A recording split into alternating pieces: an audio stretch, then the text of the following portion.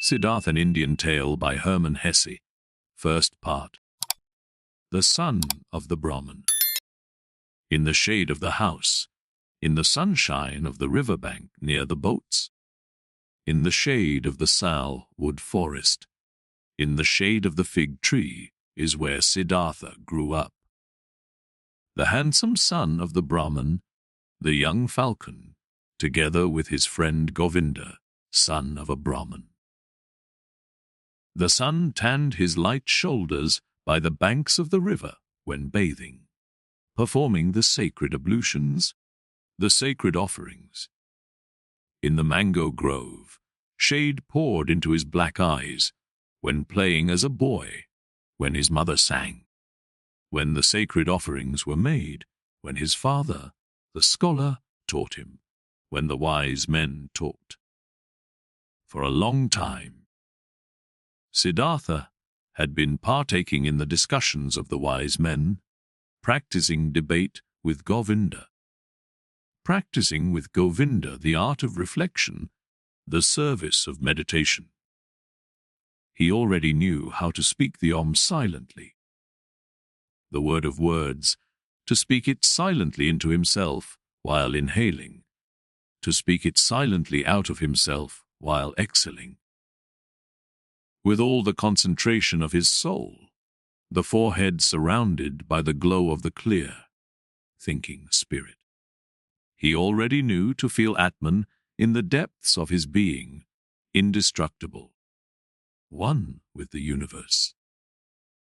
Joy leapt in his father's heart for his son, who was quick to learn, thirsty for knowledge.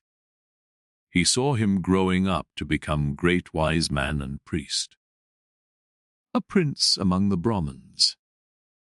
Bliss leapt in his mother's breast when she saw him walking. When she saw him sit down and get up, Siddhartha, strong, handsome, he who was walking on slender legs, greeting her with perfect respect.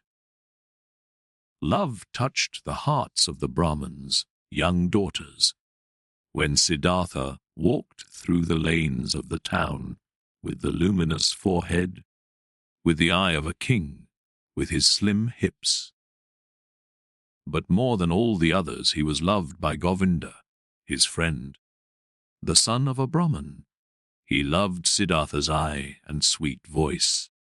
He loved his walk and the perfect decency of his movements.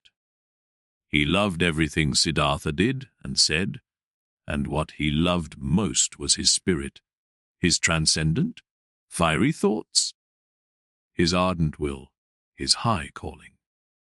Govinda knew he would not become a common Brahman, not a lazy official in charge of offerings, not a greedy merchant with magic spells, not a vain, vacuous speaker, not a mean, deceitful priest, and also not a decent, stupid sheep in the herd of the many. No, and he, Govinda, as well did not want to become one of those, not one of those tens of thousands of Brahmins. He wanted to follow Siddhartha, the beloved, the splendid. And in days to come, when Siddhartha would become a god, when he would join the glorious, then Govinda wanted to follow him as his friend, his companion, his servant, his spear carrier, his shadow. Siddhartha was thus loved by everyone. He was a source of joy for everybody. He was a delight for them all. But he, Siddhartha, was not a source of joy for himself. He found no delight in himself.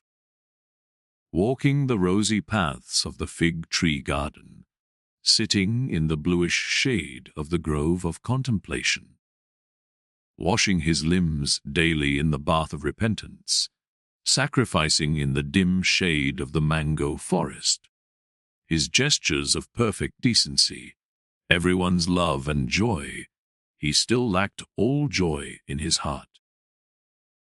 Dreams and restless thoughts came into his mind, flowing from the water of the river, sparkling from the stars of the night, melting from the beams of the sun. Dreams came to him, and a restlessness of the soul, fuming from the sacrifices, breathing forth from the verses of the rig, Veda being infused into him, drop by drop, from the teachings of the old Brahmans. Siddhartha had started to nurse discontent in himself. He had started to feel that the love of his father and the love of his mother, and also the love of his friend, Govinda, would not bring him joy forever and ever, would not nurse him, feed him, satisfy him.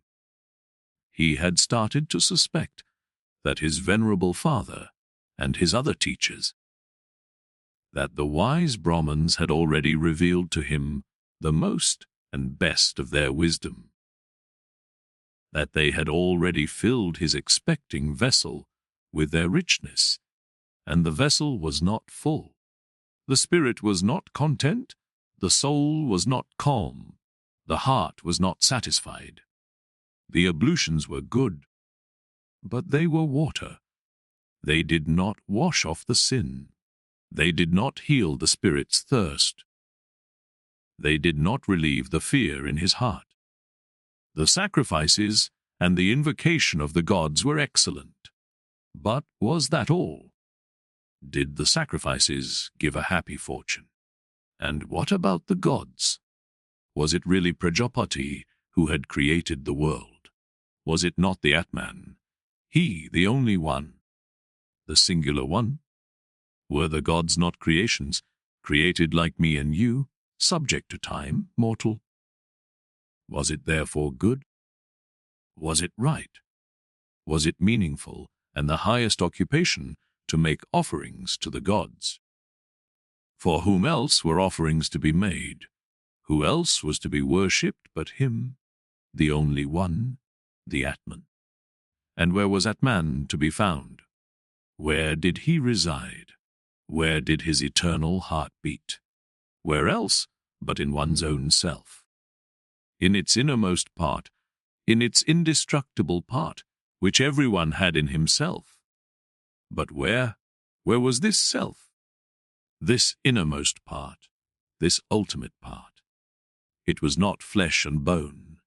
It was neither thought nor consciousness. Thus the wisest ones taught. So, where was it?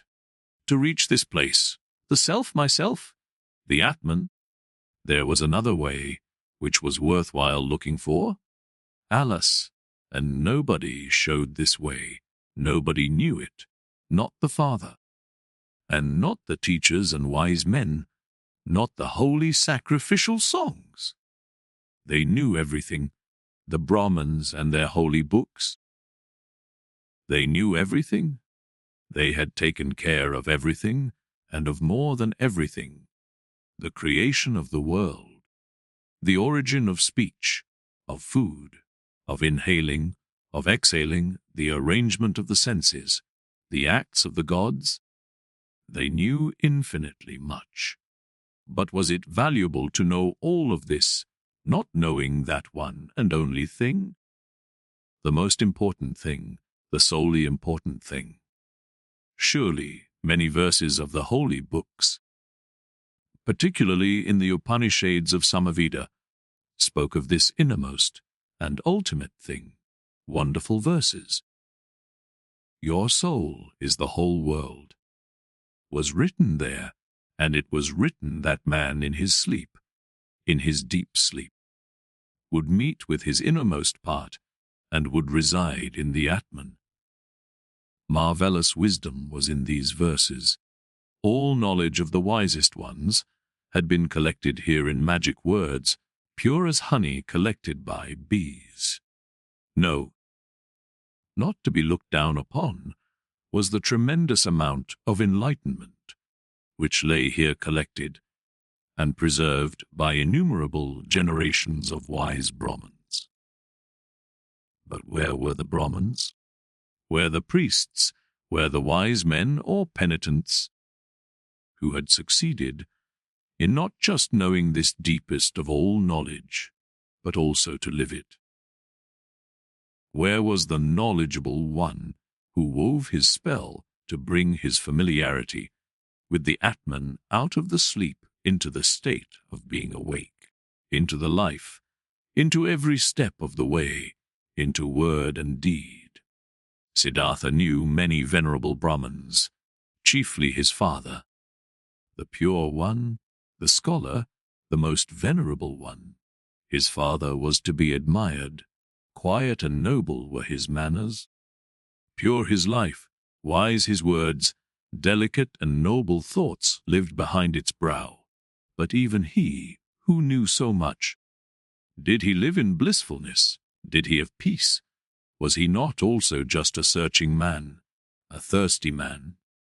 Did he not, again and again, have to drink from holy sources, as a thirsty man, from the offerings, from the books, from the disputes of the Brahmins? Why did he, the irreproachable one, have to wash off sins every day, strive for a cleansing every day, over and over every day? Was not Atman in him? Did not the pristine source spring from his heart? It had to be found, the pristine source in one's own self. It had to be possessed. Everything else was searching, was a detour, was getting lost. Thus were Siddhartha's thoughts. This was his thirst. This was his suffering. Often he spoke to himself from a Chandogya, Upanishad, the words, "Truly, the name of the Brahman is Satyam. Verily, he who knows such a thing will enter the heavenly world every day." Often. It seemed near, the heavenly world, but never he had reached it completely. Never he had quenched the ultimate thirst. And among all the wise and wisest men he knew and whose instructions he had received, among all of them there was no one who had reached it completely, the heavenly world, who had quenched it completely, the eternal thirst. Govinda. Siddhartha spoke to his friend. "Govinda, my dear, come with me under the banyan tree. Let's practice meditation." They went to the banyan tree. They sat down, Siddhartha right here, Govinda 20 paces away. While putting himself down, ready to speak the Om, Siddhartha repeated, murmuring the verse. Om is the bow, the arrow is soul, the Brahman is the arrow's target. That one should incessantly hit. After the usual time of the exercise in meditation had passed, Govinda rose. The evening had come. It was time to perform the evening's ablution. He called Siddhartha's name. Siddhartha did not answer. Siddhartha sat there lost in thought. His eyes were rigidly focused towards a very distant target. The tip of his tongue was protruding a little between the teeth. He seemed not to breathe. Thus sat he, wrapped up in contemplation, thinking Om, his soul sent after the Brahman as an arrow. Once, SAMANAS had travelled through Siddhartha's town, ascetics on a pilgrimage, 3 skinny, withered men, neither old nor young, with dusty and bloody shoulders, almost naked, scorched by the sun, surrounded by loneliness. Strangers and enemies to the world, strangers and lank jackals in the realm of humans. Behind them blew a hot scent of quiet passion, of destructive service, of merciless self-denial. In the evening, after the hour of contemplation, Siddhartha spoke to Govinda. "Early tomorrow morning, my friend, Siddhartha will go to the SAMANAS. He will become a samana." Govinda turned pale when he heard these words and read the decision in the motionless face of his friend, unstoppable like the arrow shot from the bow. Soon, and with the first glance, Govinda realized, now it is beginning. Now Siddhartha is taking his own way. Now his fate is beginning to sprout. and with his, my own. And he turned pale like a dry banana skin. "Oh, Siddhartha," he exclaimed, "will your father permit you to do that?" Siddhartha looked over, as if he was just waking up. Arrow, fast he read in Govinda's soul. Read the fear, read the submission. "Oh, Govinda," he spoke quietly, "let's not waste words. Tomorrow, at daybreak, I will begin the life of the SAMANAS. Speak no more of it."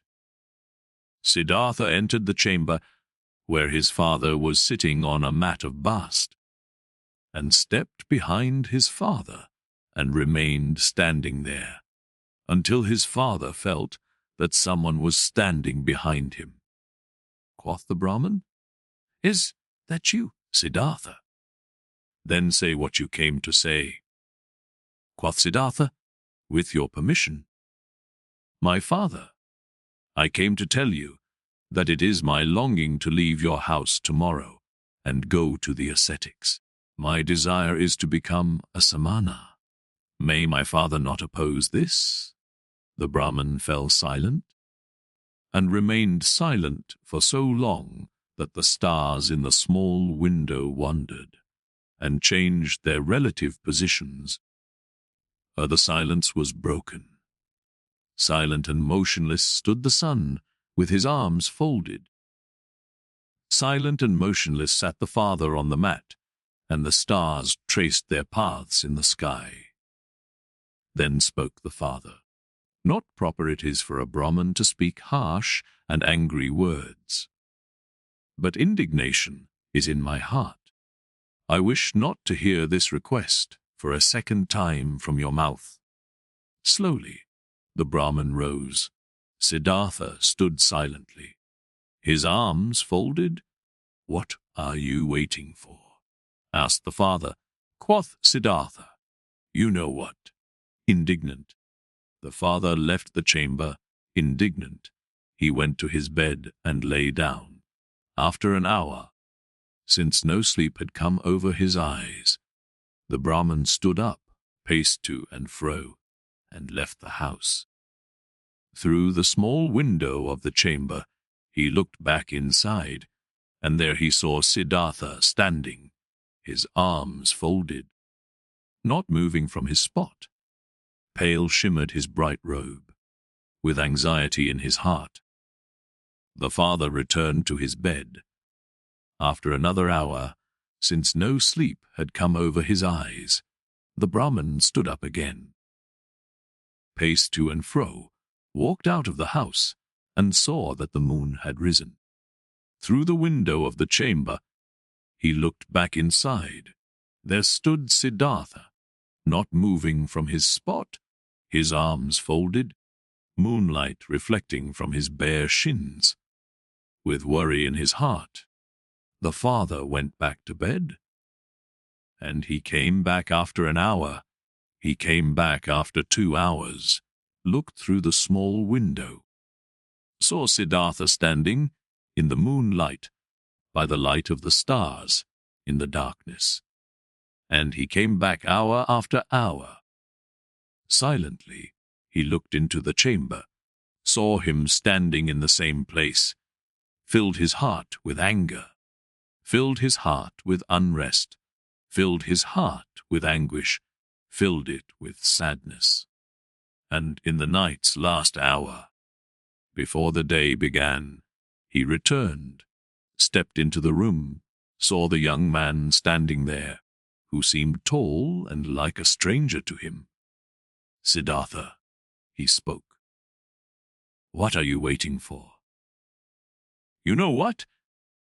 Will you always stand that way and wait until it becomes morning, noon, and evening?" "I will stand and wait. You will become tired." "Siddhartha, I will become tired. You will fall asleep." "Siddhartha, I will not fall asleep. You will die." "Siddhartha, I will die. And would you rather die? Then obey your father." Siddhartha has always obeyed his father. So will you abandon your plan? Siddhartha will do what his father will tell him to do. The first light of day shone into the room. The Brahman saw that Siddhartha was trembling softly in his knees. In Siddhartha's face he saw no trembling. His eyes were fixed on a distant spot. Then his father realized that even now Siddhartha no longer dwelt with him in his home, that he had already left him. The father touched Siddhartha's shoulder. "You will?" he spoke. "Go into the forest and be a samana. When you'll have found blissfulness in the forest, then come back and teach me to be blissful. If you'll find disappointment, then return and let us once again make offerings to the gods together. Go now and kiss your mother. Tell her where you are going to. But for me it is time to go to the river and to perform the first ablution." He took his hand from the shoulder of his son and went outside. Siddhartha wavered to the side as he tried to walk. He put his limbs back under control, bowed to his father, and went to his mother to do as his father had said. As he slowly left on stiff legs in the first light of day the still quiet town, a shadow rose near the last hut, who had crouched there and joined the pilgrim. "Govinda, you have come," said Siddhartha and smiled. "I have come," said Govinda, "with the SAMANAS." In the evening of this day they caught up with the ascetics, the skinny SAMANAS, and offered them their companionship and obedience. They were accepted. Siddhartha gave his garments to a poor Brahman in the street. He wore nothing more than the loincloth and the earth-colored, unsound cloak. He ate only once a day, and never something cooked. He fasted for 15 days. He fasted for 28 days. The flesh went from his thighs and cheeks. Feverish dreams flickered from his enlarged eyes. Long nails grew slowly on his parched fingers, and a dry, shaggy beard grew on his chin. His glance turned to ice. When he encountered women, his mouth twitched with contempt. When he walked through a city of nicely dressed people, he saw merchants trading, princes hunting, mourners wailing for their dead, whores offering themselves, physicians trying to help the sick, priests determining the most suitable day for seeding, lovers loving, mothers nursing their children. And all of this was not worthy of one look from his eye. It all lied, it all stank. It all stank of lies. It all pretended to be meaningful and joyful and beautiful. And it all was just concealed putrefaction. The world tasted bitter. Life was torture. A goal stood before Siddhartha.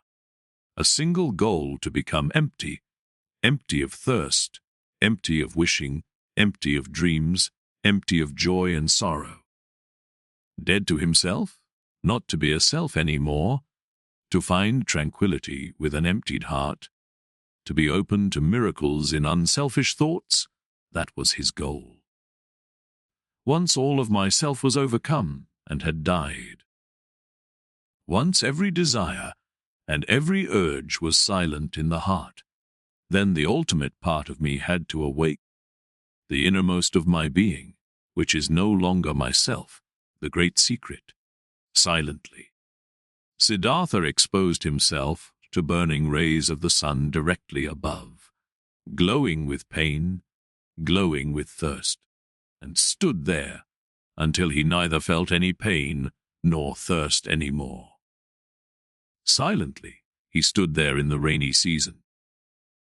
From his hair the water was dripping over freezing shoulders, over freezing hips and legs, and the penitent stood there, until he could not feel the cold in his shoulders and legs any more, until they were silent, until they were quiet. Silently, he cowered in the thorny bushes, blood dripped from the burning skin, from festering wounds dripped pus. And Siddhartha stayed rigidly, stayed motionless, until no blood flowed any more, until nothing stung any more, until nothing burned any more. Siddhartha sat upright and learned to breathe sparingly. Learned to get along with only few breaths, learned to stop breathing. He learned, beginning with the breath, to calm the beat of his heart, learned to reduce the beats of his heart, until they were only a few and almost none. Instructed by the oldest of the SAMANAS, Siddhartha practiced self-denial, practiced meditation according to a new samana rules. A heron flew over the bamboo forest, and Siddhartha accepted the heron into his soul, flew over forest and mountains. Was a heron, ate fish, felt the pangs of a heron's hunger, spoke the heron's croak, died a heron's death. A dead jackal was lying on the sandy bank, and Siddhartha's soul slipped inside the body, was the dead jackal. Lay on the banks, got bloated, stank, decayed, was dismembered by hyenas, was skinned by vultures, turned into a skeleton, turned to dust, was blown across the fields. And Siddhartha's soul returned, had died, had decayed, was scattered as dust, had tasted the gloomy intoxication of the cycle, awaited in new thirst like a hunter in the gap, where he could escape from the cycle, where the end of the cause is, where an eternity without suffering began. He killed his senses, he killed his memory, he slipped out of his self into thousands of other forms, was an animal, was carrion, was stone, was wood, was water, and awoke every time to find his old self again, sun shone or moon. Was his self again, turned round in the cycle, felt thirst, overcame the thirst, felt new thirst. Siddhartha learned a lot when he was with the SAMANAS, many ways leading away from the self he learned to go. He went the way of self, denial by means of pain. Through voluntarily suffering and overcoming pain, hunger, thirst, tiredness. He went the way of self, denial by means of meditation, through imagining the mind to be void of all conceptions. These and other ways he learned to go. 1,000 times he left his self. For hours and days he remained in the non-self. But though the ways led away from the self, their end, nevertheless, always led back to the self. Though Siddhartha fled from the self 1,000 times, stayed in nothingness, stayed in the animal, in the stone, the return was inevitable. Inescapable was the hour when he found himself back in the sunshine or in the moonlight, in the shade or in the rain, and was once again his self and Siddhartha, and again felt the agony of the cycle which had been forced upon him. By his side lived Govinda, his shadow, walked the same paths, undertook the same efforts. They rarely spoke to one another than the service and the exercises required. Occasionally the two of them went through the villages to beg for food for themselves and their teachers. How do you think? Govinda. Siddhartha spoke one day while begging this way. How do you think did we progress? Did we reach any goals? Govinda answered, We have learned and will continue learning. You'll be a great samana. Siddhartha. Quickly you've learned every exercise, Often the old samanas have admired you. One day, you'll be a holy man, O Siddhartha. Quoth Siddhartha, I can't help but feel that it is not like this, my friend. What I've learned, being among the samanas up to this day, this, O Govinda, I could have learned more quickly and by simpler means. In every tavern of that part of a town where the whorehouses are. My friend, among carters and gamblers I could have learned it. Quoth Govinda, Siddhartha is putting me on. How could you have learned meditation, holding your breath, insensitivity against hunger and pain there among these wretched people? And Siddhartha said quietly, as if he was talking to himself, what is meditation? What is leaving one's body? What is fasting? What is holding one's breath? It is fleeing from the self. It is a short escape of the agony of being a self. It is a short numbing of the senses against the pain and the pointlessness of life. The same escape, the same short numbing, is what the driver of an ox cart finds in the inn, drinking a few bowls of rice, wine, or fermented coconut milk. Then he won't feel his self any more. Then he won't feel the pains of life any more. Then he finds a short numbing of the senses when he falls asleep over his bowl of rice, wine. He'll find the same what Siddhartha and Govinda find when they escape their bodies through long exercises, staying in the non-self. This is how it is, O Govinda, quoth Govinda. You say so, O friend, and yet you know that Siddhartha is no driver of an ox, cart, and a samana is no drunkard. It's true that a drinker numbs his senses. It's true that he briefly escapes and rests. But he'll return from the delusion, finds everything to be unchanged, has not become wiser, has gathered no enlightenment, has not risen several steps. And Siddhartha spoke with a smile. I do not know. I've never been a drunkard, but that I, Siddhartha, find only a short numbing of the senses in my exercises and meditations, and that I am just as far removed from wisdom, from salvation as a child in the mother's womb. This I know, O Govinda, this I know. And once again, another time. When Siddhartha left the forest together with Govinda to beg for some food in the village for their brothers and teachers, Siddhartha began to speak and said, What now, O Govinda? Might we be on the right path? Might we get closer to enlightenment? Might we get closer to salvation? Or do we perhaps live in a circle? We, who have thought we were escaping the cycle. Quoth Govinda, we have learned a lot, Siddhartha. There is still much to learn.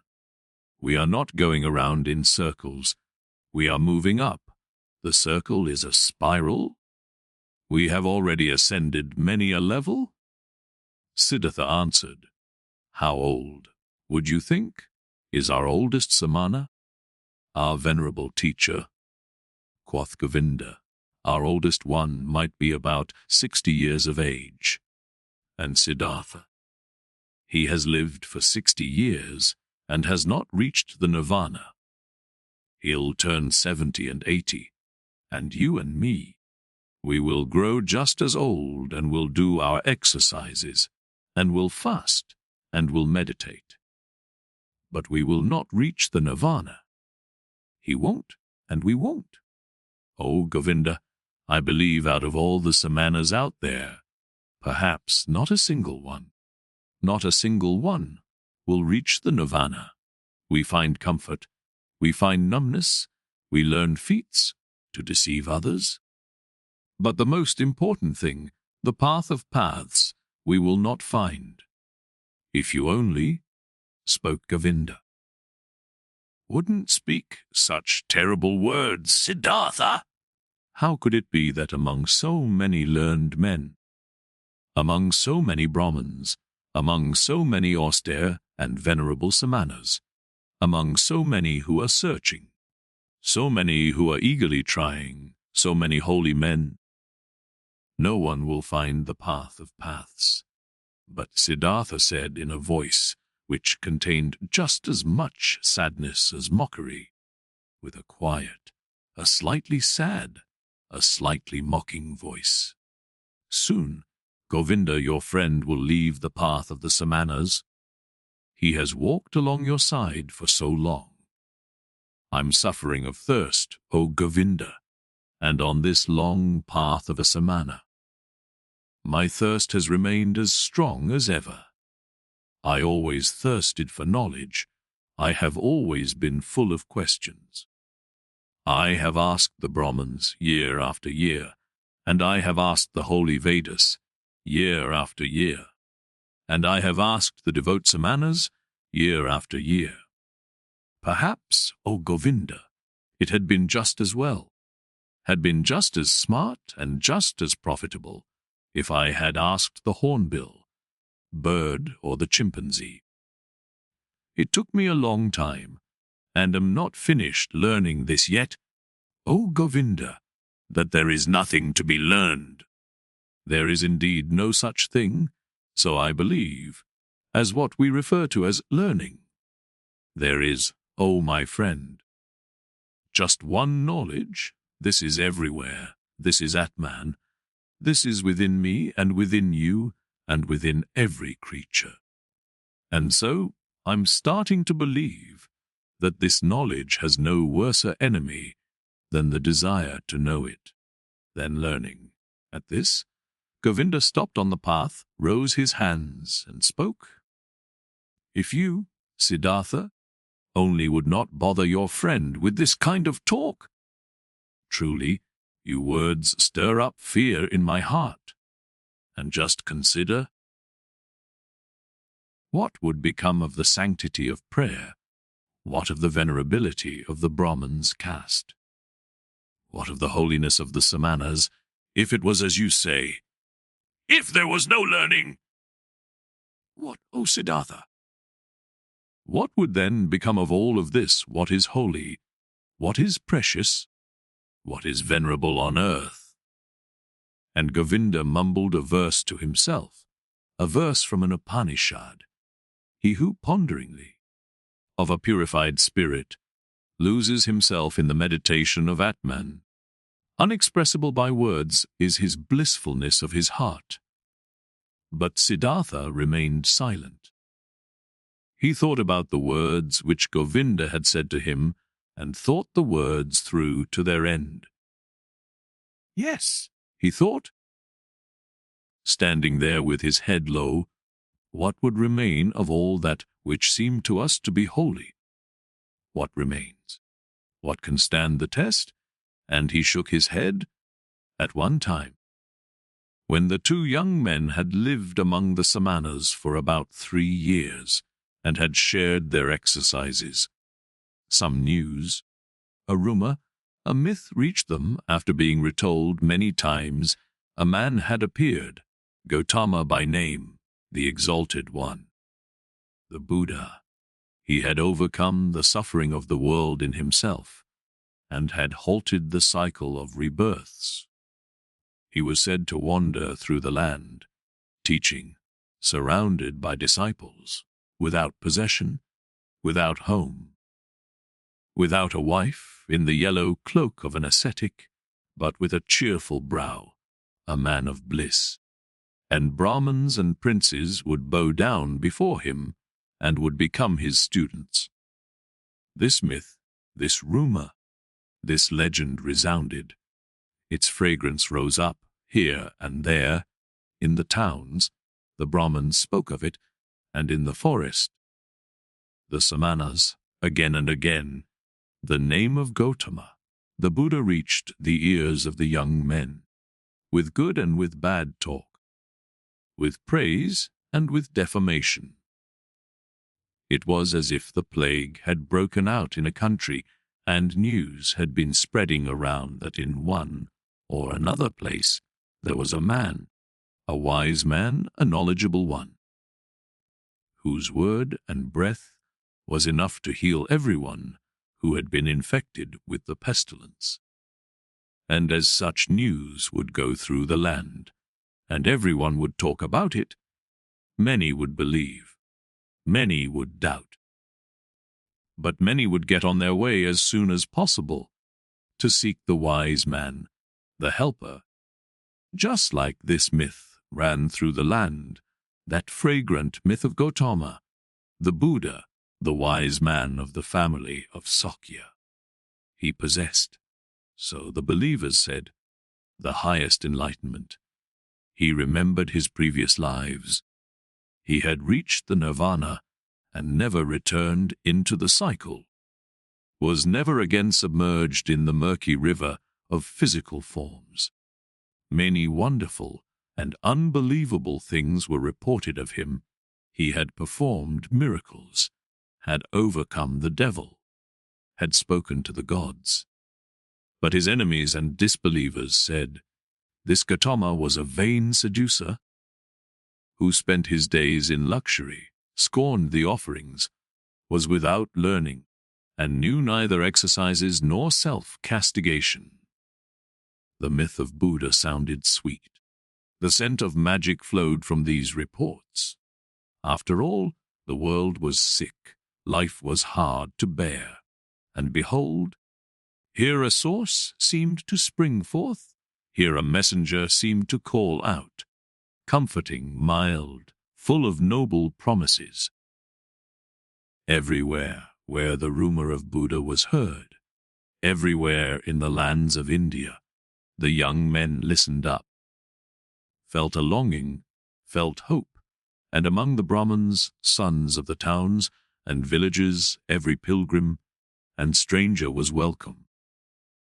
When he brought news of him, the Exalted One, the Sakyamuni. The myth had also reached the SAMANAS in the forest, and also Siddhartha, and also Govinda, slowly, drop by drop, every drop laden with hope, every drop laden with doubt. They rarely talked about it, because the oldest one of the SAMANAS did not like this myth. He had heard that this alleged Buddha used to be an ascetic before, and had lived in the forest, but had then turned back to luxury and worldly pleasures. And he had no high opinion of this Gotama. "Oh, Siddhartha," Govinda spoke one day to his friend.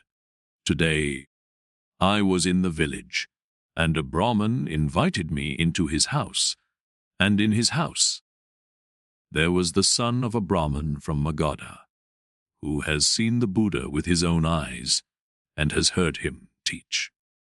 Verily, this made my chest ache when I breathed, and thought to myself, if only I would too, if only we both would too, Siddhartha and me, live to see the hour when we will hear the teachings from the mouth of this perfected man? Speak. Friend, wouldn't we want to go there too, and listen to the teachings from the Buddha's mouth?" Quoth Siddhartha, "Always, O Govinda, I had thought Govinda would stay with the SAMANAS. Always I had believed his goal was to live to be 60 and 70 years of age, and to keep on practicing those feats and exercises, which are becoming a samana. But behold, I had not known Govinda well enough. I knew little of his heart. So now you, my faithful friend, want to take a new path and go there, where the Buddha spreads his teachings." Quoth Govinda, "You're mocking me." "Mock me if you like, Siddhartha. But have you not also developed a desire, an eagerness, to hear these teachings? And have you not at one time said to me, you would not walk the path of the SAMANAS for much longer?" At this, Siddhartha laughed in his very own manner, in which his voice assumed a touch of sadness and a touch of mockery, and said, "Well, Govinda, you've spoken well. You've remembered correctly. If you only remembered the other thing as well, you've heard from me, which is that I have grown distrustful and tired against teachings and learning, and that my faith in words, which are brought to us by teachers, is small. But let's do it, my dear. I am willing to listen to these teachings, though in my heart I believe that we've already tasted the best fruit of these teachings." Quoth Govinda, "Your willingness delights my heart. But tell me, how should this be possible? How should the Gotama's teachings, even before we have heard them, have already revealed their best fruit to us?" Quoth Siddhartha, "Let us eat this fruit and wait for the rest, O Govinda!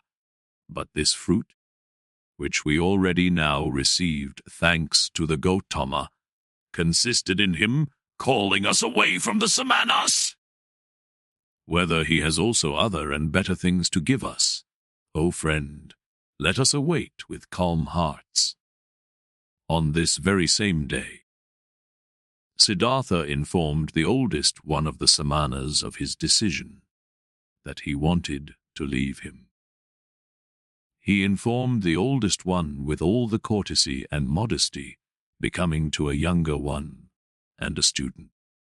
But the samana became angry because the two young men wanted to leave him, and talked loudly and used crude swear words. Govinda was startled and became embarrassed. But Siddhartha put his mouth close to Govinda's ear and whispered to him, "Now, I want to show the old man that I've learned something from him." Positioning himself closely in front of the samana, with a concentrated soul, he captured the old man's glance with his glances, deprived him of his power, made him mute, took away his free will, subdued him under his own will, commanded him to do silently whatever he demanded him to do. The old man became mute, his eyes became motionless, his will was paralyzed, his arms were hanging down, without power. He had fallen victim to Siddhartha's spell. But Siddhartha's thoughts brought the samana under their control. He had to carry out what they commanded, and thus the old man made several bows, performed gestures of blessing, spoke stammeringly a godly wish for a good journey, and the young men returned the bows with thanks, returned the wish, went on their way with salutations. On the way, Govinda said, "O Siddhartha, you have learned more from the samanas than I knew. It is very hard to cast a spell on an old samana. Truly, if you had stayed there, you would soon have learned to walk on water." "I do not seek to walk on water," said Siddhartha. "Let old samanas be content with such feats." GOTAMA. In the town of Savatthi, every child knew the name of the exalted Buddha, and every house was prepared to fill the alms dish of Gotama's disciples, the silently begging ones.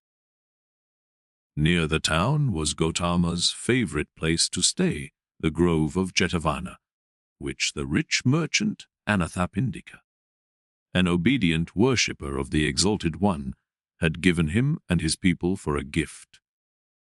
All tales and answers, which the two young ascetics had received in their search for Gotama's abode, had pointed them towards this area. And arriving at Savatthi, in the very first house, before the door of which they stopped to beg, food has been offered to them, and they accepted the food and Siddhartha asked the woman, who handed them the food, "We would like to know, O charitable one, where the Buddha dwells, the most venerable one. For we are two SAMANAS from the forest, and have come to see him, the perfected one, and to hear the teachings from his mouth." Quoth the woman, "Hare, you have truly come to the right place. You SAMANAS from the forest. You should know, in Jetavana, in the garden of Anathapindika, is where the exalted one dwells. There you pilgrims shall spend the night, for there is enough space for the innumerable, who flock here, to hear the teachings from his mouth." This made Govinda happy, and full of joy he exclaimed, "Well so, thus we have reached our destination, and our path has come to an end. But tell us, O mother of the pilgrims, do you know him, the Buddha? Have you seen him with your own eyes?" Quoth the woman, "Many times I have seen him, the exalted one. On many days I have seen him walking through the alleys in silence, wearing his yellow cloak, presenting his alms dish in silence at the doors of the houses, leaving with a filled dish." Delightedly, Govinda listened and wanted to ask and hear much more. But Siddhartha urged him to walk on. They thanked and left, and hardly had to ask for directions. For rather many pilgrims and monks, as well from Gotama's community, were on their way to the Jetavana. And since they reached it at night, there were constant arrivals, shouts, and talk of those who sought shelter and got it. The two SAMANAS, accustomed to life in the forest, found quickly, and without making any noise, a place to stay and rested there until the morning. At sunrise, they saw with astonishment what a large crowd of believers and curious people had spent the night here. On all paths of the marvelous grove, monks walked in yellow robes. Under the trees they sat here and there, in deep contemplation, or in a conversation about spiritual matters.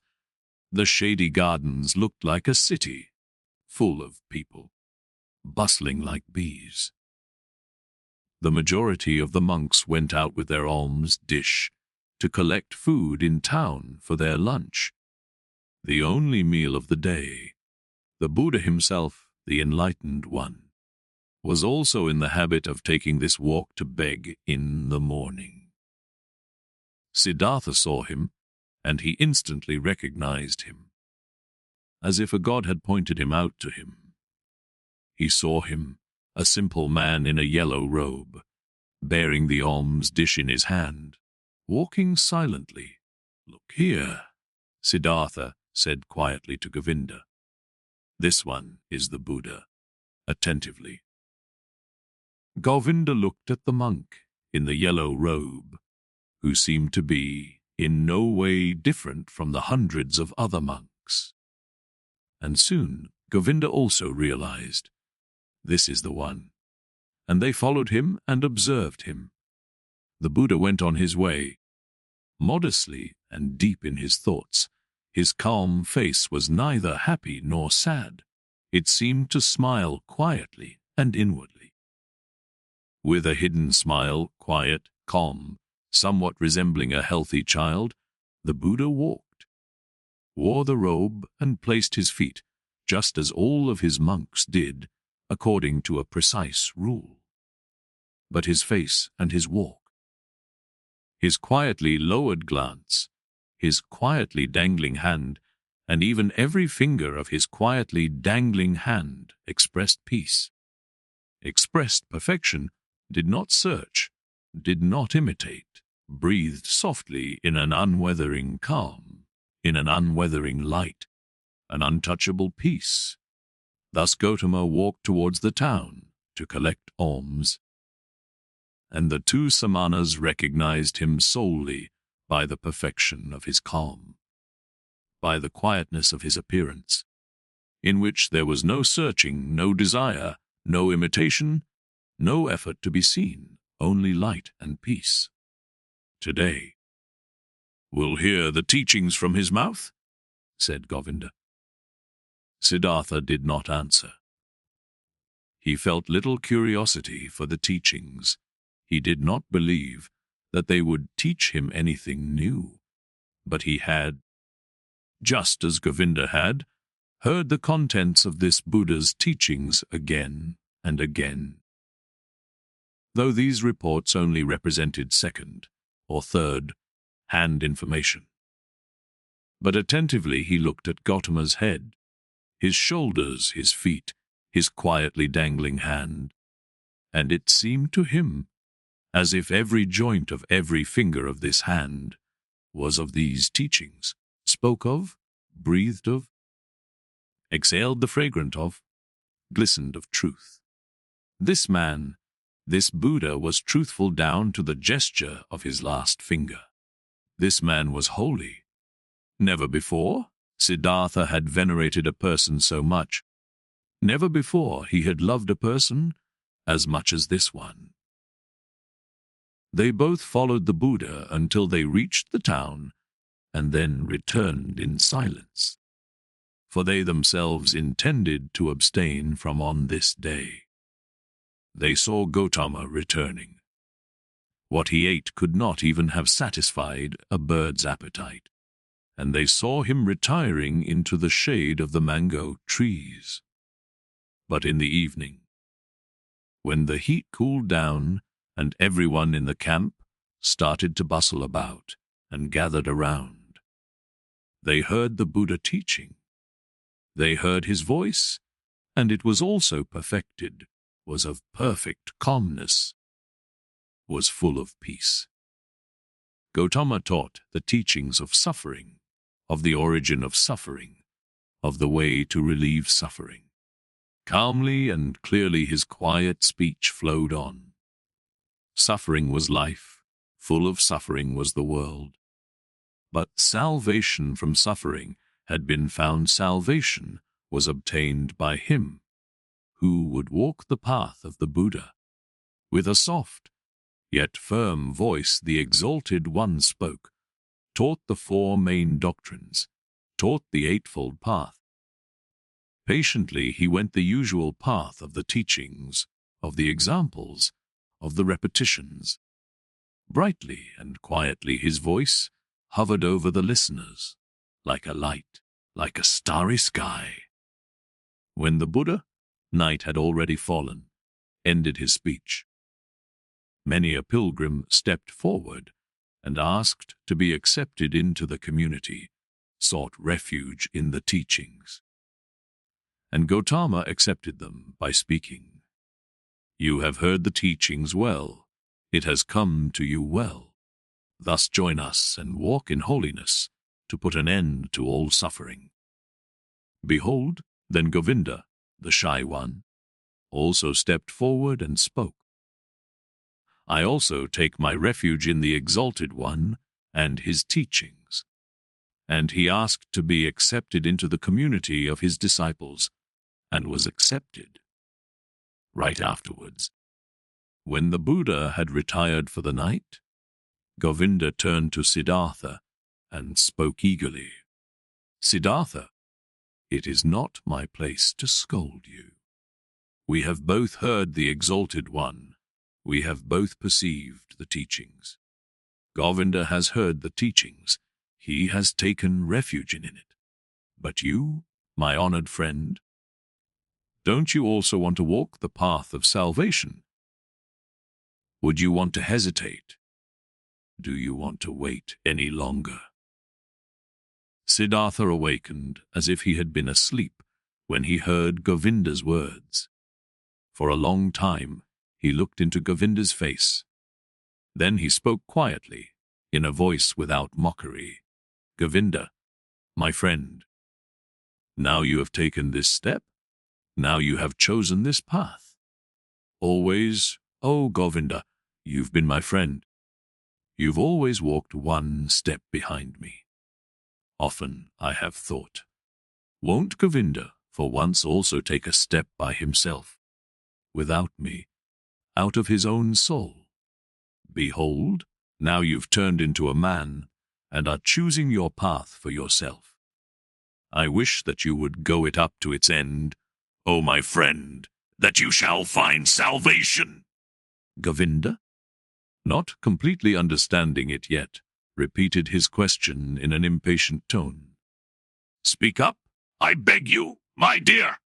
Tell me, since it could not be any other way, that you also, my learned friend, will take your refuge with the exalted Buddha.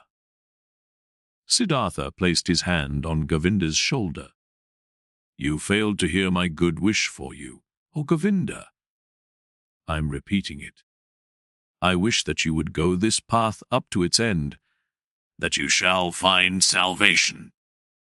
In this moment, Govinda realized that his friend had left him, and he started to weep. Siddhartha! He exclaimed lamentingly. Siddhartha kindly spoke to him. Don't forget, Govinda, that you are now one of the SAMANAS of the Buddha.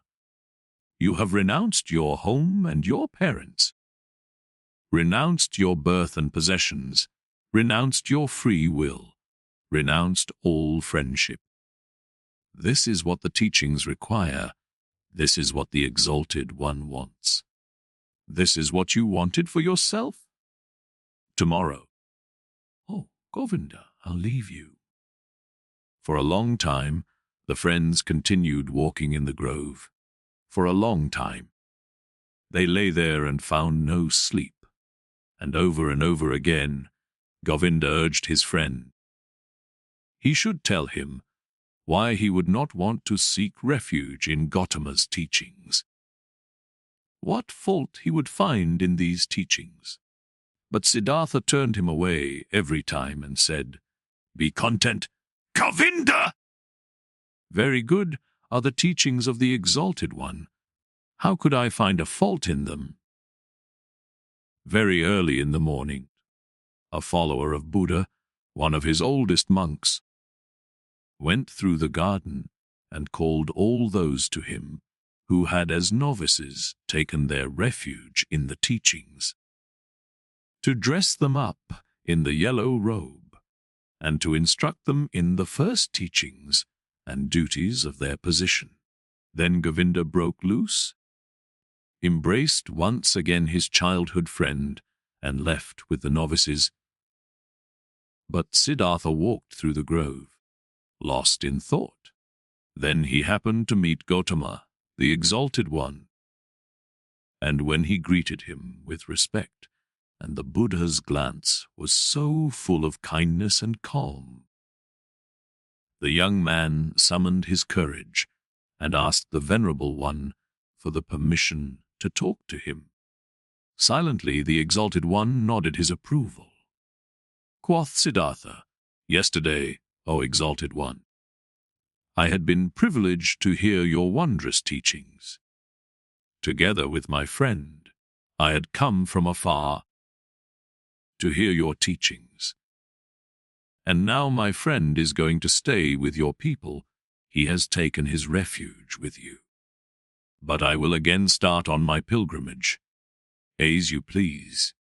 The Venerable One spoke politely. Too bold is my speech, Siddhartha continued. But I do not want to leave the Exalted One without having honestly told him my thoughts. Does it please the Venerable One to listen to me for one moment longer? Silently, the Buddha nodded his approval. Quoth Siddhartha, One thing, O most Venerable One, I have admired in your teachings most of all. Everything in your teachings is perfectly clear, is proven. You are presenting the world as a perfect chain, a chain which is never and nowhere broken, an eternal chain the links of which are causes and effects. Never before, This has been seen so clearly, never before. This has been presented so irrefutably. Truly, the heart of every Brahman has to beat stronger with love. Once he has seen the world, through your teachings perfectly connected, without gaps, clear as a crystal, not depending on chance, not depending on gods, whether it may be good or bad, whether living according to it would be suffering or joy, I do not wish to discuss. Possibly this is not essential, but the uniformity of the world, that everything which happens is connected, that the great and the small things are all encompassed by the same forces of time, by the same law of causes, of coming into being and of dying. This is what shines brightly out of your exalted teachings, O perfected one. But according to your very own teachings, this unity and necessary sequence of all things is nevertheless broken in one place, through a small gap. This world of unity is invaded by something alien, something new, something which had not been there before, and which cannot be demonstrated and cannot be proven. These are your teachings of overcoming the world, of salvation. But with this small gap, with this small breach, the entire eternal and uniform law of the world is breaking apart again and becomes void. Please forgive me for expressing this objection. Quietly, GOTAMA had listened to him unmoved. Now he spoke, the perfected one, with his kind, with his polite and clear voice. You've heard the teachings, O son of a Brahman, and good for you that you've thought about it thus deeply. You've found a gap in it, an error. You should think about this further, but be warned, O seeker of knowledge, of the thicket of opinions and of arguing about words. There is nothing to opinions. They may be beautiful or ugly. Smart or foolish, everyone can support them or discard them. But the teachings you've heard from me are no opinion, and their goal is not to explain the world to those who seek knowledge. They have a different goal. Their goal is salvation from suffering. This is what GOTAMA teaches, nothing else. I wish that you, O exalted one, would not be angry with me, said the young man. I have not spoken to you like this to argue with you, to argue about words. You are truly right. There is little to opinions. But let me say this one more thing.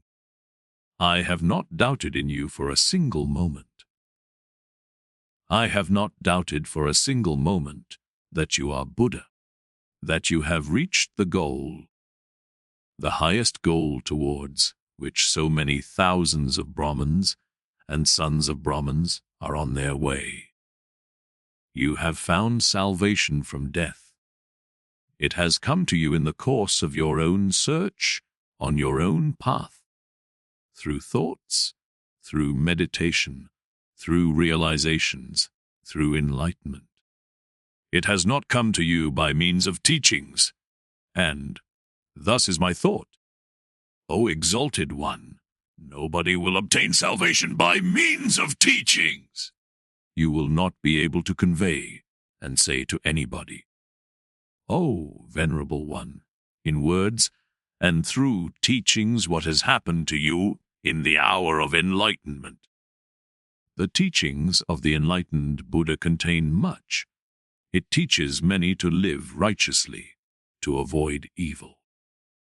But there is one thing which these so venerable teachings do not contain. They do not contain the mystery of what the Exalted One has experienced for himself, he alone among hundreds of thousands. This is what I have thought and realized when I have heard the teachings. This is why I am continuing my travels, not to seek other, better teachings, for I know there are none, but to depart from all teachings and all teachers, and to reach my goal by myself or to die. But often I'll think of this day, O Exalted One, and of this hour, when my eyes beheld a holy man. The Buddha's eyes quietly looked to the ground. Quietly, in perfect equanimity, his inscrutable face was smiling. I wish, the Venerable One spoke slowly, that your thoughts shall not be in error, that you shall reach the goal. But tell me, have you seen the multitude of my SAMANAS, my many brothers, who have taken refuge in the teachings?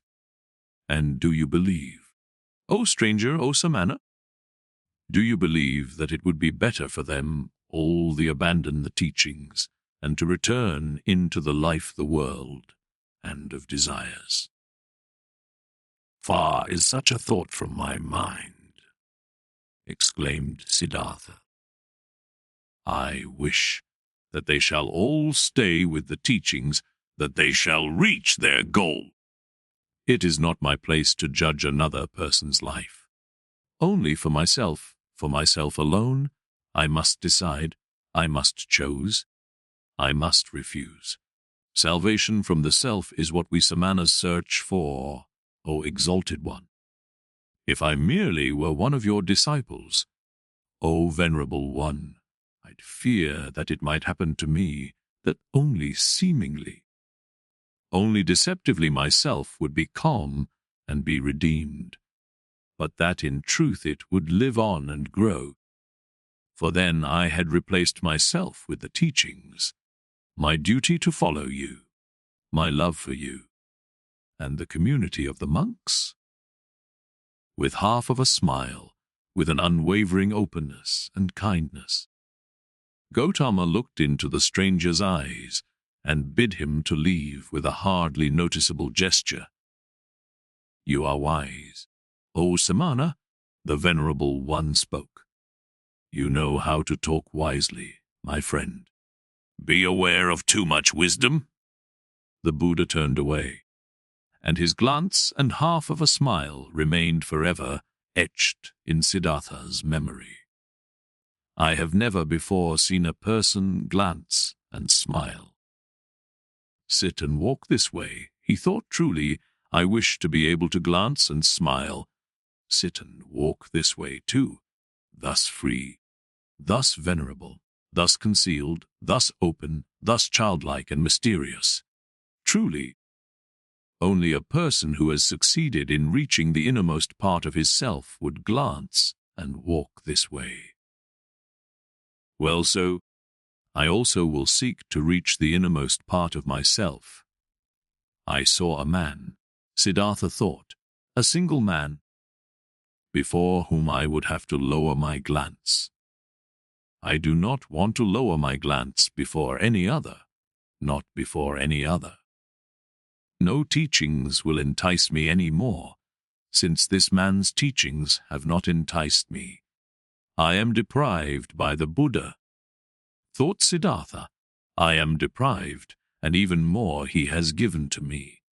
He has deprived me of my friend, the one who had believed in me, and now believes in him, who had been my shadow, and is now Gotama's shadow. But he has given me Siddhartha, myself. Awakening. When Siddhartha left the grove, where the Buddha, the perfected one, stayed behind, where Govinda stayed behind, then he felt that in this grove his past life also stayed behind and parted from him. He pondered about this sensation, which filled him completely as he was slowly walking along. He pondered deeply. Like diving into a deep water, he let himself sink down to the ground of the sensation, down to the place where the causes lie, because to identify the causes, so it seemed to him, is the very essence of thinking, and by this alone sensations turn into realizations and are not lost, but become entities and start to emit, like rays of light, what is inside of them. Slowly walking along, Siddhartha pondered. He realized that he was no youth any more, but had turned into a man. He realized that one thing had left him. As a snake is left by its old skin, that one thing no longer existed in him, which had accompanied him throughout his youth and used to be a part of him. The wish to have teachers and to listen to teachings. He had also left the last teacher who had appeared on his path. Even him, the highest and wisest teacher, the most holy one, Buddha, he had left him, had to part with him, was not able to accept his teachings. Slower, he walked along in his thoughts and asked himself, "But what is this? What you have sought to learn from teachings and from teachers, and what they, who have taught you much, were still unable to teach you." And he found, "It was the self, the purpose and essence of which I sought to learn. It was the self I wanted to free myself from, which I sought to overcome. But I was not able to overcome it, could only deceive it, could only flee from it, only hide from it. Truly, no thing in this world has kept my thoughts thus busy as this my very own self, this mystery of me being alive, of me being one and being separated and isolated from all others, of me being Siddhartha. And there is no thing in this world I know less about than about me. About Siddhartha!" Having been pondering while slowly walking along, he now stopped as these thoughts caught hold of him. And right away another thought sprang forth from these, a new thought, which was, that I know nothing about myself. That Siddhartha has remained thus alien and unknown to me stems from one cause, a single cause. I was afraid of myself. I was fleeing from myself. I searched Atman, I searched Brahman. I was willing to dissect myself and peel off all of its layers, to find the core of all peels in its unknown interior, the Atman life, the divine part, the ultimate part. But I have lost myself in the process. Siddhartha opened his eyes and looked around. A smile filled his face, and a feeling of awakening from long dreams flowed through him from his head down to his toes. And it was not long before he walked again. Walked quickly like a man who knows what he has got to do. "Oh," he thought, taking a deep breath. "No, I would not let Siddhartha escape from me again. No longer. I want to begin my thoughts and my life with Atman and with the suffering of the world. I do not want to kill and dissect myself any longer to find a secret behind the ruins. Neither yoga, Veda shall teach me any more, nor Atharva Veda, nor the ascetics, nor any kind of teachings. I want to learn from myself, want to be my student, want to get to know myself. The secret of Siddhartha." He looked around as if he was seeing the world for the first time. Beautiful was the world. Colorful was the world. Strange and mysterious was the world. Here was blue, here was yellow, here was green. The sky and the river flowed. The forest and the mountains were rigid. All of it was beautiful. All of it was mysterious and magical, and in its midst was he, Siddhartha, the awakening one, on the path to himself. All this yellow and blue, river and forest, entered Siddhartha for the first time through the eyes, was no longer a spell of Mara, was no longer the veil of Maya, was no longer a pointless and coincidental diversity of mere appearances, despicable to the deeply thinking Brahman, who scorns diversity, who seeks unity. Blue was blue, river was river, and if also in the blue and the river. In Siddhartha, the singular and divine lived hidden, so it was still that very divinity's way and purpose. To be here yellow, here blue, there sky, there forest, and here Siddhartha. The purpose and the essential properties were not somewhere behind the things. They were in them, in everything. How deaf and stupid have I been, he thought, walking swiftly along.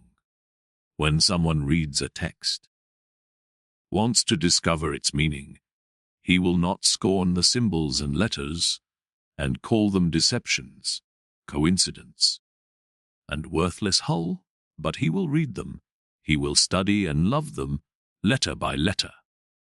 But I, who wanted to read the book of the world and the book of my own being, I have, for the sake of a meaning I had anticipated before I read, scorned the symbols and letters.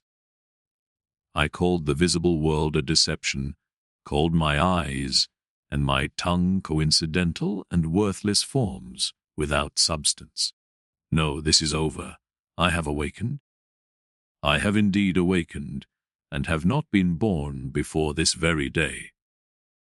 In thinking these thoughts, Siddhartha stopped once again, suddenly, as if there was a snake lying in front of him on the path.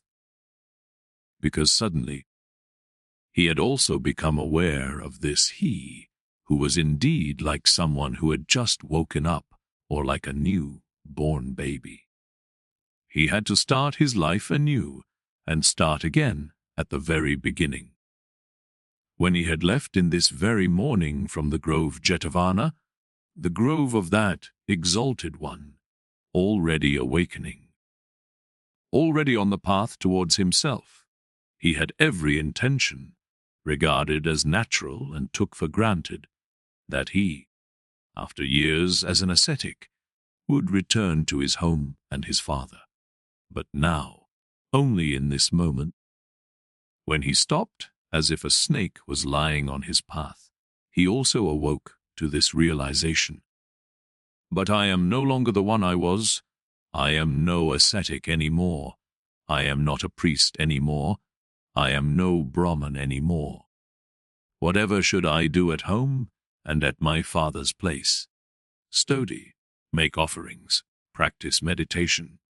But all this is over. All of this is no longer alongside my path. Motionless, Siddhartha remained standing there, and for the time of one moment and breath, his heart felt cold. He felt a cold in his chest, as a small animal, a bird or a rabbit, would when seeing how alone he was. For many years he had been without home and had felt nothing. Now he felt it.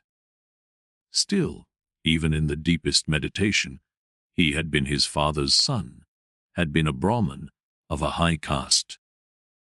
Now he was nothing but Siddhartha, the awoken one. Nothing else was left. Deeply he inhaled, and for a moment he felt cold and shivered. Nobody was thus alone as he was. There was no nobleman who did not belong to the nobleman, no worker that did not belong to the workers and found refuge with them, shared their life, spoke their language. No Brahman who would not be regarded as Brahmans and lived with them. No ascetic who would not find his refuge in the caste of the SAMANAS. And even the most forlorn hermit in the forest was not just one and alone. He was also surrounded by a place he belonged to. He also belonged to a caste in which he was at home. Govinda had become a monk, and 1,000 monks were his brothers, wore the same robe as he, believed in his faith, spoke his language. But he, Siddhartha, where did he belong to? With whom would he share his life? Whose language would he speak? Out of this moment, when the world melted away all around him, when he stood alone like a star in the sky, out of this moment of a cold and despair, Siddhartha emerged, more a self than before, more firmly concentrated. He felt it. This had been the last tremor of the awakening, the last struggle of this birth, and it was not long until he walked again in long strides, started to proceed swiftly and impatiently, heading no longer for home, no longer to his father, no longer back. Second part, dedicated to Wilhelm Gundert, my cousin in Japan. KAMALA. Siddhartha learned something new on every step of his path, for the world was transformed, and his heart was enchanted. He saw the sun rising over the mountains with their forests, and setting over the distant beach with its palm trees. At night, he saw the stars in the sky in their fixed positions, and the crescent of the moon floating like a boat in the blue. He saw trees, stars, animals, clouds, rainbows, rocks, herbs, flowers, stream and river. The glistening dew in the bushes in the morning, distant high mountains, which were blue and pale, birds sang and bees. Wind silverishly blew through the rice field. All of this, 1,000-fold and colorful, had always been there. Always the sun and the moon had shone, always rivers had roared and bees had buzzed. But in former times all of this had been nothing more to Siddhartha than a fleeting, deceptive veil before his eyes, looked upon in distrust, destined to be penetrated and destroyed by thought, since it was not the essential existence, since this essence lay beyond, on the other side of the visible. But now his liberated eyes stayed on this side. He saw and became aware of the visible, sought to be at home in this world, did not search for the true essence, did not aim at a world beyond. Beautiful was this world, looking at it thus, without searching, thus simply, thus childlike. Beautiful were the moon and the stars, beautiful was the stream and the banks, the forest and the rocks, the goat and the gold beetle, the flower and the butterfly. Beautiful and lovely it was, thus to walk through the world, thus childlike, thus awoken, thus open to what is near, thus without distrust.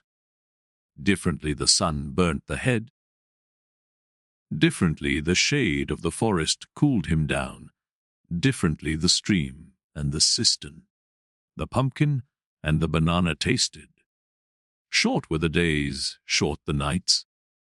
Every hour sped swiftly away like a sail on the sea, and under the sail was a ship full of treasures, full of joy. Siddhartha saw a group of apes moving through the high canopy of the forest, high in the branches, and heard their savage, greedy song. Siddhartha saw a male sheep following a female one and mating with her. In a lake of reeds, he saw the pike hungrily hunting for its dinner, propelling themselves away from it, in fear, wiggling and sparkling. The young fish jumped in droves out of the water. The scent of strength and passion came forcefully out of the hasty eddies of the water, which the pike stirred up, impetuously hunting. All of this had always existed, and he had not seen it, he had not been with it. Now he was with it, he was part of it. Light and shadow ran through his eyes, stars and moon ran through his heart. On the way, Siddhartha also remembered everything he had experienced in the garden Jetavana, the teaching he had heard there, the divine Buddha, the farewell from Govinda, the conversation with the Exalted One. Again, he remembered his own words. He had spoken to the Exalted One, every word.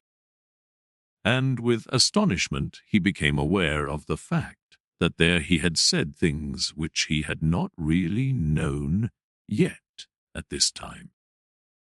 What he had said to GOTAMA, the Buddha's, treasure and secret was not the teachings, but the unexpressible and not teachable, which he had experienced in the hour of his enlightenment. It was nothing but this very thing which he had now gone to experience. What he now began to experience.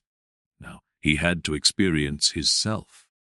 It is true that he had already known for a long time that his self was Atman, in its essence bearing the same eternal characteristics as Brahman.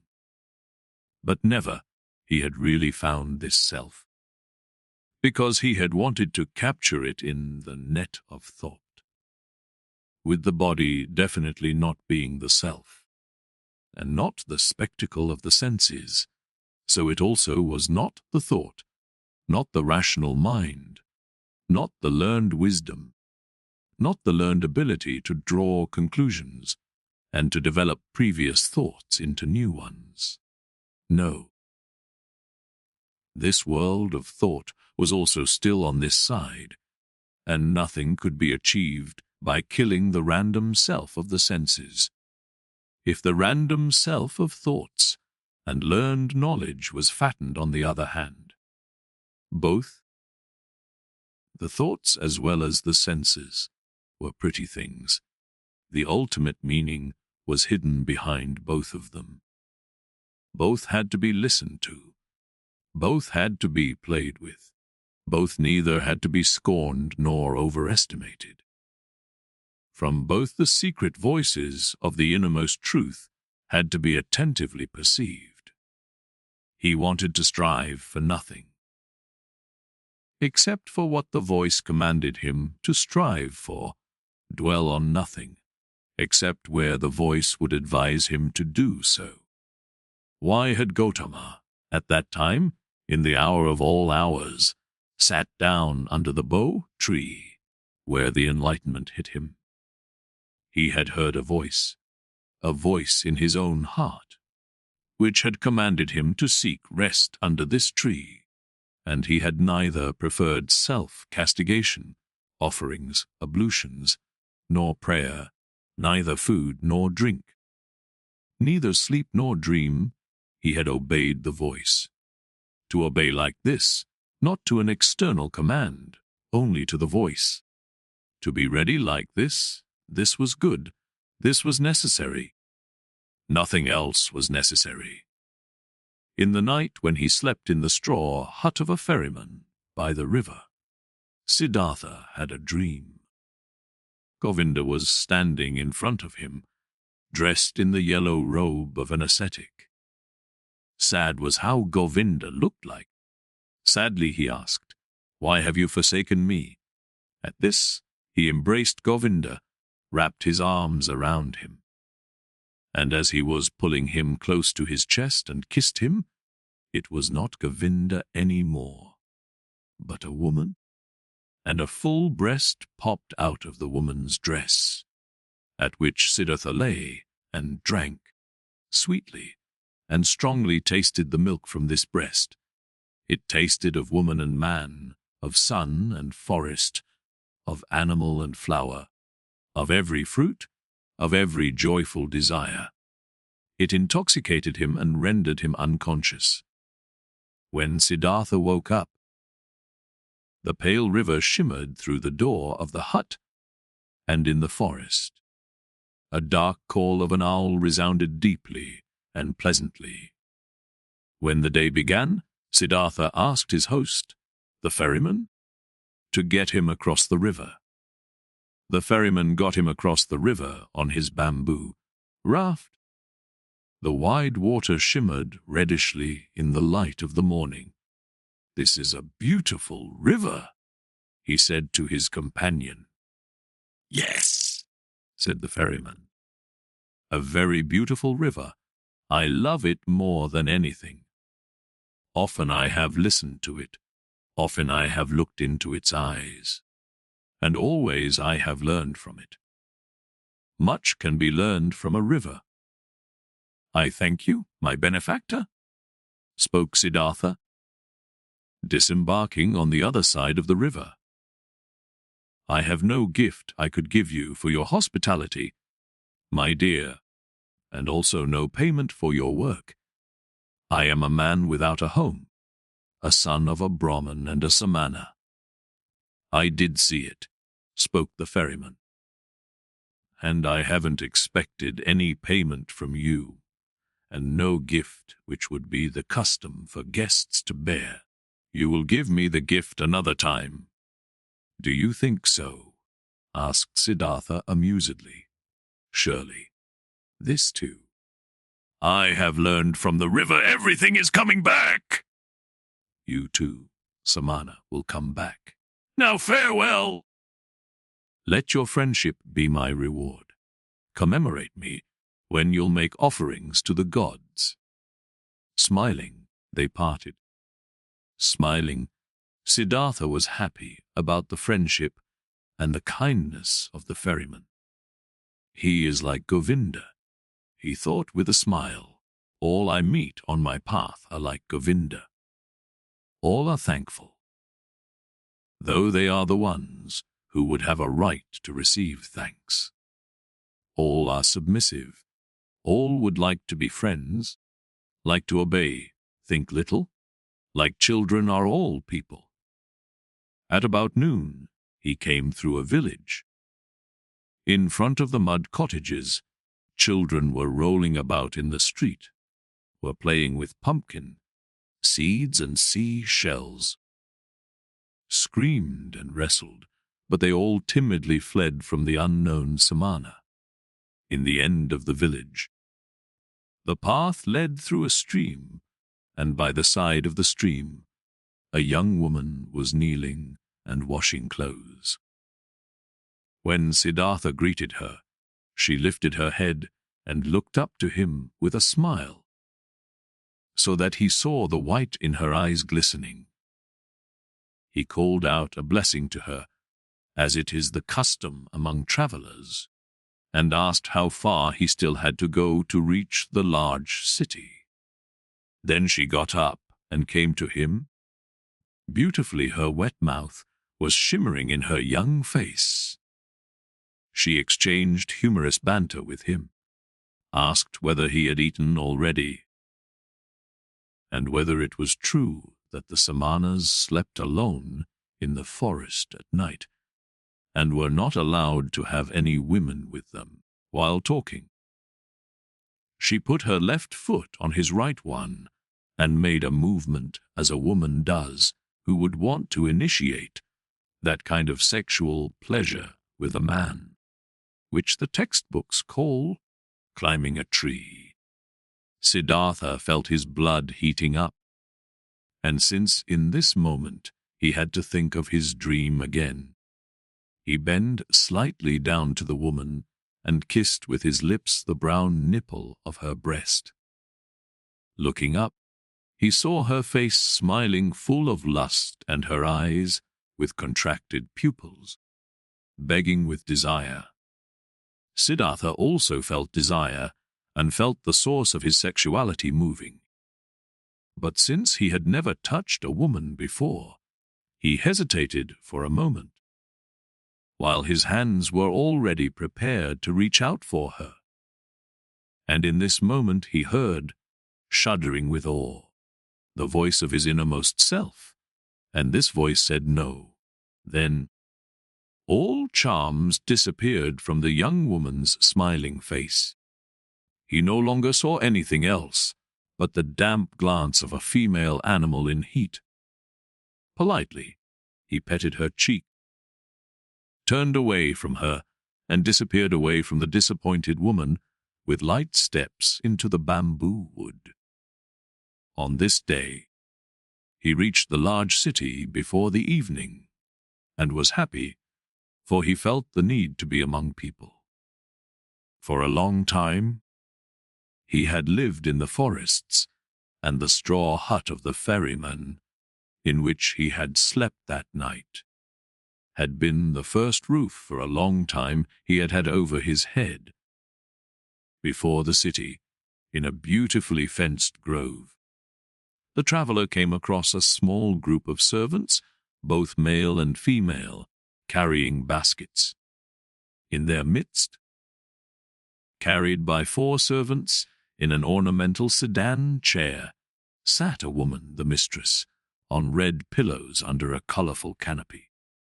Siddhartha stopped at the entrance to the pleasure garden and watched the parade, saw the servants, the maids, the baskets, saw the sedan chair and saw the lady in it. Under black hair, which made to tower high on her head, he saw a very fair, very delicate, very smart face, a brightly red mouth, like a freshly cracked fig, eyebrows which were well tended and painted in a high arch, smart and watchful dark eyes, a clear, tall neck rising from a green and golden garment, resting fair hands, long and thin, with wide golden bracelets over the wrists. Siddhartha saw how beautiful she was, and his heart rejoiced. He bowed deeply. When the sedan chair came closer, and straightening up again, he looked at the fair, charming face, read for a moment in the smart eyes with the high arcs above, breathed in a slight fragrant. He did not know. With a smile, the beautiful woman nodded for a moment and disappeared into the grove, and then the servants as well. Thus I am entering this city, Siddhartha thought, with a charming omen. He instantly felt drawn into the grove, but he thought about it, and only now he became aware of how the servants and maids had looked at him at the entrance. How despicable, how distrustful, how rejecting. I am still a samana, he thought. I am still an ascetic and beggar. I must not remain like this. I will not be able to enter the grove like this. And he laughed. The next person who came along this path, he asked about the grove and for the name of the woman, and was told that this was the grove of KAMALA, the famous courtesan, and that, aside from the grove, she owned a house in the city. Then he entered the city. Now he had a goal, pursuing his goal.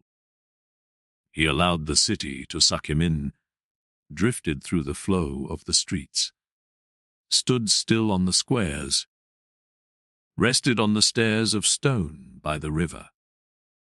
When the evening came, he made friends with Baba's assistant, whom he had seen working in the shade of an arch in a building, whom he found again praying in a temple of Vishnu, whom he told about stories of Vishnu and the Lakshmi.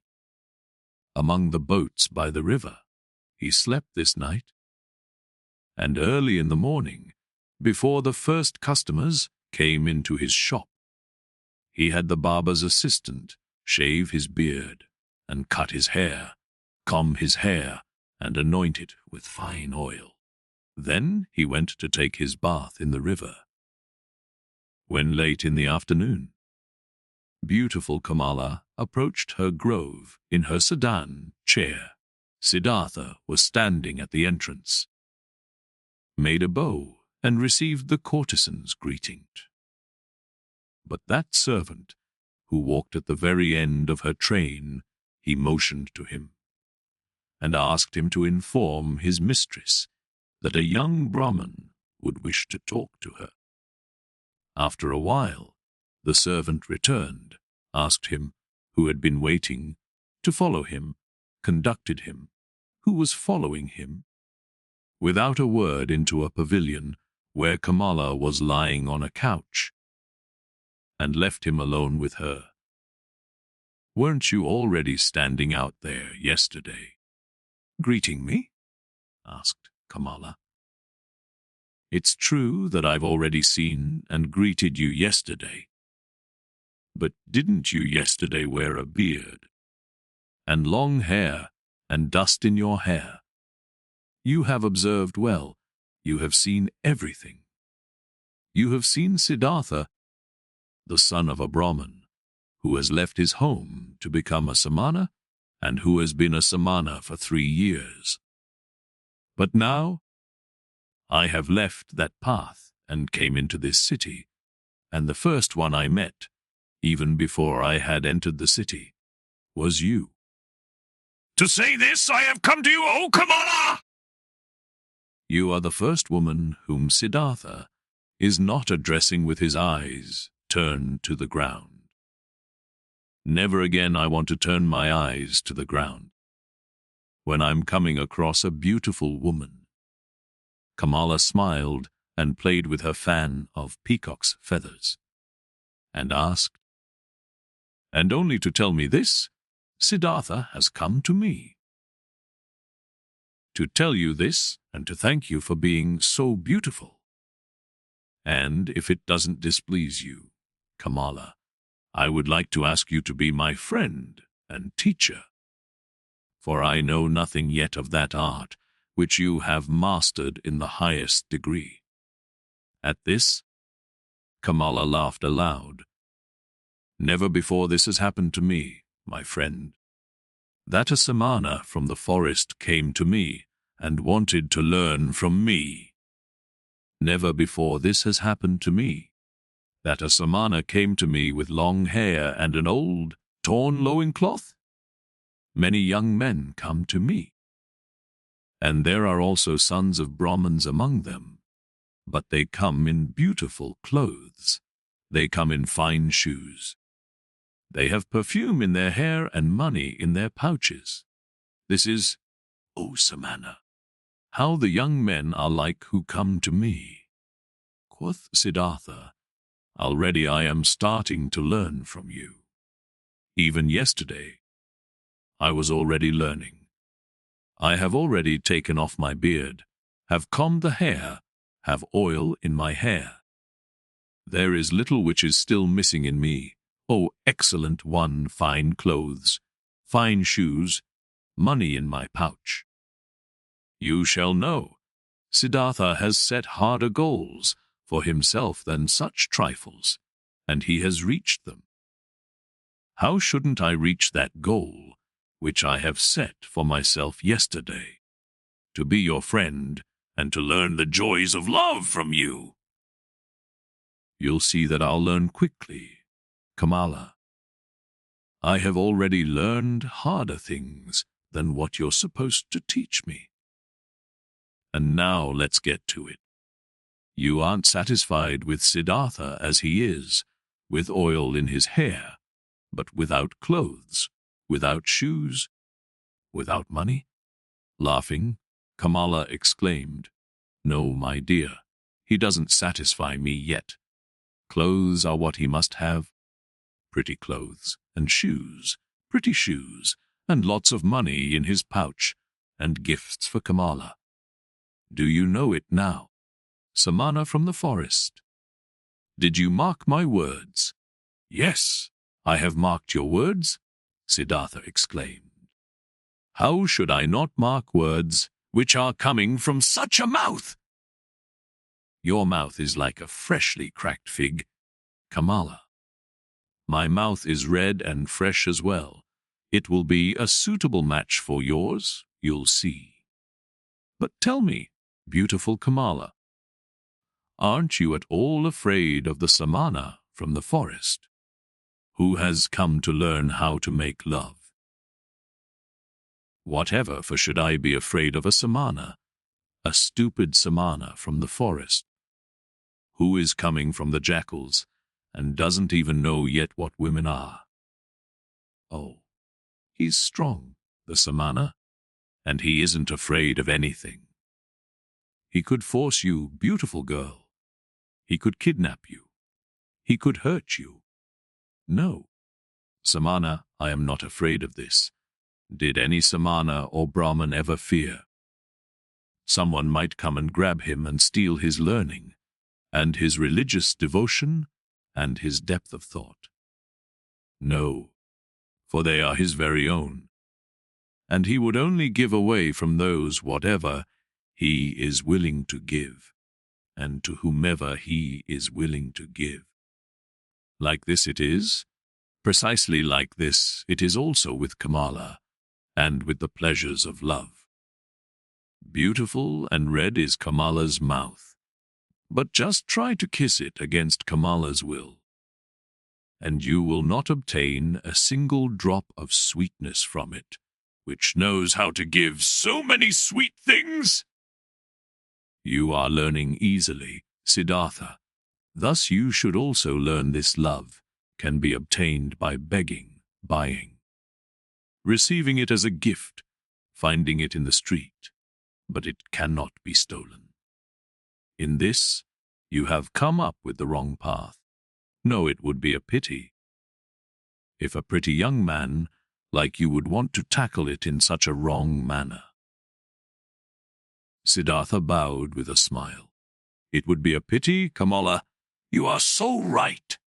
It would be such a great pity. No, I shall not lose a single drop of sweetness from your mouth, nor you from mine. So it is settled. Siddhartha will return. Once he'll have what he still lacks: clothes, shoes, money. But speak, lovely KAMALA. Couldn't you still give me one small advice? An advice? Why not? Who wouldn't like to give an advice to a poor, ignorant samana who is coming from the jackals of the forest? Dear KAMALA, thus advise me where I should go to, that I'll find these 3 things most quickly. Friend, many would like to know this. You must do what you've learned and ask for money, clothes, and shoes in return. There is no other way for a poor man to obtain money. What might you be able to do? I can think. I can wait. I can fast? Nothing else. Nothing. But yes, I can also write poetry. Would you like to give me a kiss for a poem? I would like to, if I'll like your poem. What would be its title? Siddhartha spoke, after he had thought about it for a moment, these verses. Into her shady grove stepped the pretty KAMALA. At the grove's entrance stood the brown samana. Deeply, seeing the lotus's blossom, bowed that man, and smiling KAMALA thanked. More lovely, thought the young man, than offerings for gods, more lovely is offering to pretty KAMALA. KAMALA loudly clapped her hands, so that the golden bracelets clanged. Beautiful are your verses, O brown samana, and truly, I'm losing nothing when I'm giving you a kiss for them. She beckoned him with her eyes. He tilted his head so that his face touched hers and placed his mouth on that mouth, which was like a freshly cracked fig. For a long time, KAMALA kissed him, and with a deep astonishment Siddhartha felt how she taught him, how wise she was, how she controlled him, rejected him, lured him, and how after this first one there was to be a long, a well-ordered, well-tested sequence of kisses, every one different from the others, he was still to receive. Breathing deeply, he remained standing where he was, and was in this moment astonished like a child about the cornucopia of knowledge and things worth learning, which revealed itself before his eyes. Very beautiful are your verses, exclaimed KAMALA. If I was rich, I would give you pieces of gold for them. but it will be difficult for you to earn thus much money with verses as you need. For you need a lot of money if you want to be Kamala's friend. The way you're able to kiss. Kamala, stammered Siddhartha. Yes, this I am able to do. Therefore I do not lack clothes, shoes, bracelets, and all beautiful things. But what will become of you? Aren't you able to do anything else but thinking, fasting, making poetry? I also know the sacrificial songs, said Siddhartha, but I do not want to sing them any more. I also know magic spells, but I do not want to speak them any more. I have read the scriptures. Stop, Kamala interrupted him. You're able to read and write? Certainly, I can do this. Many people can do this. Most people can't. I also can't do it. It is very good that you're able to read and write. Very good. You will also still find use for the magic spells.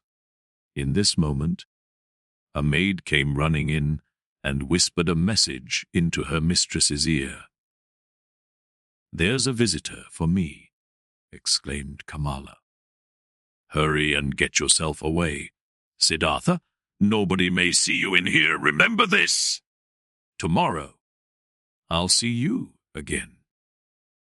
But to the maid, she gave the order to give the pious Brahman white upper garments.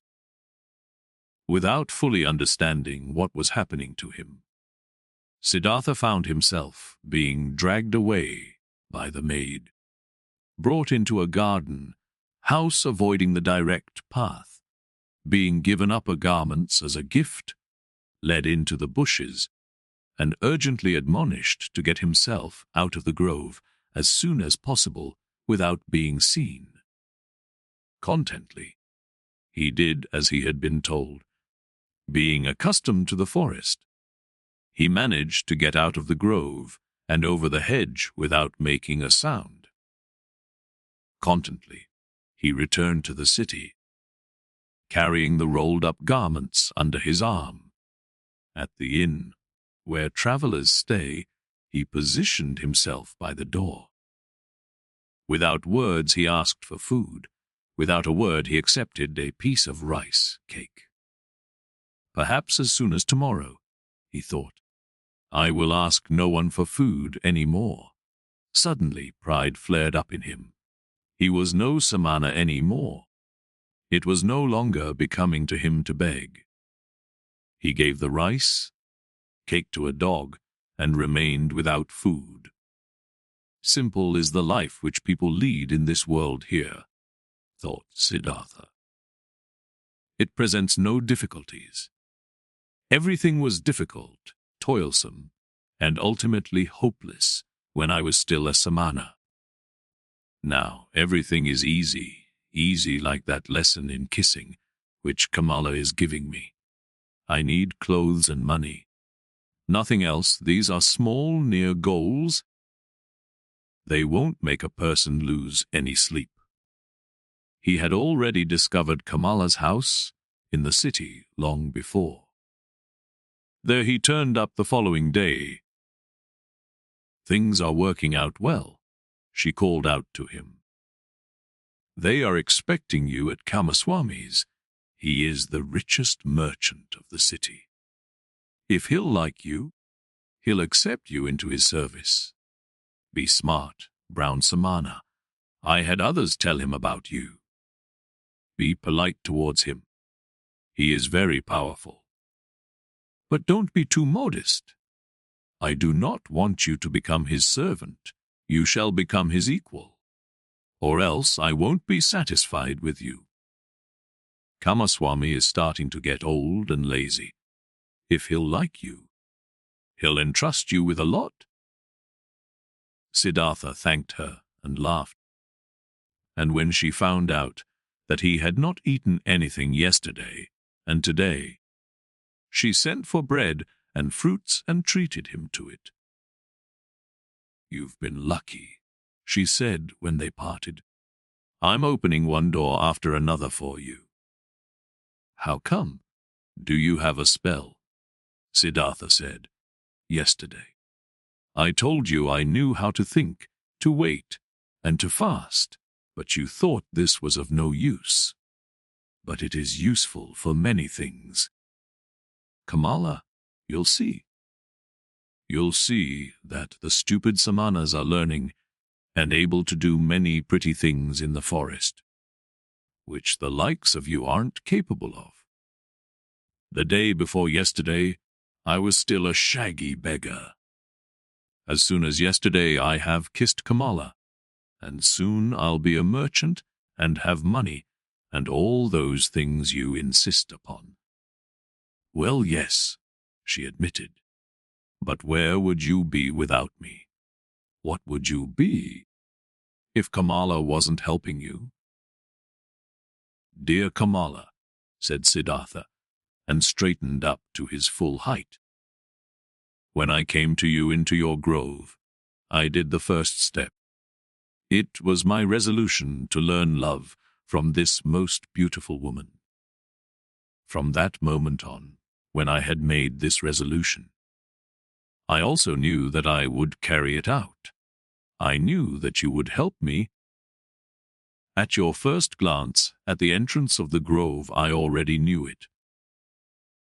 But what if I hadn't been willing? You were willing. Look, KAMALA. When you throw a rock into the water, it will speed on the fastest course to the bottom of the water. This is how it is when Siddhartha has a goal, a resolution. Siddhartha does nothing. He waits, he thinks, he fasts.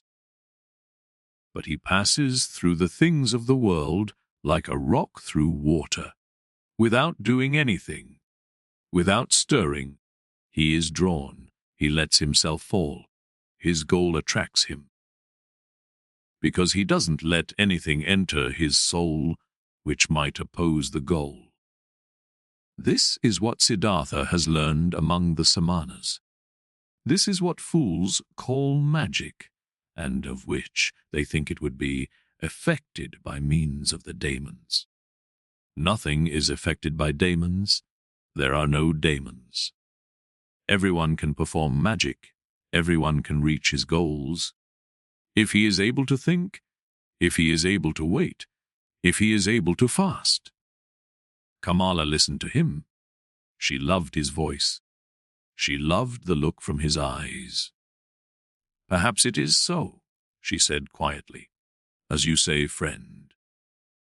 But perhaps it is also like this, that Siddhartha is a handsome man, that his glance pleases the women, that therefore good fortune is coming towards him. With one kiss, Siddhartha bid his farewell. I wish that it should be this way, my teacher, that my glance shall please you, that always good fortune shall come to me out of your direction. With the childlike people. Siddhartha went to Kamaswami the merchant. He was directed into a rich house. Servants led him between precious carpets into a chamber, where he awaited the master of the house. Kamaswami entered, a swiftly, smoothly moving man with very grey hair, with very intelligent, cautious eyes, with a greedy mouth. Politely, the host and the guest greeted one another.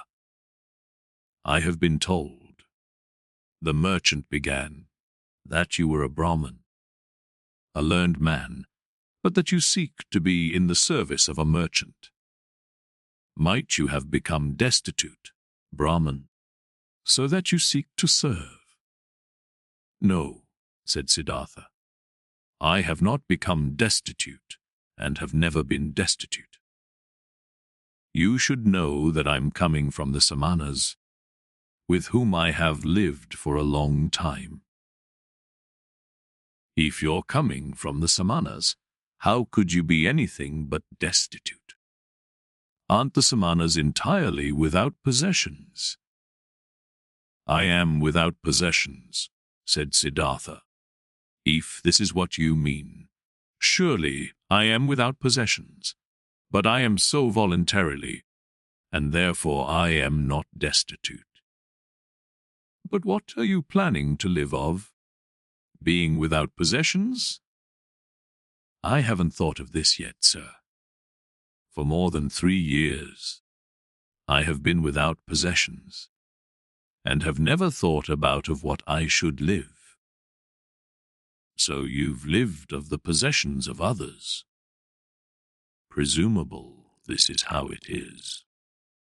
After all, a merchant also lives of what other people own. Well said. But he wouldn't take anything from another person for nothing. He would give his merchandise in return. So it seems to be indeed. Everyone takes, everyone gives. Such is life. But if you don't mind me asking, being without possessions, what would you like to give? Everyone gives what he has. The warrior gives strength. The merchant gives merchandise. The teacher teachings, the farmer rice, the fisher fish. Yes, indeed. And what is it now, what you've got to give? What is it that you've learned, what you're able to do? I can think. I can wait. I can fast. That's everything? I believe. That's everything. And what's the use of that? For example, the fasting. What is it good for? It is very good, sir. When a person has nothing to eat, fasting is the smartest thing he could do. When, for example, Siddhartha hadn't learned to fast, he would have to accept any kind of service before this day is up, whether it may be with you or wherever, because hunger would force him to do so. But like this, Siddhartha can wait calmly. He knows no impatience. He knows no emergency. For a long time he can allow hunger to besiege him and can laugh about it. This, sir, is what fasting is good for. You're right, Samana. Wait for a moment. Kamaswami left the room and returned with a scroll, which he handed to his guest while asking, "Can you read this?" Siddhartha looked at the scroll, on which a sales contract had been written down, and began to read out its contents. "Excellent," said Kamaswami. "And would you write something for me on this piece of paper?" He handed him a piece of paper and a pen, and Siddhartha wrote and returned the paper. Kamaswami read, "Writing is good, thinking is better. Being smart is good. Being patient is better.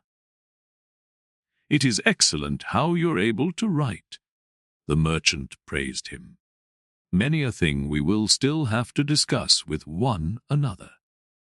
For today, I'm asking you to be my guest and to live in this house." Siddhartha thanked and accepted, and lived in the dealer's house from now on. Clothes were brought to him, and shoes, and every day a servant prepared a bath for him. Twice a day a plentiful meal was served, but Siddhartha only ate once a day, and ate neither meat nor did he drink wine. Kamaswami told him about his trade, showed him the merchandise and storage rooms, showed him calculations. Siddhartha got to know many new things. He heard a lot and spoke little. And thinking of KAMALA's words, he was never subservient to the merchant. Forced him to treat him as an equal, yes, even more than an equal. Kamaswami conducted his business with care and often with passion. But Siddhartha looked upon all of this as if it was a game, the rules of which he tried hard to learn precisely, but the contents of which did not touch his heart. He was not in Kamaswami's house for long. when he already took part in his landlord's business. But daily, at the hour appointed by her, he visited beautiful KAMALA, wearing pretty clothes, fine shoes, and soon he brought her gifts as well. Much he learned from her red, smart mouth. Much he learned from her tender, supple hand. Him, who was regarding loved, still a boy, and had a tendency to plunge blindly and insatiably into lust like into a bottomless pit, him she taught, thoroughly starting with the basics, about that school of thought which teaches that pleasure cannot be taken without giving pleasure, and that every gesture, every caress, every touch, every look, every spot of the body, however small it was, had its secret, which would bring happiness to those who know about it and unleash it. She taught him that lovers must not part from one another after celebrating love, without one admiring the other, without being just as defeated as they have been victorious, so that none of them should start feeling fed up or bored and get that evil feeling of having abused or having been abused. Wonderful hours he spent with the beautiful and smart artist, became her student, her lover, her friend. Here with KAMALA was the worth and purpose of his present life, not with the business of Kamaswami. The merchant passed duties of writing important letters and contracts on to him, and got into the habit of discussing all important affairs with him. He soon saw that Siddhartha knew little about rice and wool, shipping and trade, but that he acted in a fortunate manner, and that Siddhartha surpassed him, the merchant, in calmness and equanimity, and in the art of listening and deeply understanding previously unknown people. This Brahman, he said to a friend, is no proper merchant, and will never be one. There is never any passion in his soul when he conducts our business. But he has that mysterious quality of those people to whom success comes all by itself. Whether this may be a good star of his birth, magic, or something he has learned among SAMANAS, he always seems to be merely playing with our business affairs. They never fully become a part of him. They never rule over him. He is never afraid of failure. He is never upset by a loss. The friend advised the merchant, give him from the business he conducts for you 1/3 of the profits, but let him also be liable for the same amount of the losses when there is a loss. Then he'll become more zealous. Kamaswami followed the advice, but Siddhartha cared little about this. When he made a profit, he accepted it with equanimity. When he made losses, he laughed and said, well, look at this. So this one turned out badly. It seemed indeed as if he did not care about the business. At one time, he traveled to a village to buy a large harvest of rice there. But when he got there, the rice had already been sold to another merchant. Nevertheless, Siddhartha stayed for several days in that village, treated the farmers for a drink, gave copper, coins to their children, joined in the celebration of a wedding, and returned extremely satisfied from his trip. Kamaswami held against him that he had not turned back right away, that he had wasted time and money. Siddhartha answered, stop scolding, dear friend.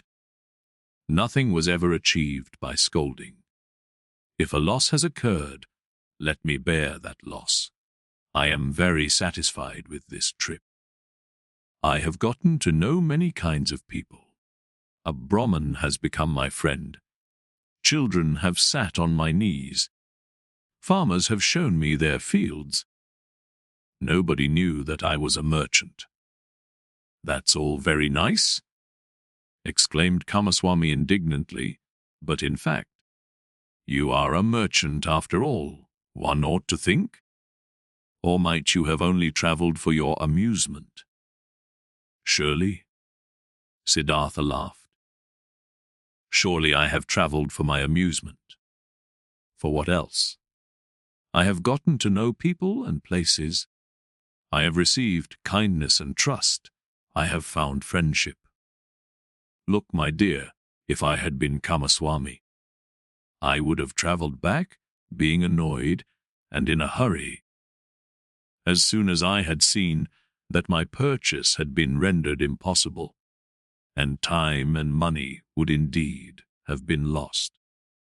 But like this, I've had a few good days, I've learned, had joy.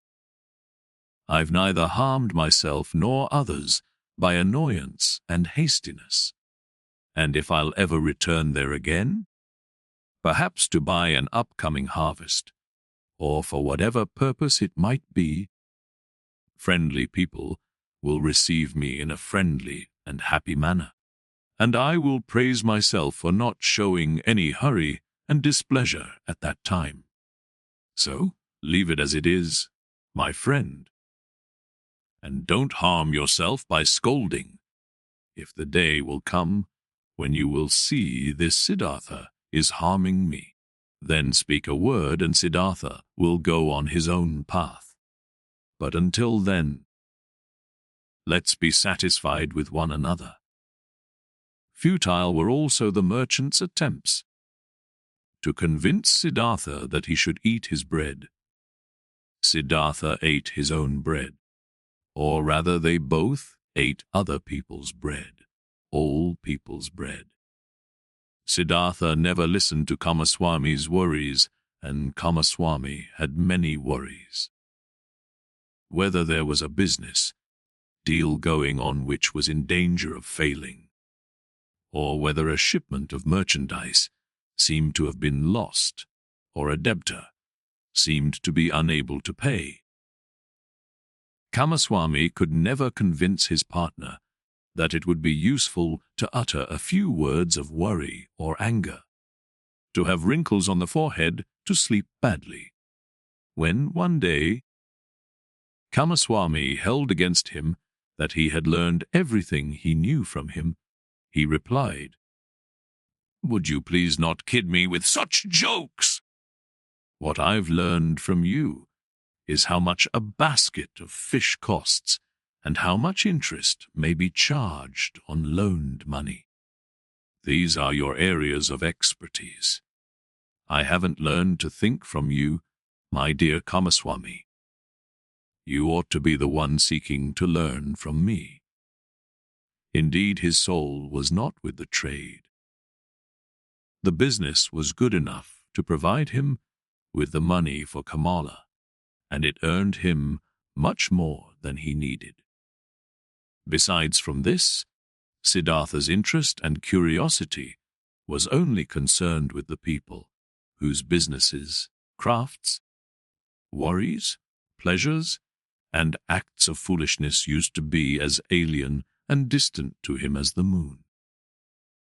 However easily he succeeded in talking to all of them, in living with all of them, in learning from all of them, he was still aware that there was something which separated him from them, and this separating factor was him being a samana. He saw mankind going through life in a childlike or animal-like manner, which he loved and also despised at the same time. He saw them toiling, saw them suffering, and becoming grey for the sake of things which seemed to him entirely unworthy of this price. For money, for little pleasures, for being slightly honored, he saw them scolding and insulting each other. He saw them complaining about pain at which a samana would only smile, and suffering because of deprivations which a samana would not feel. He was open to everything these people brought his way. Welcome was the merchant who offered him linen for sale. Welcome was the debtor who sought another loan. Welcome was the beggar who told him for 1 hour the story of his poverty, and who was not half as poor as any given samana. He did not treat the rich foreign merchant any different than the sheathed him and the street vendor whom he let cheat him out of some small change when buying bananas.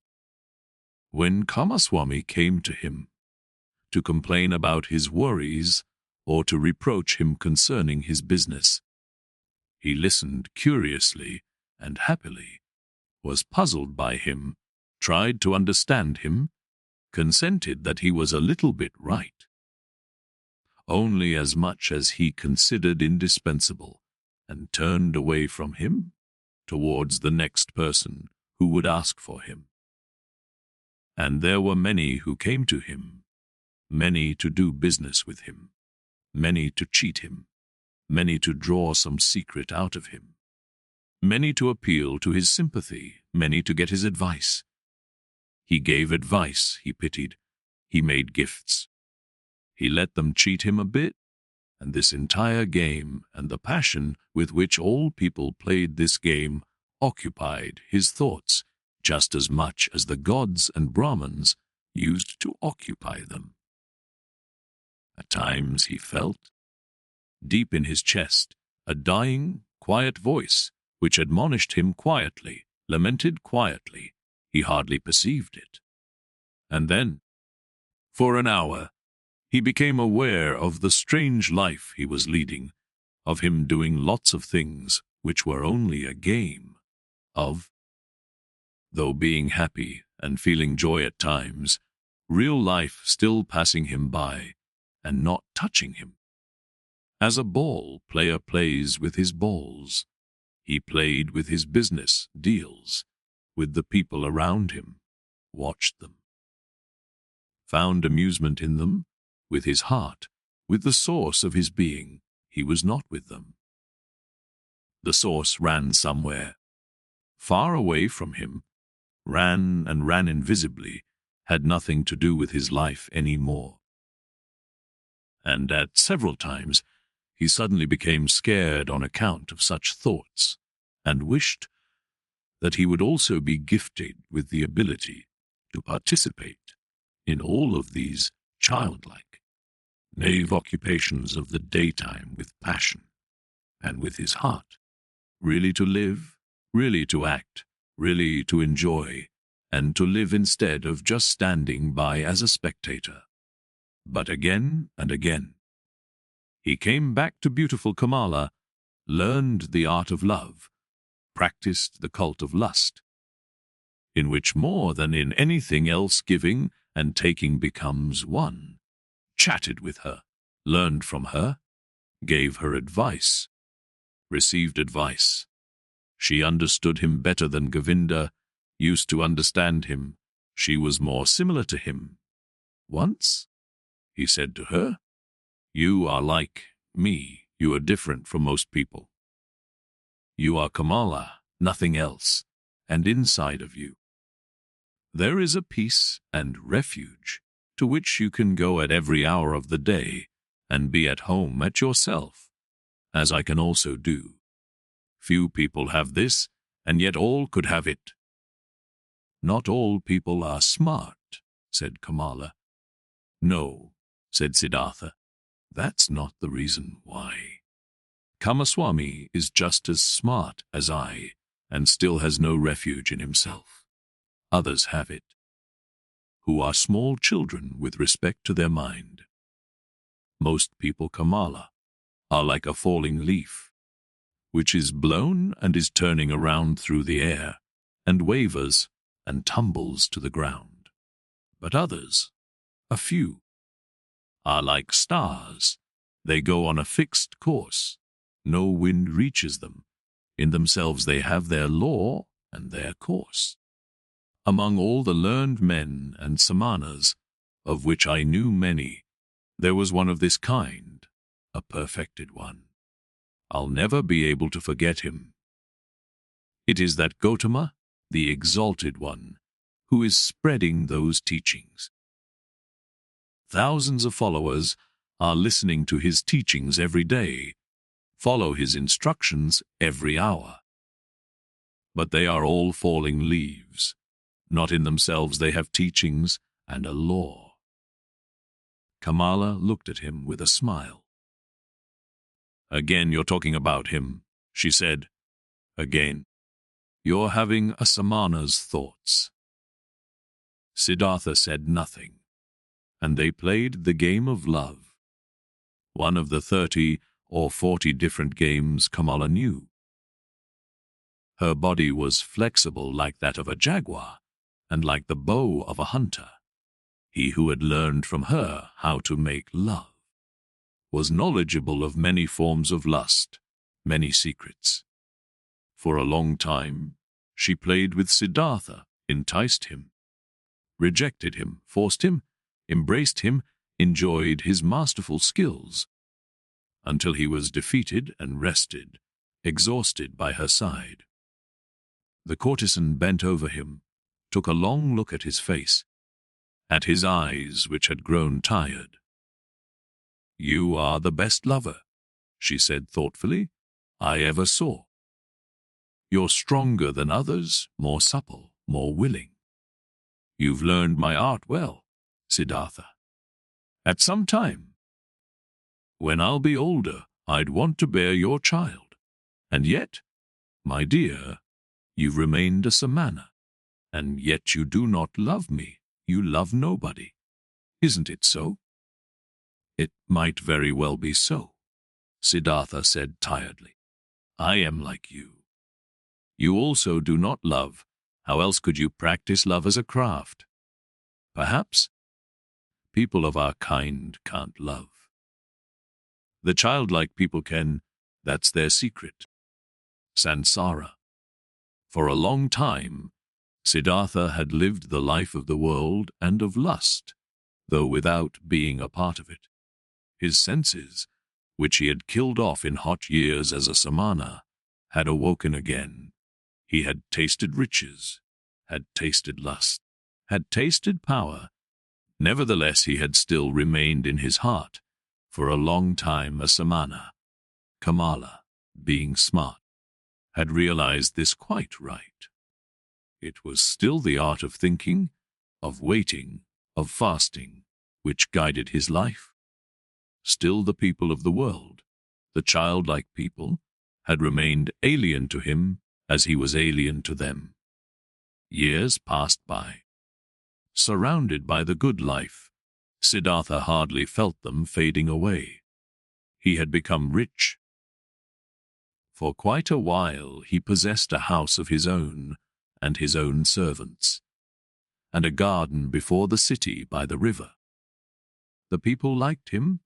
They came to him whenever they needed money or advice, but there was nobody close to him, except KAMALA.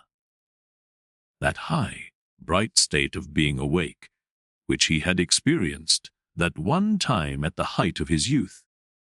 In those days after GOTAMA's sermon, after the separation from Govinda, that tense expectation, that proud state of standing alone without teachings and without teachers, that supple willingness to listen to the divine voice in his own heart, had slowly become a memory, had been fleeting, distant and quiet. The holy source murmured, which used to be neared, which used to murmur within himself. Nevertheless, many things he had learned from the SAMANAS, he had learned from GOTAMA, he had learned from his father the Brahman, had remained within him for a long time afterwards. Moderate living, joy of thinking, hours of meditation, secret knowledge of the self, of his eternal entity, which is neither body nor consciousness. Many a part of this he still had, but one part after another had been submerged and had gathered dust. Just as a potter's wheel, once it has been set in motion, will keep on turning for a long time and only slowly lose its vigor and come to a stop. Thus Siddhartha's soul had kept on turning the wheel of asceticism, the wheel of thinking, the wheel of differentiation for a long time, still turning, but it turned slowly and hesitantly and was close to coming to a standstill. Slowly, like humidity entering the dying stem of a tree, filling it slowly and making it rot. The world and sloth had entered Siddhartha's soul. Slowly it filled his soul, made it heavy, made it tired, put it to sleep. On the other hand, his senses had become alive. There was much they had learned, much they had experienced.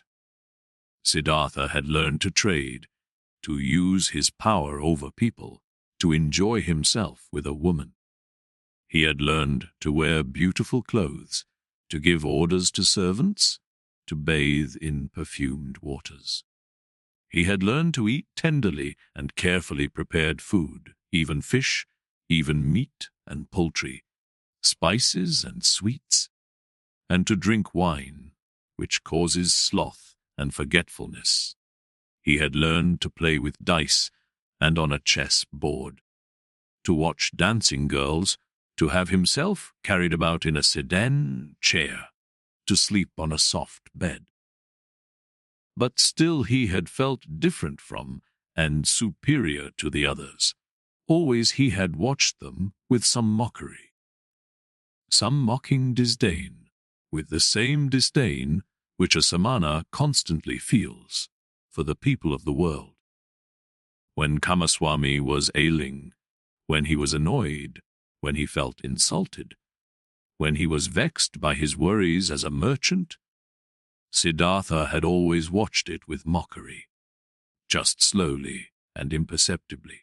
As the harvest seasons and rainy seasons passed by, his mockery had become more tired. His superiority had become more quiet. Just slowly, among his growing riches, Siddhartha had assumed something of the childlike people's ways for himself, something of their childlikeness and of their fearfulness. And yet, he envied them just the more similar he became to them.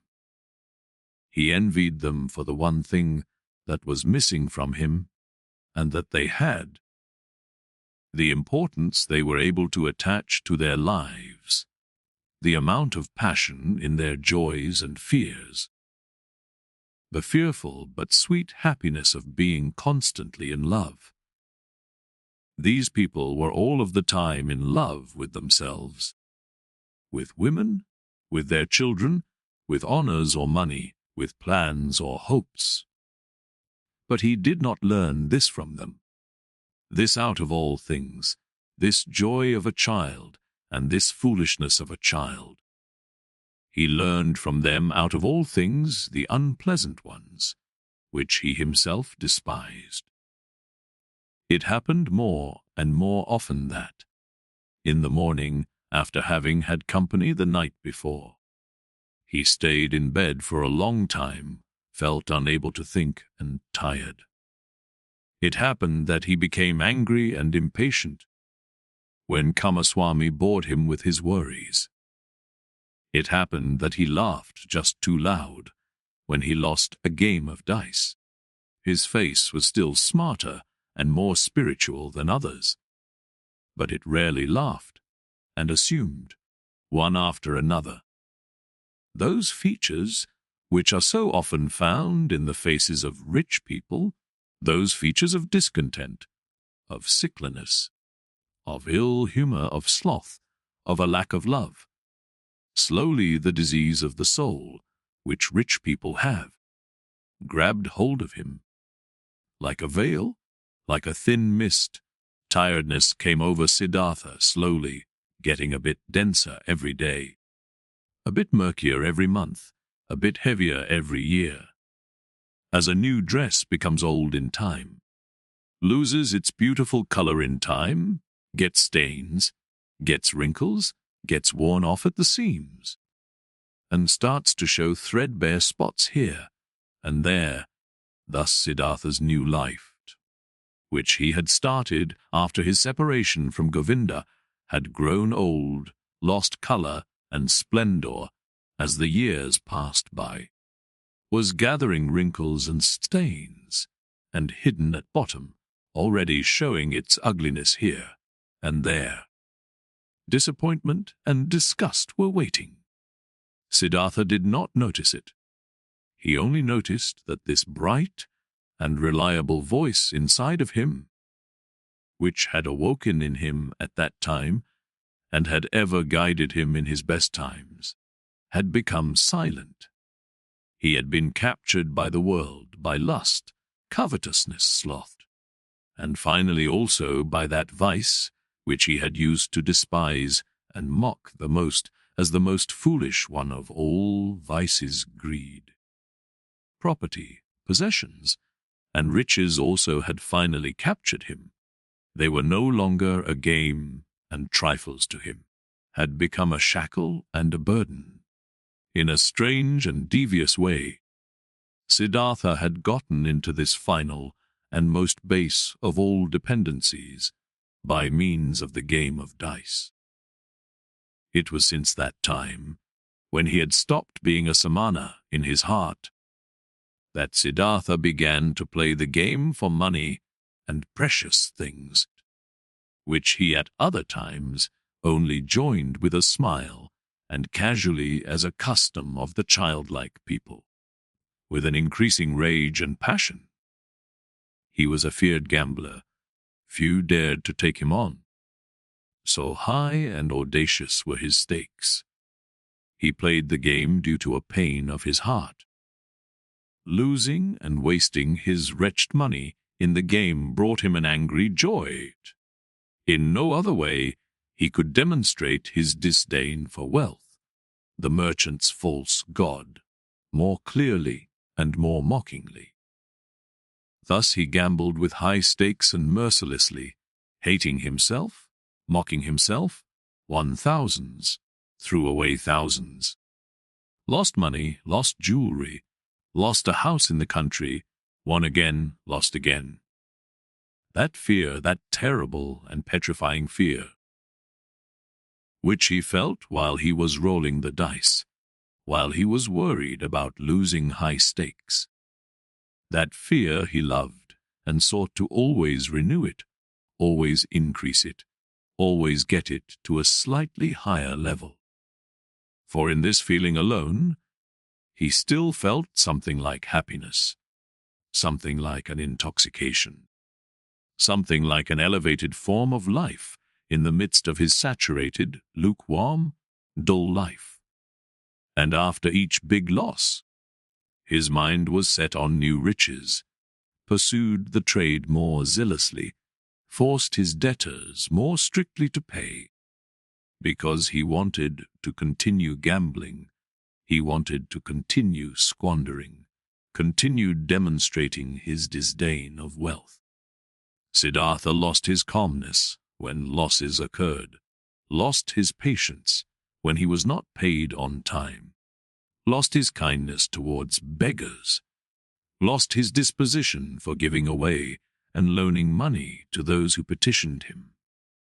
He, who gambled away tens of thousands at one roll of the dice and laughed at it, became more strict and more petty in his business, occasionally dreaming at night about money.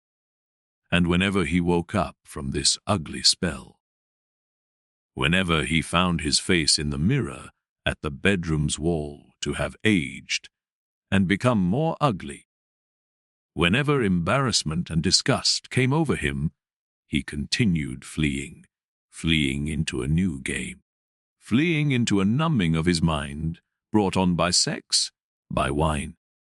And from there he fled back into the urge to pile up and obtain possessions.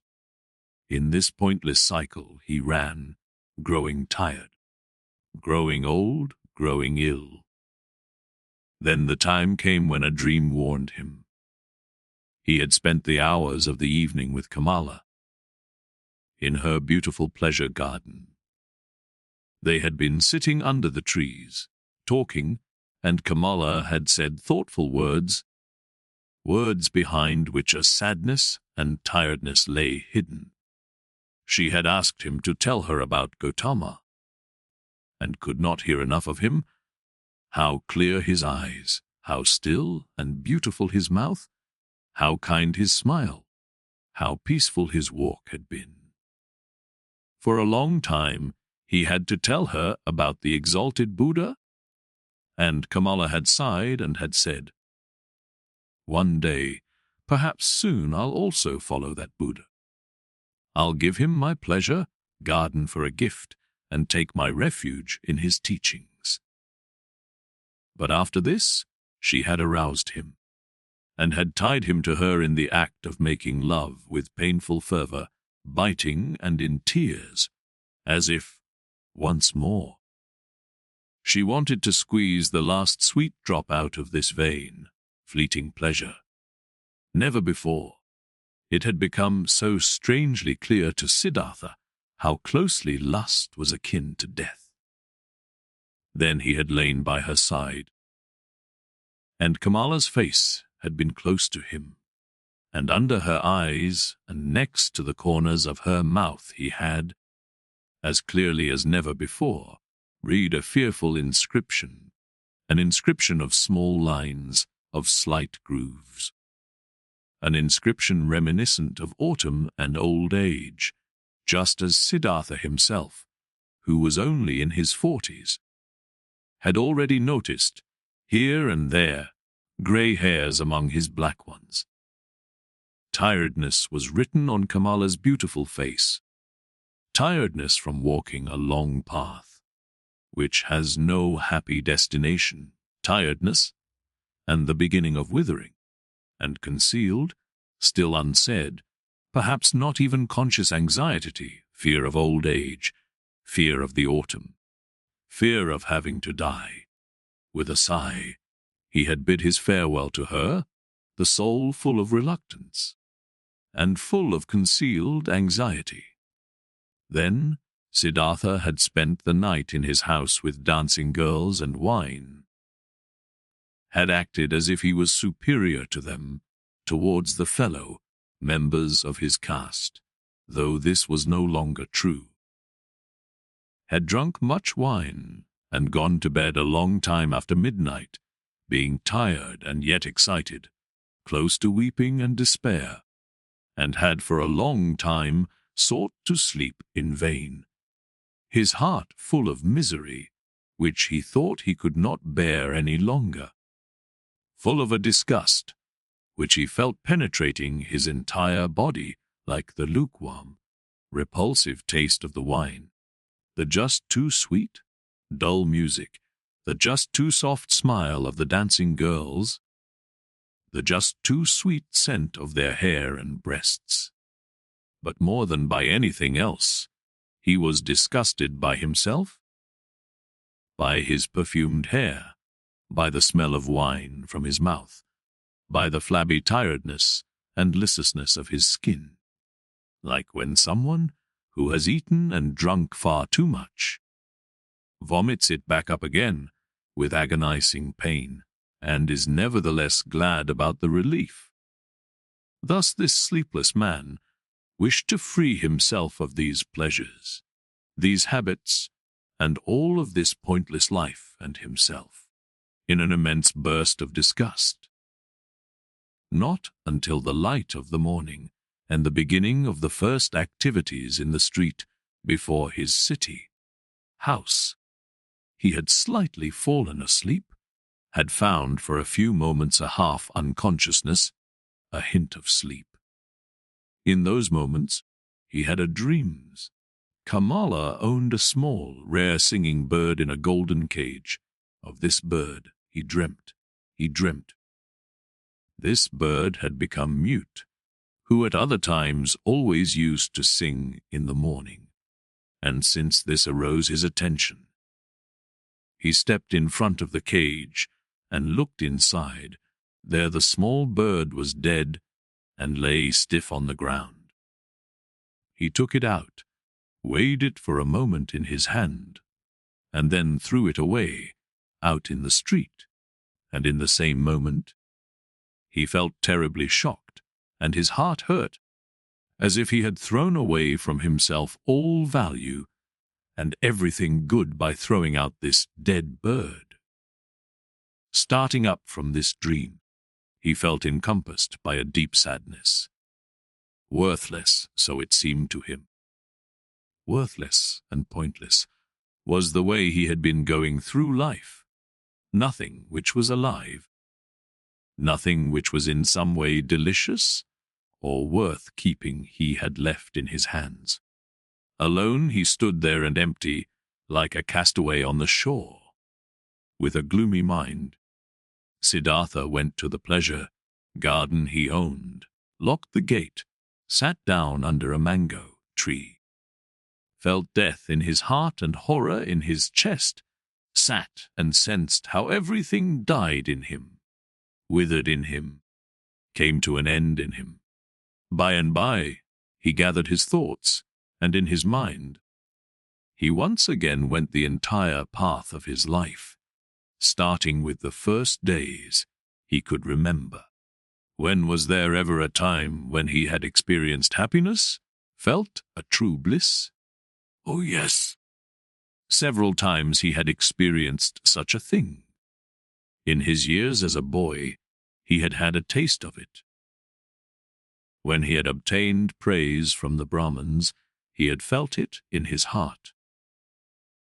There is a path in front of the one who has distinguished himself in the recitation of the holy verses, in the dispute with the learned ones, as an assistant in the offerings.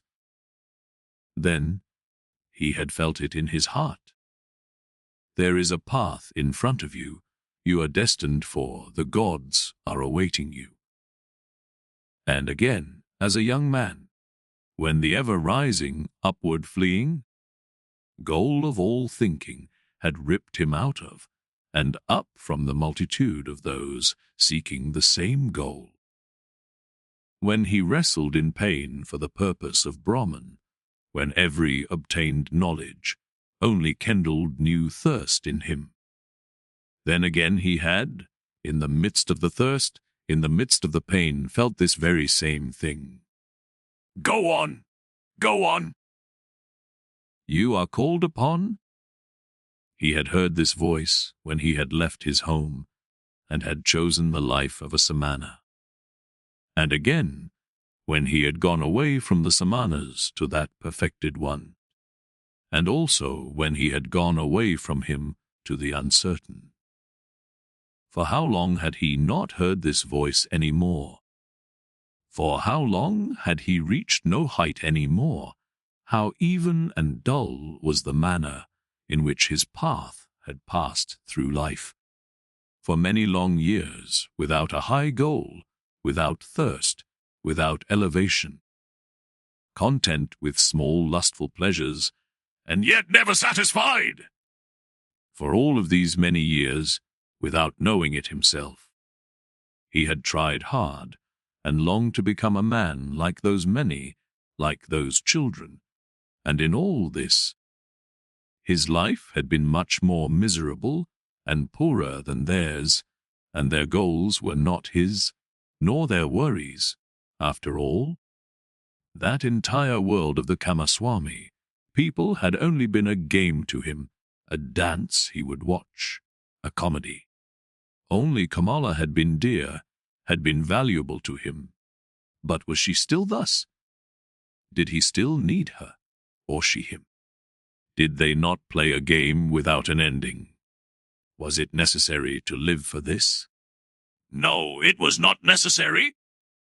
The name of this game was SANSARA, a game for children, a game which was perhaps enjoyable to play once, twice, 10 times, but forever and ever over again.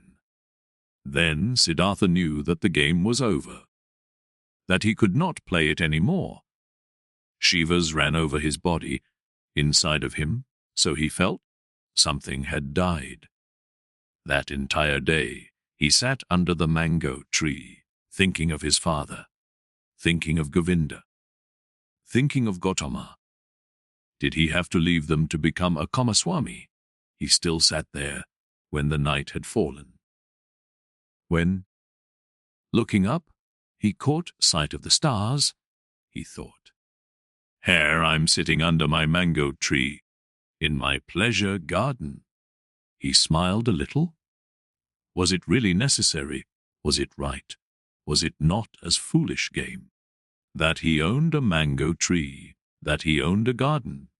He also put an end to this also died in him. He rose, bid his farewell to the mango tree, his farewell to the pleasure garden.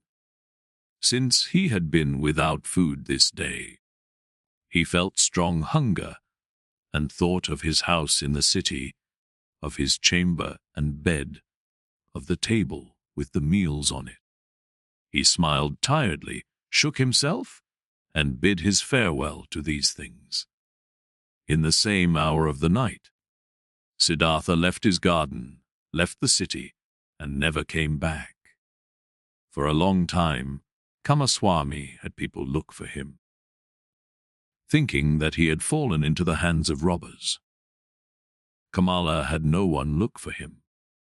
When she was told that Siddhartha had disappeared, she was not astonished. Did she not always expect it? Was he not a samana, a man who was at home nowhere, a pilgrim? And most of all, she had felt this the last time they had been together, and she was happy, in spite of all the pain of the loss, that she had pulled him so affectionately to her heart for this last time, that she had felt one more time to be so completely possessed and penetrated by him. When she received the first news of Siddhartha's disappearance, she went to the window where she held a rare singing bird captive in a golden cage. She opened the door of the cage, took the bird out and let it fly. For a long time she gazed after it, the flying bird. From this day on, she received no more visitors and kept her house locked. But after some time, she became aware that she was pregnant from the last time she was together with Siddhartha. By the river, Siddhartha walked through the forest, was already far from the city, and knew nothing but that one thing, that there was no going back for him, that this life, as he had lived it for many years until now, was over and done away with, and that he had tasted all of it, sucked everything out of it, until he was disgusted with it. Dead was the singing bird he had dreamt of. Dead was the bird in his heart. Deeply, he had been entangled in SANSARA. He had sucked up disgust and death from all sides into his body, like a sponge sucks up water until it is full.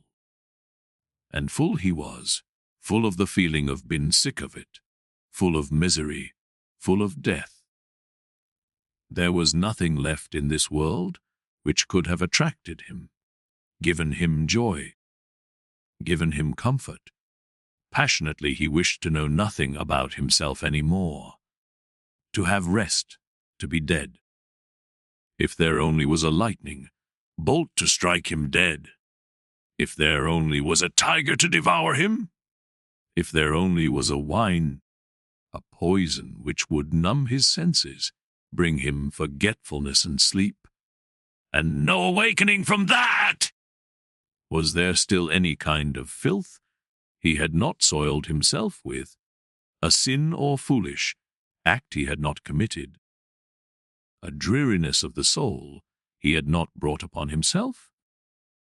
Was it still at all possible to be alive? Was it possible to breathe in again and again, to breathe out, to feel hunger, to eat again, to sleep again? to sleep with a woman again. Was this cycle not exhausted and brought to a conclusion for him? Siddhartha reached the large river in the forest, the same river over which a long time ago, when he had still been a young man and came from the town of GOTAMA, a ferryman had conducted him. By this river he stopped. Hesitantly he stood at the bank. Tiredness and hunger had weakened him, and whatever for should he walk on, wherever to which goal? No? There were no more goals. There was nothing left but the deep, painful yearning to shake off this whole desolate dream, to spit out this stale wine, to put an end to this miserable and shameful life. A hang bent over the bank of the river. A coconut tree. Siddhartha leaned against its trunk with his shoulder, embraced the trunk with one arm, and looked down into the green water, which ran and ran under him. Looked down and found himself to be entirely filled with the wish to let go and to drown in these waters. A frightening emptiness was reflected back at him by the water, answering to the terrible emptiness in his soul. Yes, he had reached the end. There was nothing left for him except to annihilate himself, except to smash the failure into which he had shaped his life, to throw it away before the feet of mockingly laughing gods. This was the great vomiting he had longed for, death, the smashing to bits of the form he hated. Let him be food for fishes, this dog Siddhartha, this lunatic, this depraved and rotten body, this weakened and abused soul. Let him be food for fishes and crocodiles. Let him be chopped to bits by the daemons. With a distorted face, he stared into the water, saw the reflection of his face and spit at it. In deep tiredness, he took his arm away from the trunk of the tree and turned a bit in order to let himself fall straight down, in order to finally drown. With his eyes closed, he slipped towards death. Then, out of remote areas of his soul, out of past times of his now weary life, a sound stirred up. It was a word, a syllable, which he, without thinking, with a slurred voice, spoke to himself. The old word, which is the beginning and the end of all prayers of the Brahmans, Om, which roughly means that what is perfect, or the completion. And in the moment when the sound of Om touched Siddhartha's ear, his dormant spirit suddenly woke up and realized the foolishness of his actions. Siddhartha was deeply shocked. So this was how things were with him. So doomed was he, so much he had lost his way, and was forsaken by all knowledge, that he had been able to seek death, that this wish of a child, had been able to grow in him, to find rest by annihilating his body. What all agony of these recent times, all sobering realizations, all desperation had not brought about. This was brought on by this moment, when the Om entered his consciousness. He became aware of himself in his misery and in his error. Om! He spoke to himself, Om! And again he knew about Brahman, knew about the indestructibility of life, knew about all that is divine, which he had forgotten. But this was only a moment flash. By the foot of the coconut tree, Siddhartha collapsed, struck down by tiredness, mumbling Om, placed his head on the root of the tree, and fell into a deep sleep. Deep was his sleep, and without dreams. For a long time he had not known such a sleep any more. When he woke up after many hours, He felt as if 10 years had passed. He heard the water quietly flowing. Did not know where he was, and who had brought him here. Opened his eyes. Saw with astonishment that there were trees and the sky above him, and he remembered where he was and how he got here. But it took him a long while for this, and the past seemed to him as if it had been covered by a veil, infinitely distant, infinitely far away, infinitely meaningless.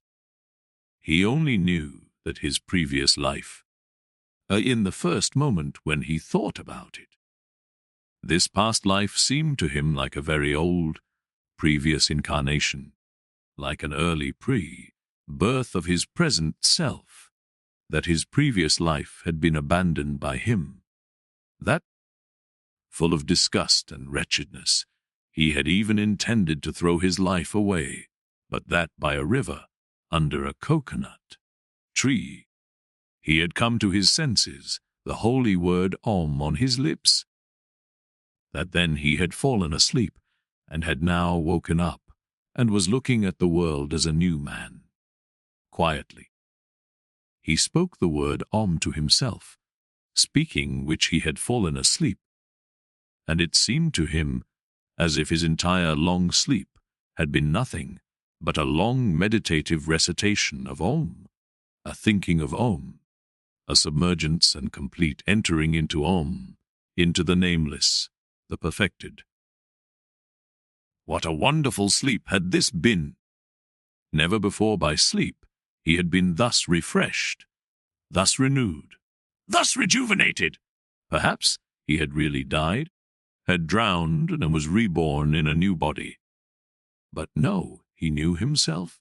He knew his hands and his feet, knew the place where he lay, knew this self in his chest, this Siddhartha, the eccentric, the weird one.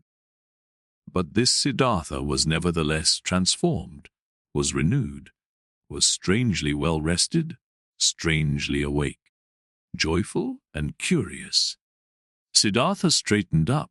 Then he saw a person sitting opposite to him, an unknown man. A monk in a yellow robe with a shaven head, sitting in the position of pondering. He observed the man, who had neither hair on his head nor a beard, and he had not observed him for long when he recognized this monk as Govinda, the friend of his youth. Govinda, who had taken his refuge with the exalted Buddha. Govinda had aged, he too, but still his face bore the same features, expressed zeal, faithfulness, searching timidness. But when Govinda now, sensing his gaze, opened his eyes and looked at him, Siddhartha saw that Govinda did not recognize him. Govinda was happy to find him awake. Apparently, he had been sitting here for a long time and been waiting for him to wake up, though he did not know him. "I have been sleeping," said Siddhartha. "However did you get here?" "You have been sleeping," answered Govinda. "It is not good to be sleeping in such places, where snakes often are and the animals of the forest have their paths. Oh sir, am a follower of the exalted Gotama, the Buddha, the Sakyamuni, and have been on a pilgrimage together with several of us on this path. When I saw you lying and sleeping in a place where it is dangerous to sleep. Therefore, I sought to wake you up, O sir. And since I saw that your sleep was very deep, I stayed behind from my group and sat with you. And then, so it seems, I have fallen asleep myself, I who wanted to guard your sleep. Badly, I have served you, tiredness has overwhelmed me. But now that you're awake, let me go to catch up with my brothers. I thank you, Samana, for watching out over my sleep," spoke Siddhartha. "You're friendly, you followers of the Exalted One. Now you may go then. I'm going, sir. May you, sir, always be in good health. I thank you. Samana. Govinda made the gesture of a salutation and said, Farewell, farewell. Govinda, said Siddhartha. The monk stopped. Permit me to ask, sir, from where do you know my name? Now. Siddhartha smiled. Why, I know you, O Govinda, from your father's hut, and from the school of the Brahmans, and from the offerings, and from our walk to the SAMANAS, and from that hour when you took your refuge with the Exalted One in the grove Jetavana.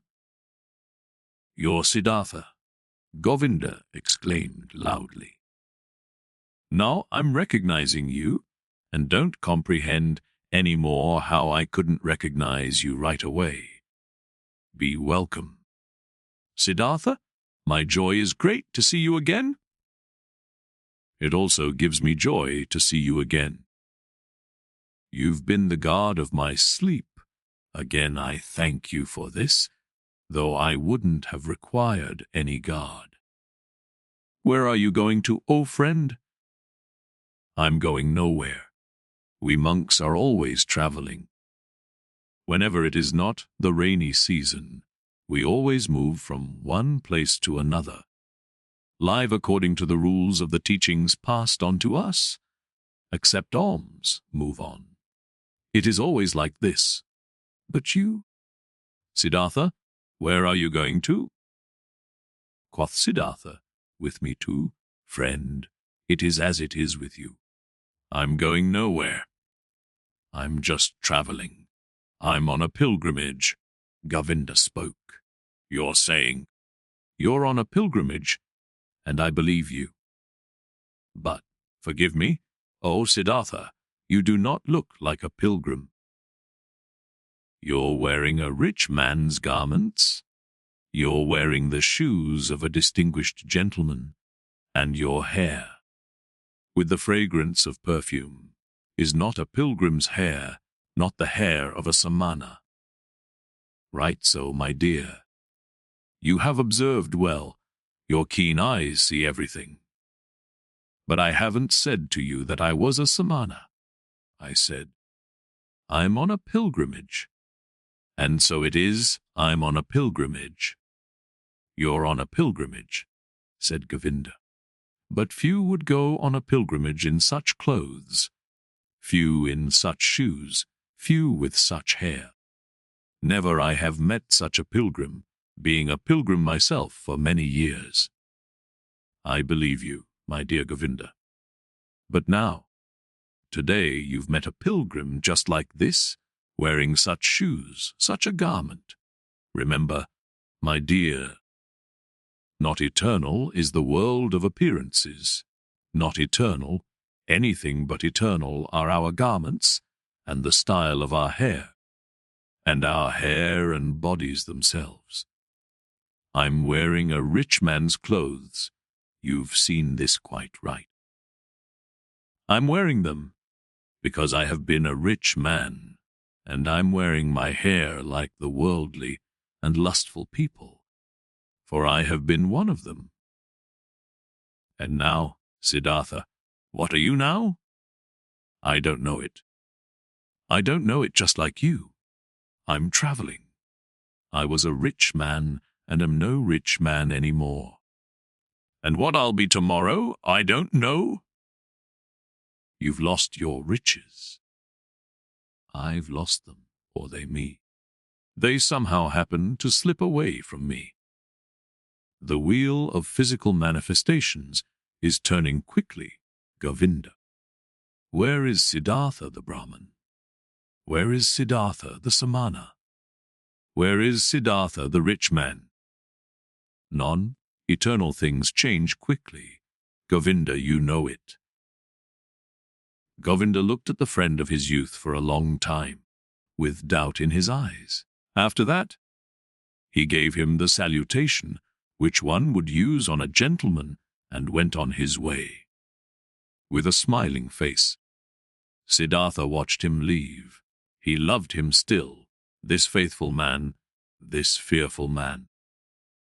And how could he not have loved everybody and everything in this moment, in the glorious hour after his wonderful sleep, filled with the enchantment which had happened inside of him in his sleep, and by means of the was this very thing that he loved everything, that he was full of joyful love for everything he saw. And it was this very thing, so it seemed to him now, which had been his sickness before, that he was not able to love anybody or anything.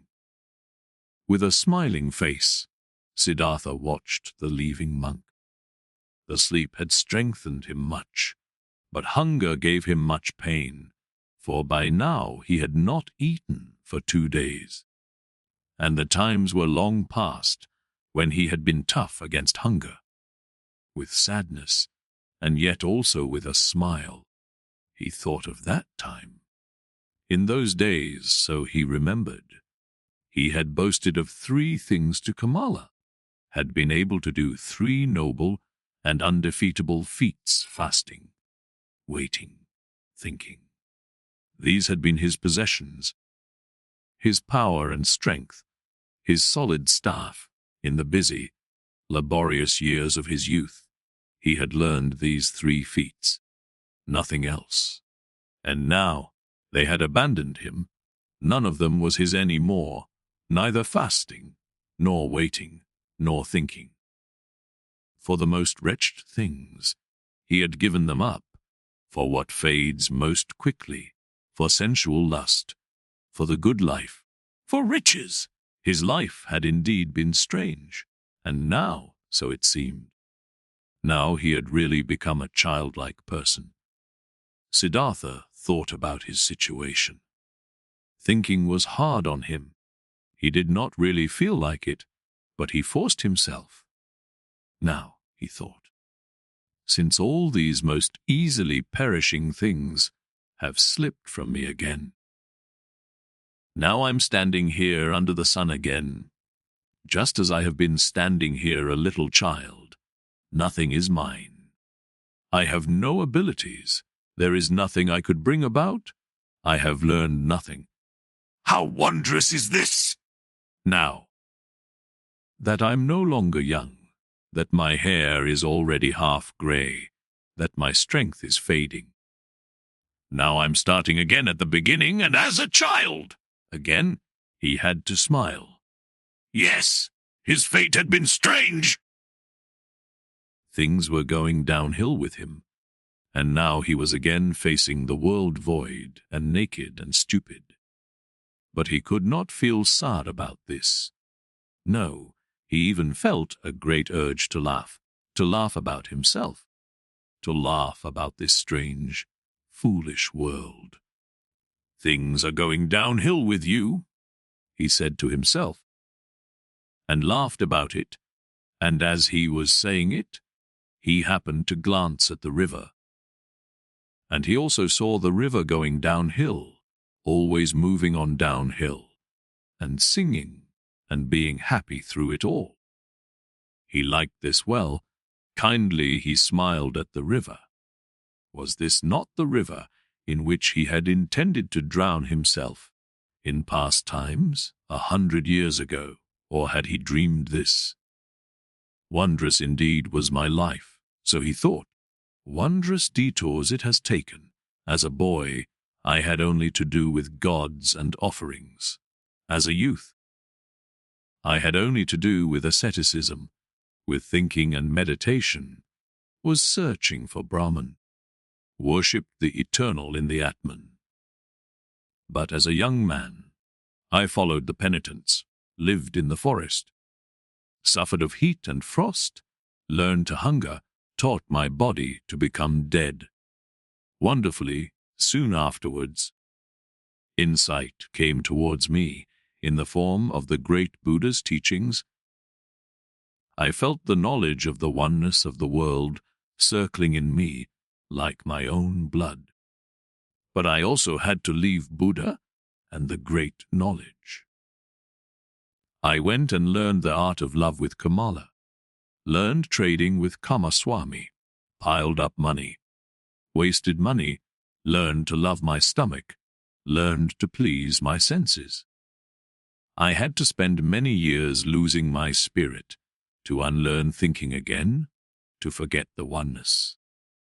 Isn't it just as if I had turned slowly and on a long detour from a man into a child, from a thinker into a childlike person, and yet this path has been very good, and yet the bird in my chest has not died. But what a path has this been! I had to pass through so much stupidity, through so much vice, through so many errors, through so much disgust and disappointments and woe, just to become a child again, and to be able to start over. But it was right so, my heart says. Yes to it, my eyes smile to it. I've had to experience despair. I've had to sink down to the most foolish one of all thoughts, to the thought of suicide. In order to be able to experience divine grace, to hear Om again, to be able to sleep properly and awake properly again, I had to become a fool to find Atman in me again. I had to sin to be able to live again. Where else might my path lead me to? It is foolish, this path. It moves in loops. Perhaps it is going around in a circle. Let it go as it likes. I want to take it. Wonderfully, he felt joy rolling like waves in his chest. Wherever from? He asked his heart, where from did you get this happiness? Might it come from that long, good sleep, which has done me so good? Or from the word Om, which I said? Or from the fact that I have escaped, that I have completely fled, that I am finally free again, and am standing like a child under the sky? Oh, how good is it to have fled, to have become free! How clean and beautiful is the air here, how good to breathe! There, where I ran away from, there everything smelled of ointments, of spices, of wine, of excess, of sloth. How I hated this world of the rich, of those who revel in fine food, of the gamblers! How I hated myself for staying in this terrible world for so long. How I hated myself, have deprived, poisoned, tortured myself, have made myself old and evil. No, never again I will, as I used to like doing so much. Delude myself into thinking that Siddhartha was wise. But this one thing I have done well, this I like, this I must praise. That there is now an end to that hatred against myself, to that foolish and dreary life. I praise you, Siddhartha. After so many years of foolishness, you have once again had an idea, have done something, have heard the bird in your chest singing, and have followed it. Thus he praised himself, found joy in himself, listened curiously to his stomach, which was rumbling with hunger. He had now, so he felt, in these recent times and days, completely tasted and spit out, devoured up to the point of desperation and death, a piece of suffering, a piece of misery. Like this, it was good. For much longer he could have stayed with Kamaswami, made money, wasted money, filled his stomach, and let his soul die of thirst. For much longer he could have lived in this soft, well-upholstered hell. If this had not happened, the moment of complete hopelessness and despair, that most extreme moment, when he hung over the rushing waters and was ready to destroy himself, that he had felt this despair, this deep disgust, and that he had not succumbed to it, that the bird, the joyful source and voice in him, was still alive after all. This was why he felt joy, This was why he laughed. This was why his face was smiling brightly under his hair, which had turned grey. It is good, he thought, to get a taste of everything for oneself, which one needs to know. That lust for the world and riches do not belong to the good things. I have already learned as a child. I have known it for a long time, but I have experienced only now. And now I know it, don't just know it in my memory, but in my eyes, in my heart, in my stomach. Good for me to know this! For a long time, he pondered his transformation. Listened to the bird as it sang for joy. Had not this bird died in him? Had he not felt its death? No. Something else from within him had died, something which already for a long time had yearned to die. Was it not this what he used to intend to kill in his ardent years as a penitent? Was this not his self, his small, frightened, and proud self he had wrestled with for so many years, which had defeated him again and again, which was back again after every killing, prohibited joy, felt fear? Was it not this, which today had finally come to its death, here in the forest, by this lovely river? Was it not due to this death that he was now like a child, so full of trust, so without fear, so full of joy? Now Siddhartha also got some idea of why he had fought this self in vain as a Brahman, as a penitent. Too much knowledge had held him back, too many holy verses, too many sacrificial rules, too much self-castigation. So much doing and striving for that goal. Full of arrogance, he had been always the smartest, always working the most, always one step ahead of all others, always the knowing and spiritual one, always the priest or wise one. Into being a priest, into this arrogance, into this spirituality, his self had retreated. There it sat firmly and grew, while he thought he would kill it by fasting and penance. Now he saw it, and saw that the secret voice had been right, that no teacher would ever have been able to bring about his salvation. Therefore, he had to go out into the world, lose himself to lust and power, to woman and money, had to become a merchant, a dice gambler, a drinker, and a greedy person, until the priest and samana in him was dead. Therefore, he had to continue bearing these ugly years, bearing the disgust, the teachings, the pointlessness of a dreary and wasted life up to the end, up to bitter despair, until Siddhartha, the lustful, Siddhartha the greedy, could also die. He had died. A new Siddhartha had woken up from the sleep. He would also grow old. He would also eventually have to die.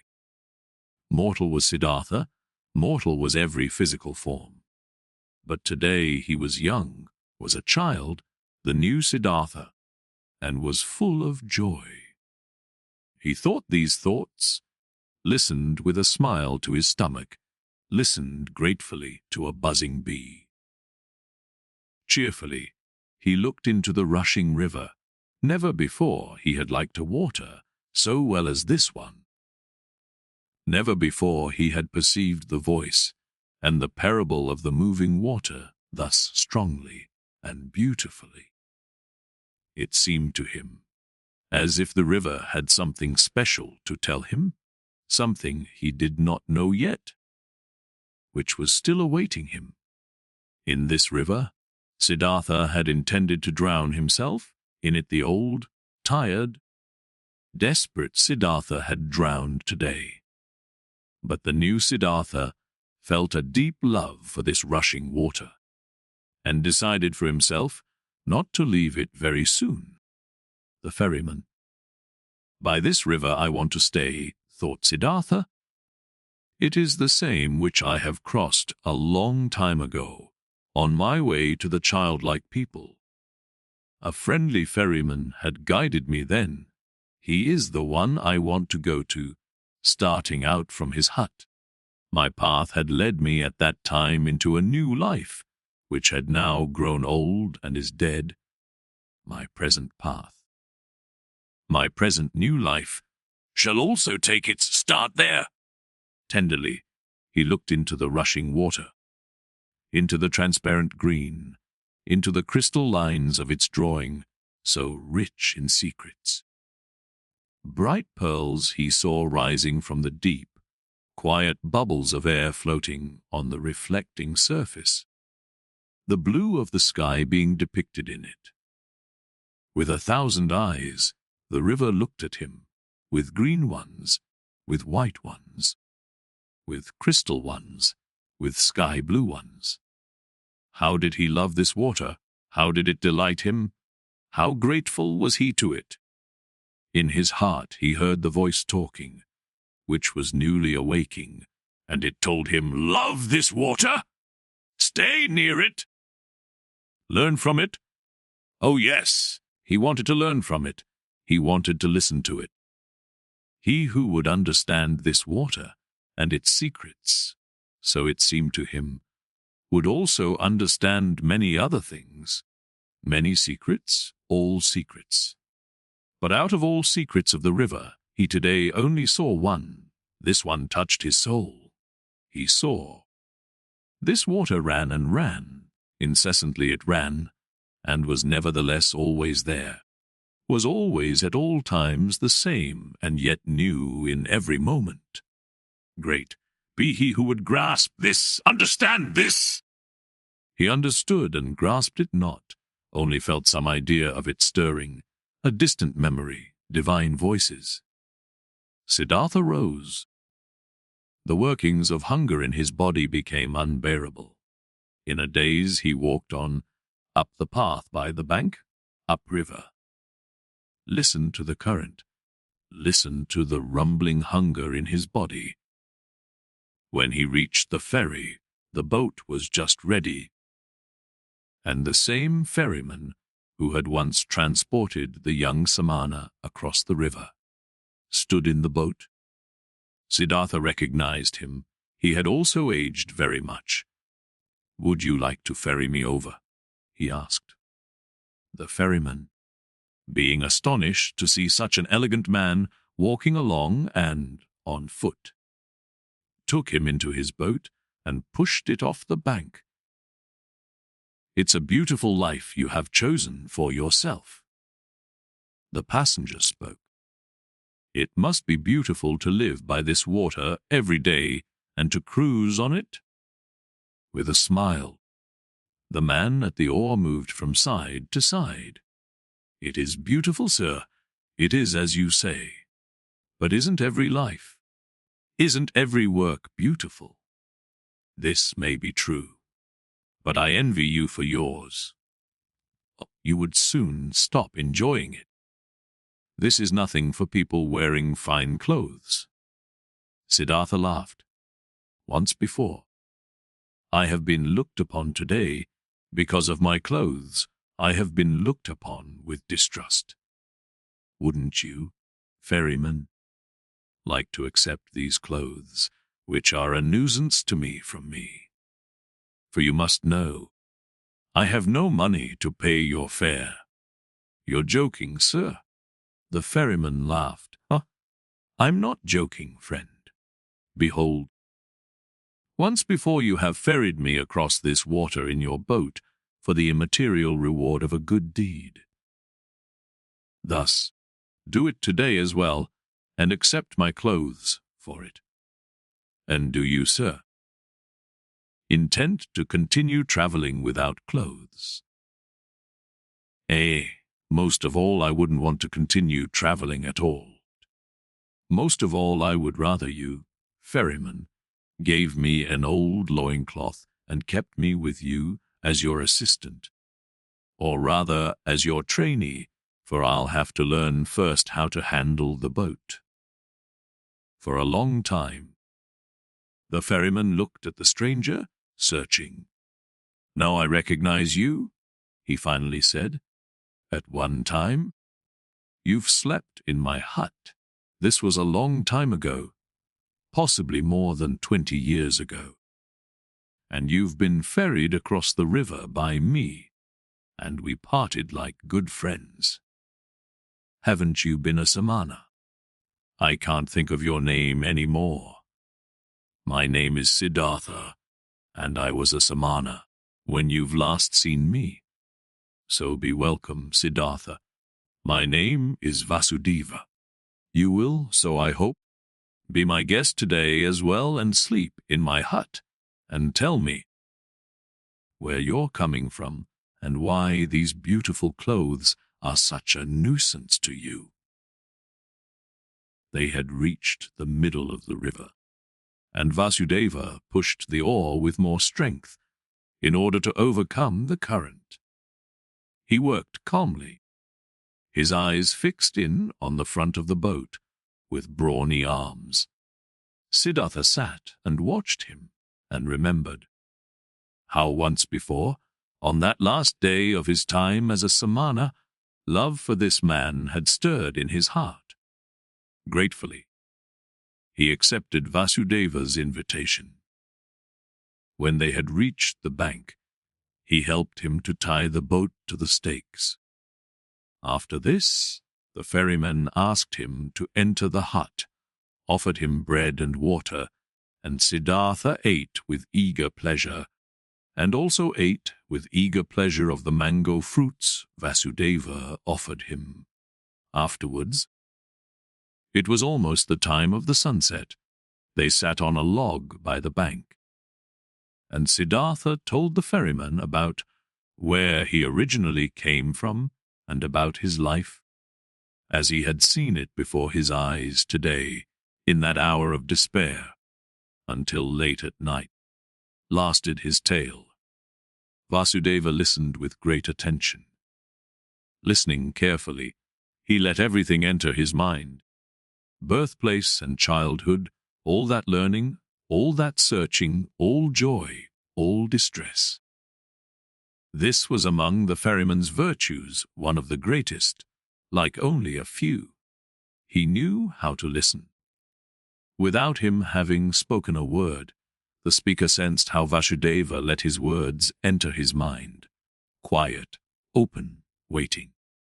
How he did not lose a single one, awaited not a single one with impatience, did not add his praise or rebuke, was just listening. Siddhartha felt what a happy fortune it is to confess to such a listener, to bury in his heart his own life, his own search, his own suffering. But in the end of Siddhartha's tale, when he spoke of the tree by the river and of his deep fall of the holy Om, and how he had felt such a love for the river after his slumber, the ferryman listened with twice the attention, entirely and completely absorbed by it, with his eyes closed. But when Siddhartha fell silent, and a long silence had occurred, then Vasudeva said, "It is as I thought. The river has spoken to you. It is your friend as well. It speaks to you as well. That is good. That is very good. Stay with me, Siddhartha, my friend. I used to have a wife. Her bed was next to mine, but she has died a long time ago. For a long time, I have lived alone. Now, you shall live with me. There is space and food for both." "I thank you," said Siddhartha. "I thank you and accept. And I also thank you for this, Vasudeva, for listening to me so well. These people are rare who know how to listen. And I did not meet a single one who knew it as well as you did. I will also learn in this respect from you." "You will learn it," spoke Vasudeva, "but not from me. The river has taught me to listen. From it you will learn it as well. It knows everything, the river. Everything can be learned from it. See, you've already learned this from the water too, that it is good to strive downwards, to sink, to seek depth. The rich and elegant Siddhartha is becoming an oarsman's servant. The learned Brahman Siddhartha becomes a ferryman. This has also been told to you by the river. You'll learn that other thing from it as well, quoth Siddhartha after a long pause. What other thing? Vasudeva? Vasudeva rose. It is late, he said. Let's go to sleep. I can't tell you that other thing. Oh, friend, you'll learn it, or perhaps you know it already. See, I'm no learned man. I have no special skill in speaking. I also have no special skill in thinking. All I'm able to do is to listen, and to be godly. I have learned nothing else. If I was able to say and teach it, I might be a wise man, but like this, I am only a ferryman, and it is my task to ferry people across the river. I have transported many thousands, and to all of them, my river has been nothing but an obstacle on their travels. They traveled to seek money and business, and for weddings, and on pilgrimages, and the river was obstructing their path. And the ferryman's job was to get them quickly across that obstacle. But for some among thousands, a few, 4 or 5, the river has stopped being an obstacle. They have heard its voice. They have listened to it. And the river has become sacred to them, as it has become sacred to me. Let's rest now, Siddhartha. Siddhartha stayed with the ferryman and learned to operate the boat. And when there was nothing to do at the ferry, he worked with Vasudeva in the rice field, gathered wood, plucked the fruit off the banana trees.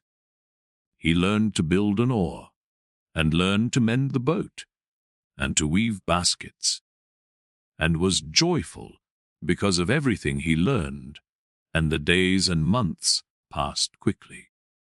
But more than Vasudeva could teach him, he was taught by the river. Incessantly, he learned from it. Most of all, he learned from it to listen, to pay close attention with a quiet heart, with a waiting, open soul, without passion, without a wish, without judgment, without an opinion.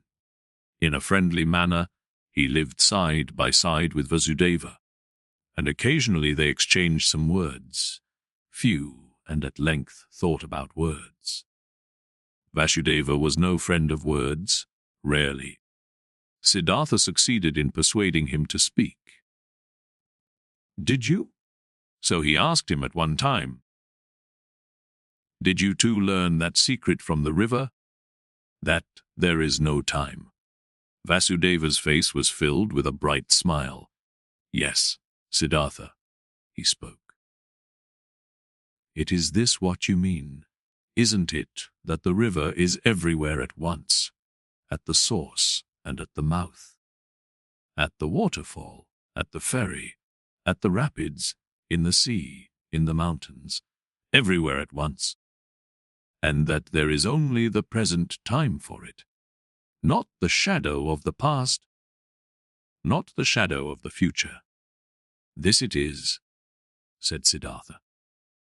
And when I had learned it, I looked at my life, and it was also a river, and the boy Siddhartha was only separated from the man Siddhartha, and from the old man Siddhartha by a shadow, not by something real. Also, Siddhartha's previous births were no past, and his death and his return to Brahma was no future. Nothing was, nothing will be, everything is. Everything has existence and is present. Siddhartha spoke with ecstasy, deeply. This enlightenment had delighted him. Oh, was not all suffering time? Were not all forms of tormenting oneself and being afraid time? Was not everything hard? Everything hostile in the world gone and overcome, as soon as one had overcome time? As soon as time would have been put out of existence by one's thoughts. In ecstatic delight, he had spoken. But Vasudeva smiled at him brightly and nodded in confirmation. Silently he nodded, brushed his hand over Siddhartha's shoulder, turned back to his work. And once again, when the river had just increased its flow in the rainy season and made a powerful noise, then said Siddhartha, "Isn't it so, O friend? The river has many voices, very many voices. Hasn't it the voice of a king, and of a warrior, and of a bull, and of a bird of the night, and of a woman giving birth, and of a sighing man, and 1,000 other voices more?" So it is, Vasudeva nodded. All voices of the creatures are in its voice. And, do you know, Siddhartha continued, what word it speaks? When you succeed in hearing all of its 10,000 voices at once. Happily, Vasudeva's face was smiling. He bent over to Siddhartha and spoke the holy Om into his ear. And this had been the very thing which Siddhartha had also been hearing. And time after time, his smile became more similar to the ferryman's, became almost just as bright, almost just as thoroughly glowing with bliss, just as shining out of 1,000 small wrinkles, just as alike to a child's, just as alike to an old man's. Many travelers, seeing the two ferrymen, thought they were brothers.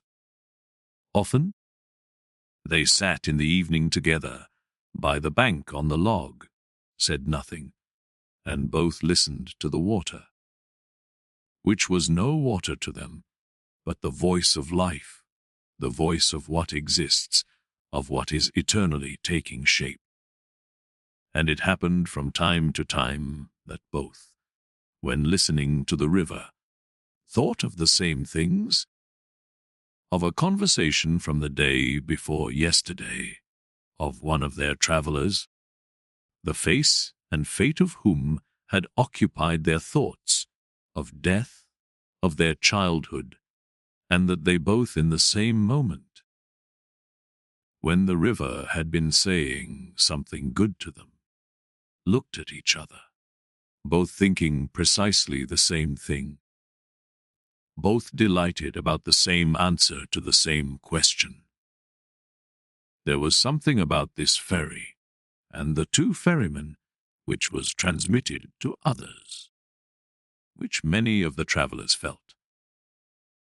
It happened occasionally that a traveler, after having looked at the face of one of the ferrymen, started to tell the story of his life, told about pains, confessed evil things, asked for comfort and advice.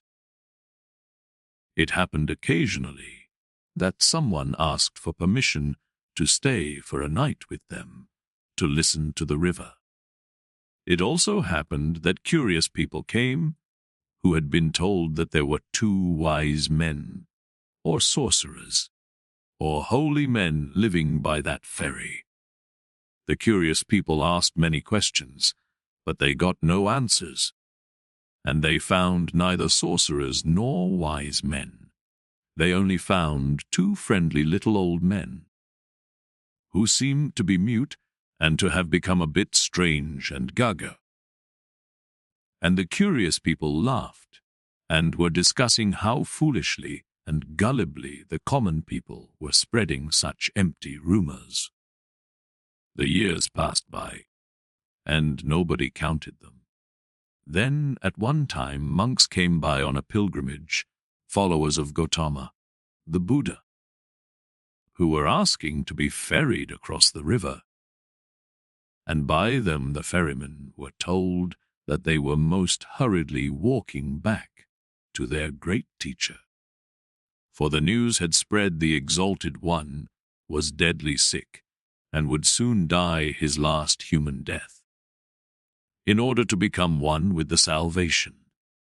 It was not long until a new flock of monks came along on their pilgrimage, and another one. And the monks, as well as most of the other travelers and people walking through the land, spoke of nothing else than of GOTAMA and his impending death. And as people are flocking from everywhere and from all sides when they are going to war or to the coronation of a king, and are gathering like ants in droves, thus they flocked, like being drawn on by a magic spell, to where the great Buddha was awaiting his death, where the huge event was to take place, and the great perfected one of an era was to become one with the glory. Often, Siddhartha thought in those days of the dying wise man, the great teacher, whose voice had admonished nations and had awoken hundreds of thousands, whose voice he had also once heard, whose holy face he had also once seen with respect. Kindly he thought of him, saw his path to perfection before his eyes, and remembered with a smile those words which he had once, as a young man, said to him, the Exalted One. They had been, so it seemed to him, proud and precocious words. With a smile he remembered them. For a long time he knew that there was nothing standing between GOTAMA and him any more, though he was still unable to accept his teachings. No, there was no teaching a truly searching person, someone who truly wanted to find, could accept. But he who had found, he could approve of any teachings, every path, every goal. There was nothing standing between him and all the other 1,000 any more who lived in that what is eternal, who breathed what is divine. On one of these days, when so many went on a pilgrimage to the dying Buddha, KAMALA also went to him, who used to be the most beautiful of the courtesans. A long time ago, she had retired from her previous life, had given her garden to the monks of GOTAMA as a gift, had taken her refuge in the teachings, was among the friends and benefactors of the pilgrims. Together with Siddhartha the boy, her son, she had gone on her way due to the news of the near death of GOTAMA. In simple clothes, on foot. With her little son, she was traveling by the river, but the boy had soon grown tired, desired to go back home, desired to rest, desired to eat, became disobedient, and started whining. KAMALA often had to take a rest with him. He was accustomed to having his way against her. She had to feed him, had to comfort him, had to scold him.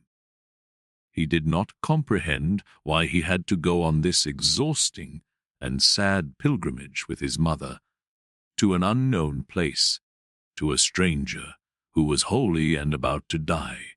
So what if he died? How did this concern the boy?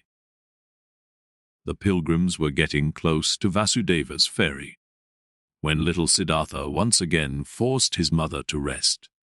She, KAMALA herself, had also become tired, and while the boy was chewing a banana, she crouched down on the ground, closed her eyes a bit, and rested. But suddenly, she uttered a wailing scream. The boy looked at her in fear and saw her face having grown pale from horror, and from under her dress a small black snake fled, by which KAMALA had been bitten hurriedly. They now both ran along the path in order to reach people, and got near to the ferry. There KAMALA collapsed and was not able to go any further. But the boy started crying miserably only interrupting it to kiss and hug his mother. And she also joined his loud screams for help until the sound reached Vasudeva's ears, who stood at the ferry. Quickly, he came walking, took the woman on his arms, carried her into the boat. The boy ran along. And soon they all reached the hut, where Siddhartha stood by the stove and was just lighting the fire.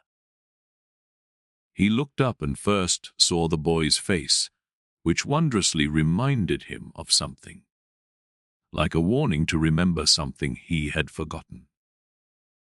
Then he saw KAMALA, whom he instantly recognized. Though she lay unconscious in the ferryman's arms, and now he knew that it was his own son, whose face had been such a warning reminder to him, and the heart stirred in his chest. KAMALA's wound was washed, but had already turned black, and her body was swollen. She was made to drink a healing potion. Her consciousness returned. She lay on Siddhartha's bed in the hut, and bent over her stood Siddhartha, who used to love her so much. It seemed like a dream to her. With a smile, she looked at her friend's face. Just slowly she realized her situation. Remembered the bite, called timidly for the boy. "He's with you." "Don't worry," said Siddhartha. KAMALA looked into his eyes. She spoke with a heavy tongue, paralyzed by the poison. "You've become old, my dear," she said. "You've become gray. But you are like the young Samana, who at one time came without clothes, with dusty feet, to me into the garden. You are much more like him than you were like him at that time when you had left me and Kamaswami. In the eyes, you're like him, Siddhartha. Alice, I have also grown old. Could you still recognize me?" Siddhartha smiled. "Instantly, I recognized you, KAMALA, my dear." KAMALA pointed to her boy and said, "Did you recognize him as well? He is your son." Her eyes became confused and fell shut. The boy wept. Siddhartha took him on his knees, let him weep, petted his hair, and at the sight of the child's face, a Brahman prayer came to his mind, which he had learned a long time ago when he had been a little boy himself. Slowly, with a singing voice, he started to speak. From his past and childhood, the words came flowing to him. And with that sing-song, the boy became calm, was only now and then uttering a sob, and fell asleep. Siddhartha placed him on Vasudeva's bed. Vasudeva stood by the stove and cooked rice. Siddhartha gave him a look, which he returned with a smile. "She'll die," Siddhartha said quietly. Vasudeva nodded. Over his friendly face ran the light of the stove's fire. Once again, KAMALA returned to consciousness. Pain distorted her face. Siddhartha's eyes read the suffering on her mouth, on her pale cheeks. Quietly, he read it, attentively waiting, his mind becoming one with her suffering. KAMALA felt it. Her gaze sought his eyes. Looking at him, she said, "Now I see that your eyes have changed as well. They've become completely different. By what do I still recognize that you're Siddhartha? It's you, and it's not you." Siddhartha said nothing. Quietly, his eyes looked at hers. "You have achieved it?" she asked. "You have found peace?" He smiled and placed his hand on hers. "I'm seeing it," she said. "I'm seeing it. I too will find peace." "You have found it." Siddhartha spoke in a whisper. KAMALA never stopped looking into his eyes. She thought about her pilgrimage to GOTAMA, which she wanted to take in order to see the face of the perfected one, to breathe his peace, and she thought that she had now found him in his place, and that it was good, just as good as if she had seen the other one.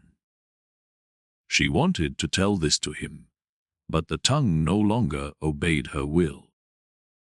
Without speaking, she looked at him, and he saw the life fading from her eyes.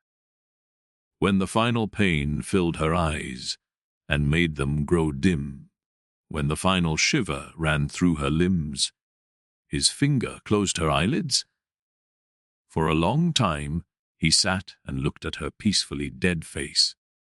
For a long time, he observed her mouth, her old, tired mouth, with those lips, which had become thin, and he remembered that he used to, in the spring of his years, compare this mouth with a freshly cracked fig. For a long time, he sat, read in the pale face. In the tired wrinkles, filled himself with this sight, saw his own face lying in the same manner, just as white, just as quenched out, and saw at the same time his face and hers being young, with red lips, with fiery eyes, and the feeling of this both being present and at the same time real, the feeling of eternity, completely filled every aspect of his being. Deeply he felt, more deeply than ever before, in this hour, the indestructibility of every life, the eternity of every moment. When he rose, Vasudeva had prepared rice for him, but Siddhartha did not eat. In the stable, where their goat stood, the two old men prepared beds of straw for themselves, and Vasudeva lay himself down to sleep. But Siddhartha went outside and sat this night before the hut, listening to the river, surrounded by the past, touched and encircled by all times of his life at the same time. But occasionally he rose, stepped to the door of the hut and listened, whether the boy was sleeping. Early in the morning, even before the sun could be seen, Vasudeva came out of the stable and walked over to his friend. "You haven't slept," he said. "No, Vasudeva. I sat here. I was listening to the river. A lot it has told me. Deeply it has filled me with the healing thought, with the thought of oneness. You've experienced suffering, Siddhartha, but I see. No sadness has entered your heart? No, my dear, how should I be sad? I, who have been rich and happy, have become even richer and happier now. My son has been given to me. Your son shall be welcome to me as well. But now, Siddhartha, let's get to work. There is much to be done. KAMALA has died on the same bed on which my wife had died a long time ago. Let us also build KAMALA's funeral pile on the same hill on which I had then built my wife's funeral pile. While the boy was still asleep, they built the funeral pile. The son, timid and weeping, the boy had attended his mother's funeral, gloomy and shy. He had listened to Siddhartha, who greeted him as his son and welcomed him at his place in Vasudeva's hut.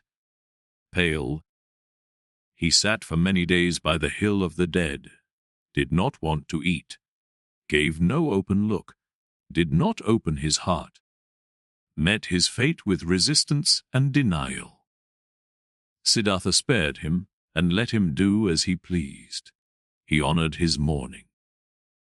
Siddhartha understood that his son did not know him, that he could not love him like a father.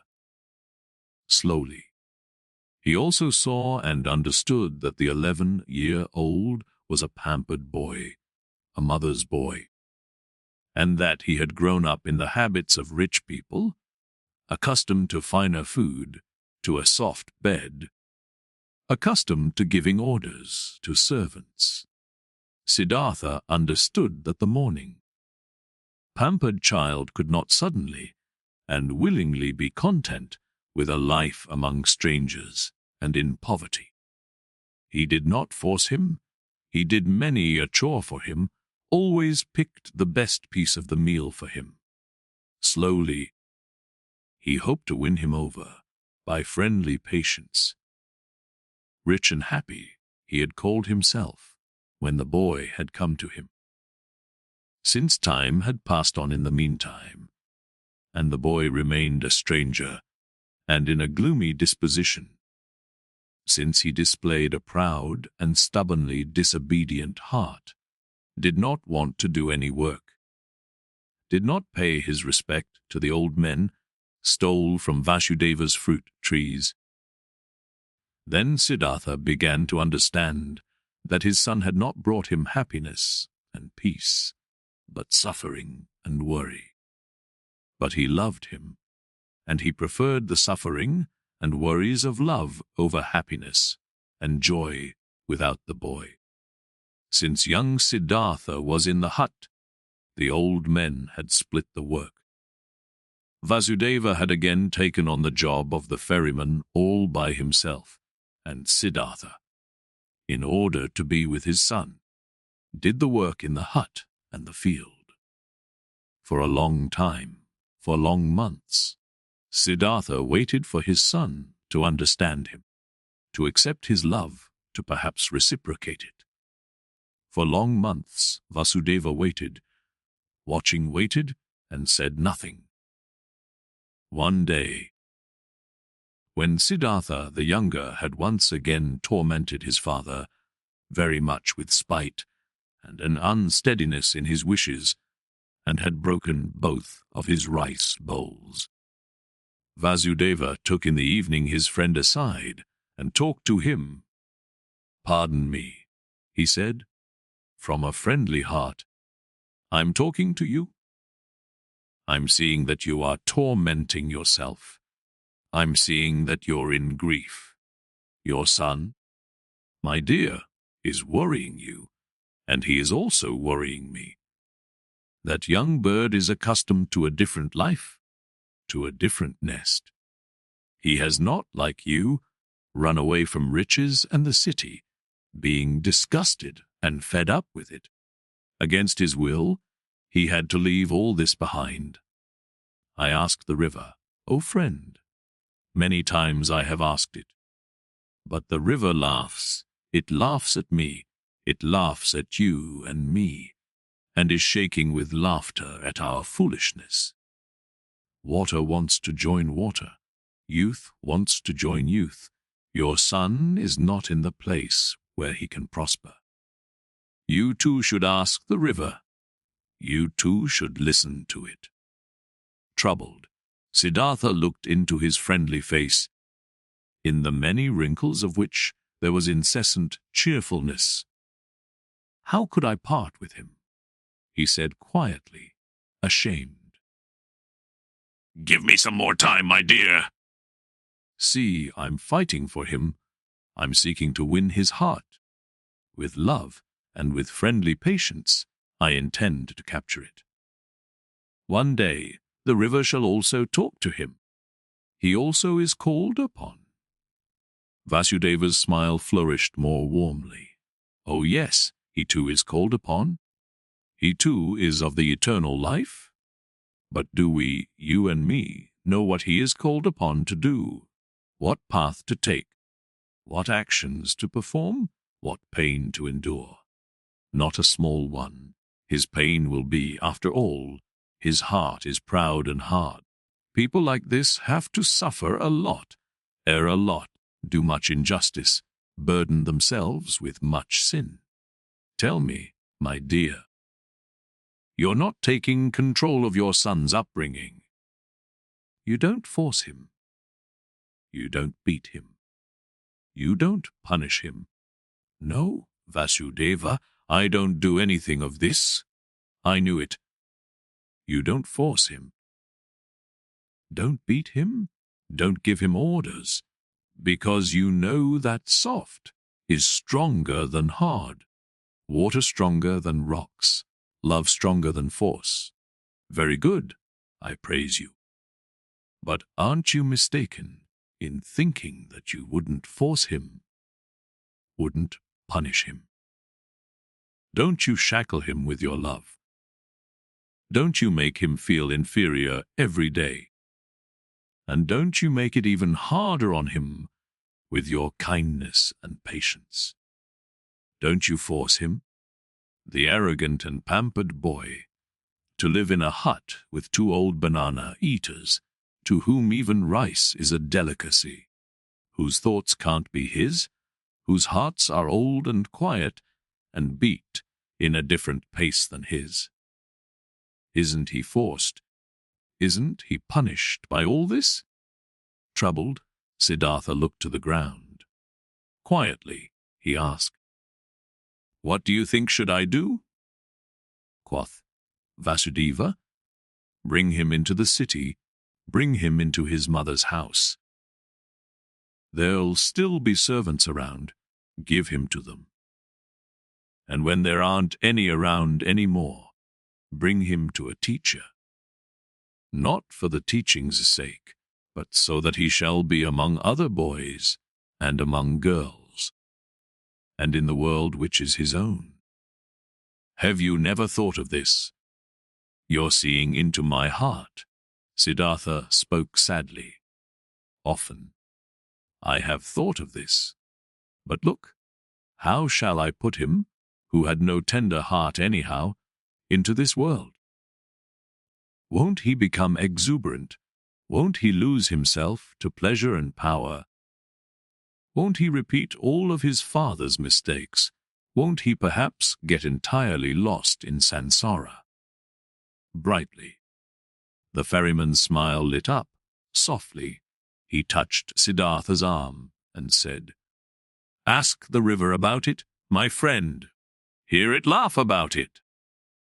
Would you actually believe that you had committed your foolish acts in order to spare your son from committing them too?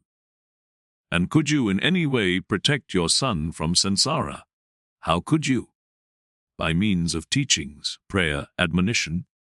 My dear, have you entirely forgotten that story containing so many lessons, that story about Siddhartha, a Brahman's son, which you once told me here on this very spot, who has kept the samana Siddhartha safe from SANSARA, from sin, from greed, from foolishness? Were his father's religious devotion, his teacher's warnings, his own knowledge, his own search able to keep him safe? Which father, which teacher had been able to protect him from living his life for himself, from soiling himself with life, from burdening himself with guilt, from drinking the bitter drink for himself, from finding his path for himself? Would you think, my dear, anybody might perhaps be spared from taking this path? That perhaps your little son would be spared because you love him, because you would like to keep him from suffering and pain and disappointment. But even if you would die 10 times for him, you would not be able to take the slightest part of his destiny upon yourself. Never before Vasudeva had spoken so many words. Kindly, Siddhartha thanked him, went troubled into the hut, could not sleep for a long time. Vasudeva had told him nothing he had not already thought and known for himself. But this was a knowledge he could not act upon. Stronger than the knowledge was his love for the boy. Stronger was his tenderness, his fear to lose him. Had he ever lost his heart so much to something? Had he ever loved any person thus blindly, thus sufferingly, thus unsuccessfully, and yet thus happily? Siddhartha could not heed his friend's advice. he could not give up the boy. He let the boy give him orders. He let him disregard him. He said nothing and waited daily. He began the mute struggle of friendliness, the silent war of patience. Vasudeva also said nothing and waited, friendly, knowing, patient. They were both masters of patience. At one time, when the boy's face reminded him very much of KAMALA, Siddhartha suddenly had to think of a line which KAMALA, a long time ago, in the days of their youth, had once said to him. "You cannot love," she had said to him, and he had agreed with her, and had compared himself with a star, while comparing the childlike people with falling leaves, and nevertheless he had also sensed an accusation in that line. Indeed, he had never been able to lose or devote himself completely to another person, to forget himself. To commit foolish acts for the love of another person, never he had been able to do this. And this was, as it had seemed to him at that time, the great distinction which set him apart from the childlike people. But now, since his son was here, now he, Siddhartha, had also become completely a childlike person. Suffering for the sake of another person, loving another person, lost to a love, having become a fool on account of love. Now he too felt, late, once in his lifetime, this strongest and strangest of all passions, suffered from it, suffered miserably, and was nevertheless in bliss, was nevertheless renewed in one respect, enriched by one thing. He did sense very well that this love, this blind love for his son, was a passion, something very human, that it was SANSARA, a murky source, dark waters. Nevertheless, he felt at the same time. It was not worthless, it was necessary, came from the essence of his own being. This pleasure also had to be atoned for. This pain also had to be endured. These foolish acts also had to be committed. Through all this, the son let him commit his foolish acts, let him court for his affection, let him humiliate himself every day by giving in to his moods. This father had nothing which would have delighted him, and nothing which he would have feared. He was a good man, this father a good, kind, soft man, perhaps a very devout man, perhaps a saint. All these were no attributes which could win the boy over. He was bored by this father, who kept him prisoner here in this miserable hut of his. He was bored by him. And for him to answer every naughtiness with a smile, every insult with friendliness, every viciousness with kindness, this very thing was the hated trick of this old sneak. Much more the boy would have liked it if he had been threatened by him, if he had been abused by him. A day came when what young Siddhartha had on his mind came bursting forth, and he openly turned against his father. The latter had given him a task. He had told him to gather brushwood. But the boy did not leave the hut. In stubborn disobedience and rage he stayed where he was, thumped on the ground with his feet, clenched his fists, and screamed in a powerful outburst his hatred and contempt into his father's face. "Get the brushwood for yourself," he shouted, foaming at the mouth. "I'm not your servant. I do know that you won't hit me. You don't dare. I do know that you constantly want to punish me and put me down with your religious devotion and your indulgence. You want me to become like you, just as devout, just as soft, just as wise. But I, listen up, just to make you suffer. I rather want to become a highway robber and murderer and go to hell than to become like you. I hate you. You're not my father, and if you've 10 times been my mother's fornicator." Rage and grief boiled over in him, foamed at the father in 100 savage and evil words. Then the boy ran away and only returned late at night.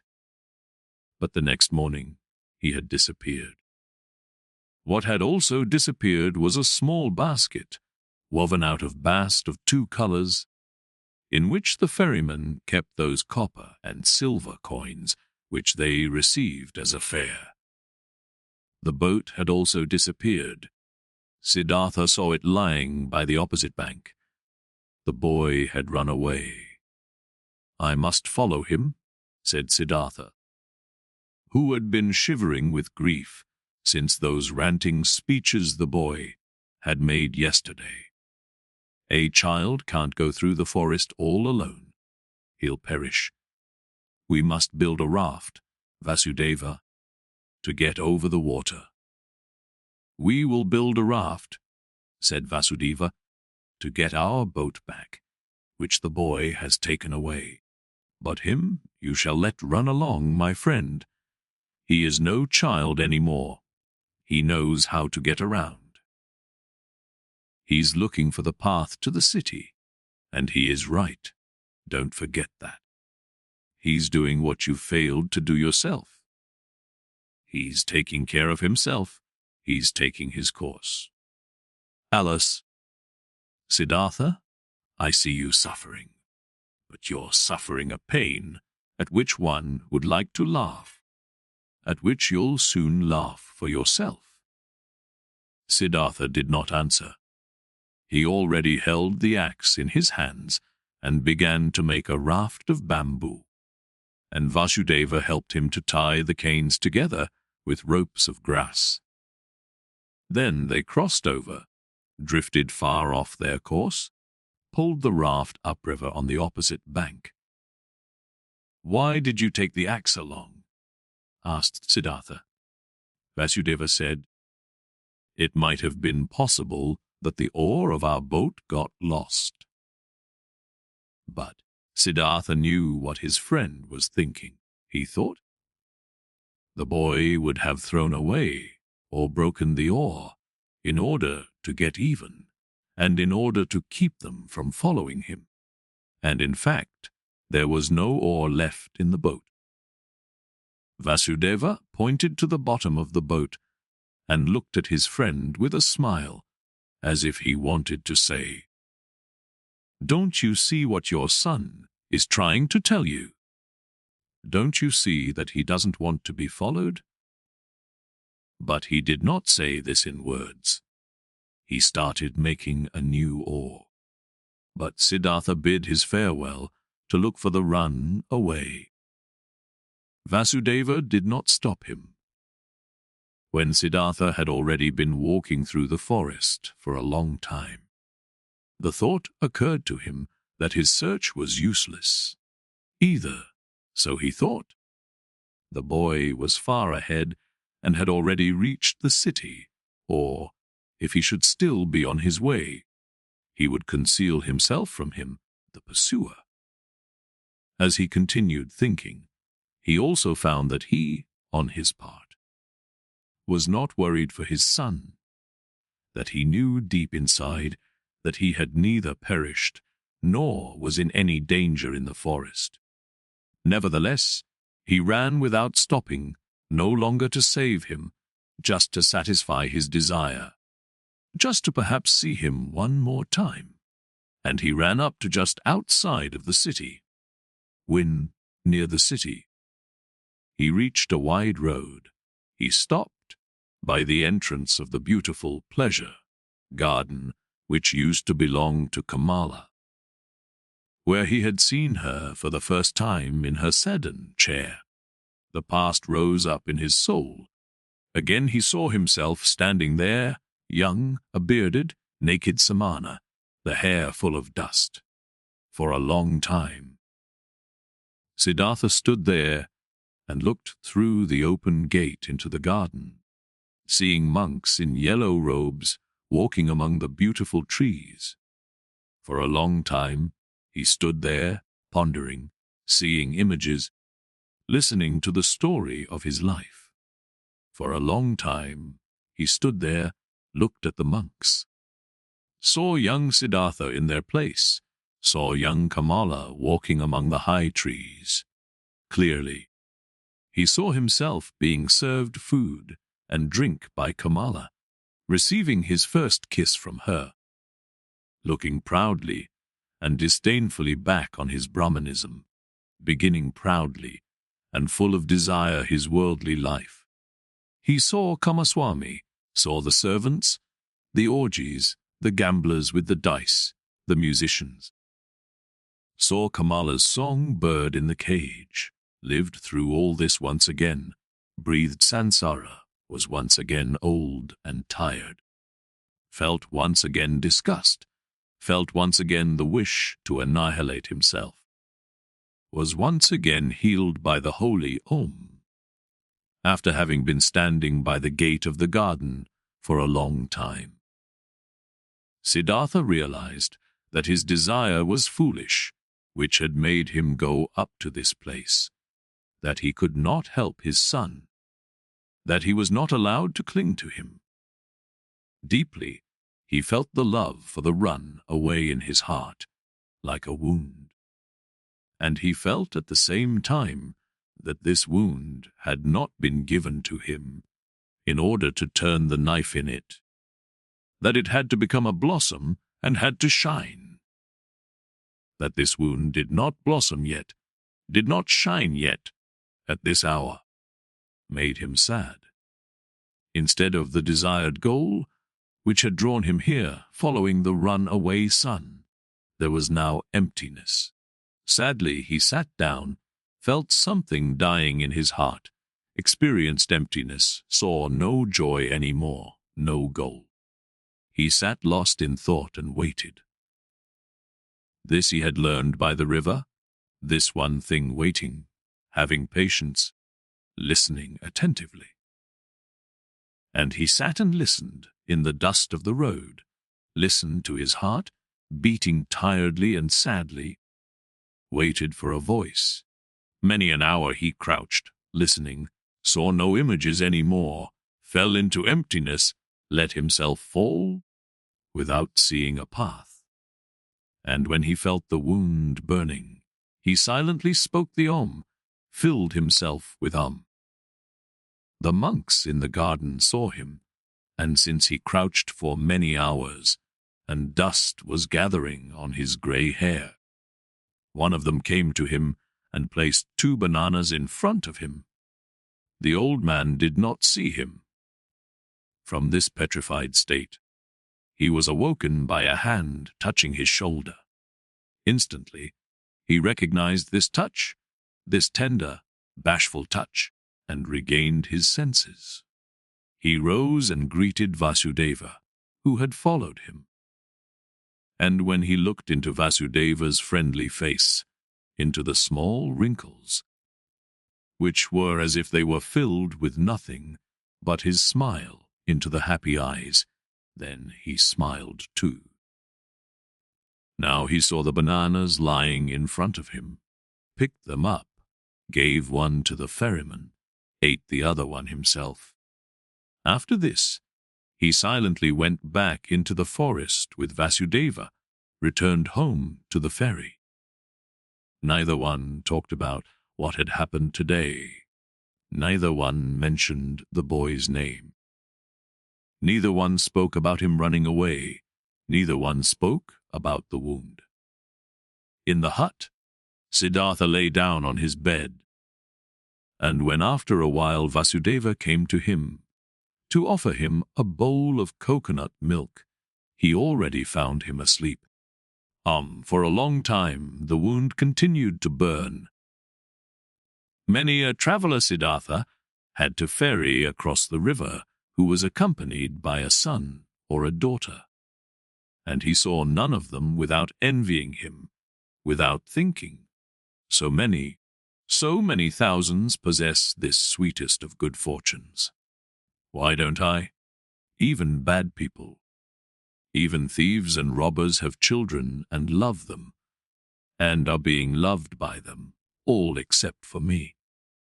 Thus simply, thus without reason he now thought, thus similar to the childlike people he had become. Differently than before, he now looked upon people less smart, less proud, but instead warmer, more curious, more involved. When he ferried travelers of the ordinary kind, childlike people, businessmen, warriors, women, these people did not seem alien to him as they used to. He understood them. He understood and shared their life, which was not guided by thoughts and insight, but solely by urges and wishes. He felt like them. Though he was near perfection and was bearing his final wound, it still seemed to him as if those childlike people were his brothers, their vanities, desires for possession. And ridiculous aspects were no longer ridiculous to him, became understandable, became lovable, even became worthy of veneration to him. The blind love of a mother for her child, the stupid, blind pride of a conceited father for his only son, the blind, wild desire of a young, vain woman for jewelry and admiring glances from men, all of these urges, all of this childish stuff, all of these simple, foolish but immensely strongly living, strongly prevailing urges and desires were now no childish notions for Siddhartha any more.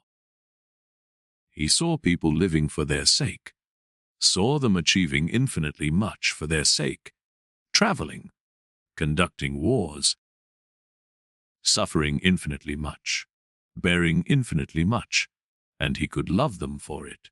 He saw life, that what is alive, the indestructible, the Brahman in each of their passions, each of their acts. Worthy of love and admiration were these people in their blind loyalty, their blind strength and tenacity. They lacked nothing. There was nothing the knowledgeable one, the thinker, had to put him above them except for one little thing, a single, tiny, small thing, the consciousness, the conscious thought of the oneness of all life. And Siddhartha even doubted in many an hour whether this knowledge, this thought, was to be valued thus highly, whether it might not also perhaps be a childish idea of the thinking people, of the thinking and childlike people. In all other respects, the worldly people were of equal rank to the wise men, were often far superior to them, just as animals too can, after all, in some moments, seem to be superior to humans in their tough, unrelenting performance of what is necessary. Slowly blossomed, slowly ripened in Siddhartha the realization, the knowledge, what wisdom actually was, what the goal of his long search was. It was nothing but a readiness of the soul, an ability, a secret art. To think every moment, while living his life, the thought of oneness, to be able to feel and inhale the oneness. Slowly this blossomed in him, was shining back at him from Vasudeva's old, childlike face harmony, knowledge of the eternal perfection of the world, smiling oneness. But the wound still burned. Longingly and bitterly Siddhartha thought of his son, nurtured his love and tenderness in his heart, allowed the pain to gnaw at him, committed all foolish acts of love. Not by itself, this flame would go out. And one day, when the wound burned violently, Siddhartha ferried across the river, driven by a yearning, got off the boat, and was willing to go to the city, and to look for his son. The river flowed softly and quietly. It was the dry season, but its voice sounded strange. It laughed. It laughed clearly. The river laughed. It laughed brightly and clearly at the old ferryman. Siddhartha stopped.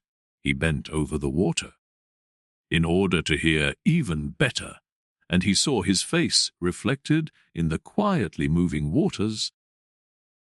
And in this reflected face there was something which reminded him, something he had forgotten. And as he thought about it, he found this face resembled another face, which he used to know and love, and also fear. It resembled his father's face, the Brahman. And he remembered how he, a long time ago, as a young man, had forced his father to let him go to the penitents, how he had bid his farewell to him, how he had gone and had never come back. Had his father not also suffered the same pain for him, which he now suffered for his son? Had his father not long since died alone, without having seen his son again? Did he not have to expect the same fate for himself? Was it not a comedy, a strange and stupid matter, this repetition, this running around in a fateful circle? The river laughed.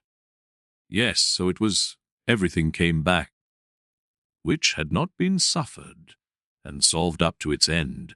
The same pain was suffered over and over again. But Siddhartha went back into the boat, and ferried back to the hut, thinking of his father, thinking of his son, laughed at by the river, at odds with himself, tending towards despair, and not less tending towards laughing along at himself and the entire world. Alas, the wound was not blossoming yet. His heart was still fighting his fate. Cheerfulness and victory were not yet shining from his suffering. Nevertheless, he felt hope, and once he had returned to the hut, he felt an undefeatable desire to open up to Vasudeva, to show him everything, the master of listening, to say everything. Vasudeva was sitting in the hut and weaving a basket. He no longer used the ferry boat. His eyes were starting to get weak, and not just his eyes, his arms and hands as well. Unchanged and flourishing was only the joy and the cheerful benevolence of his face. Siddhartha sat down next to the old man. Slowly he started talking. What they had never talked about, he now told him of his walk to the city at that time, of the burning wound, of his envy at the sight of happy fathers, of his knowledge of the foolishness of such wishes, of his futile fight against them. He reported everything. He was able to say everything, even the most embarrassing parts. Everything could be said, everything shown, everything he could tell. He presented his wound, also told how he fled today, how he ferried across the water, a childish runaway, willing to walk to the city, how the river had laughed. While he spoke for a long time, while Vasudeva was listening with a quiet face. Vasudeva's listening gave Siddhartha a stronger sensation than ever before. He sensed how his pain, his fears flowed over to him, how his secret hope flowed over, came back at him from his counterpart. To show his wound to this listener was the same as bathing it in the river, until it had cooled and become one with the river. While he was still speaking, still admitting and confessing, Siddhartha felt more and more that this was no longer Vasudeva, no longer a human being who was listening to him. That this motionless listener was absorbing his confession into himself, like a tree the rain. That this motionless man was the river itself, that he was God himself, that he was the eternal itself. And while Siddhartha stopped thinking of himself and his wound, this realization of Vasudeva's changed character took possession of him, and the more he felt it and entered into it, the less wondrous it became, the more he realized that everything was in order and natural. That Vasudeva had already been like this for a long time, almost forever, that only he had not quite recognized it. Yes, that he himself had almost reached the same state.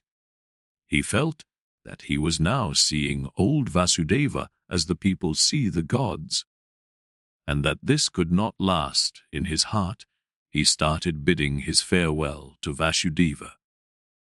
Throughout all this, he talked incessantly.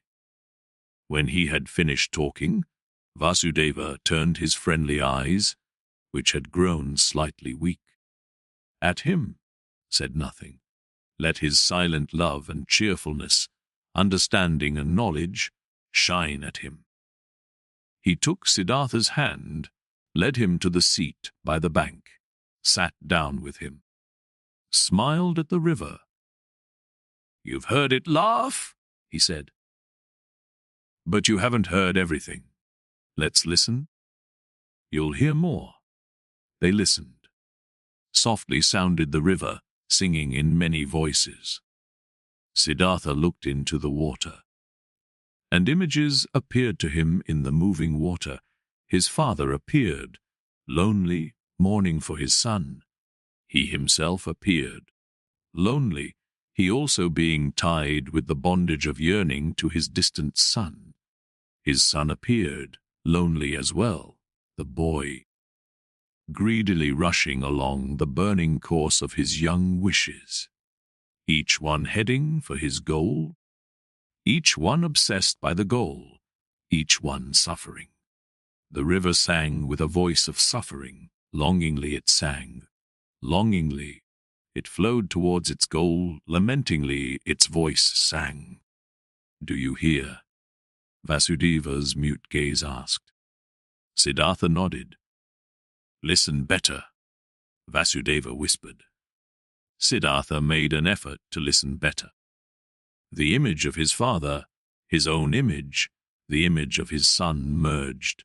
Kamala's image also appeared and was dispersed, and the image of Govinda and other images, and they merged with each other, turned all into the river, headed all, being the river, for the goal, longing, desiring, suffering, and the river's voice sounded full of yearning, full of burning woe, full of unsatisfiable desire.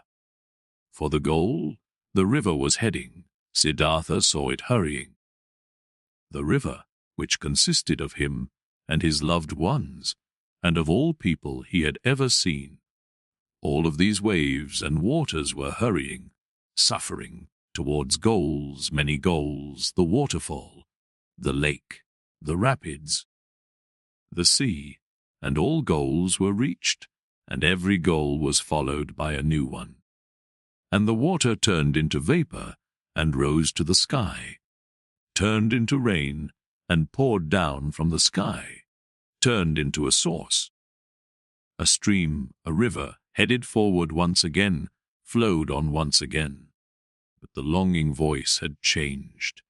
It still resounded, full of suffering, searching, but other voices joined it, voices of joy and of suffering, good and bad voices, laughing and sad ones, 100 voices, 1,000 voices.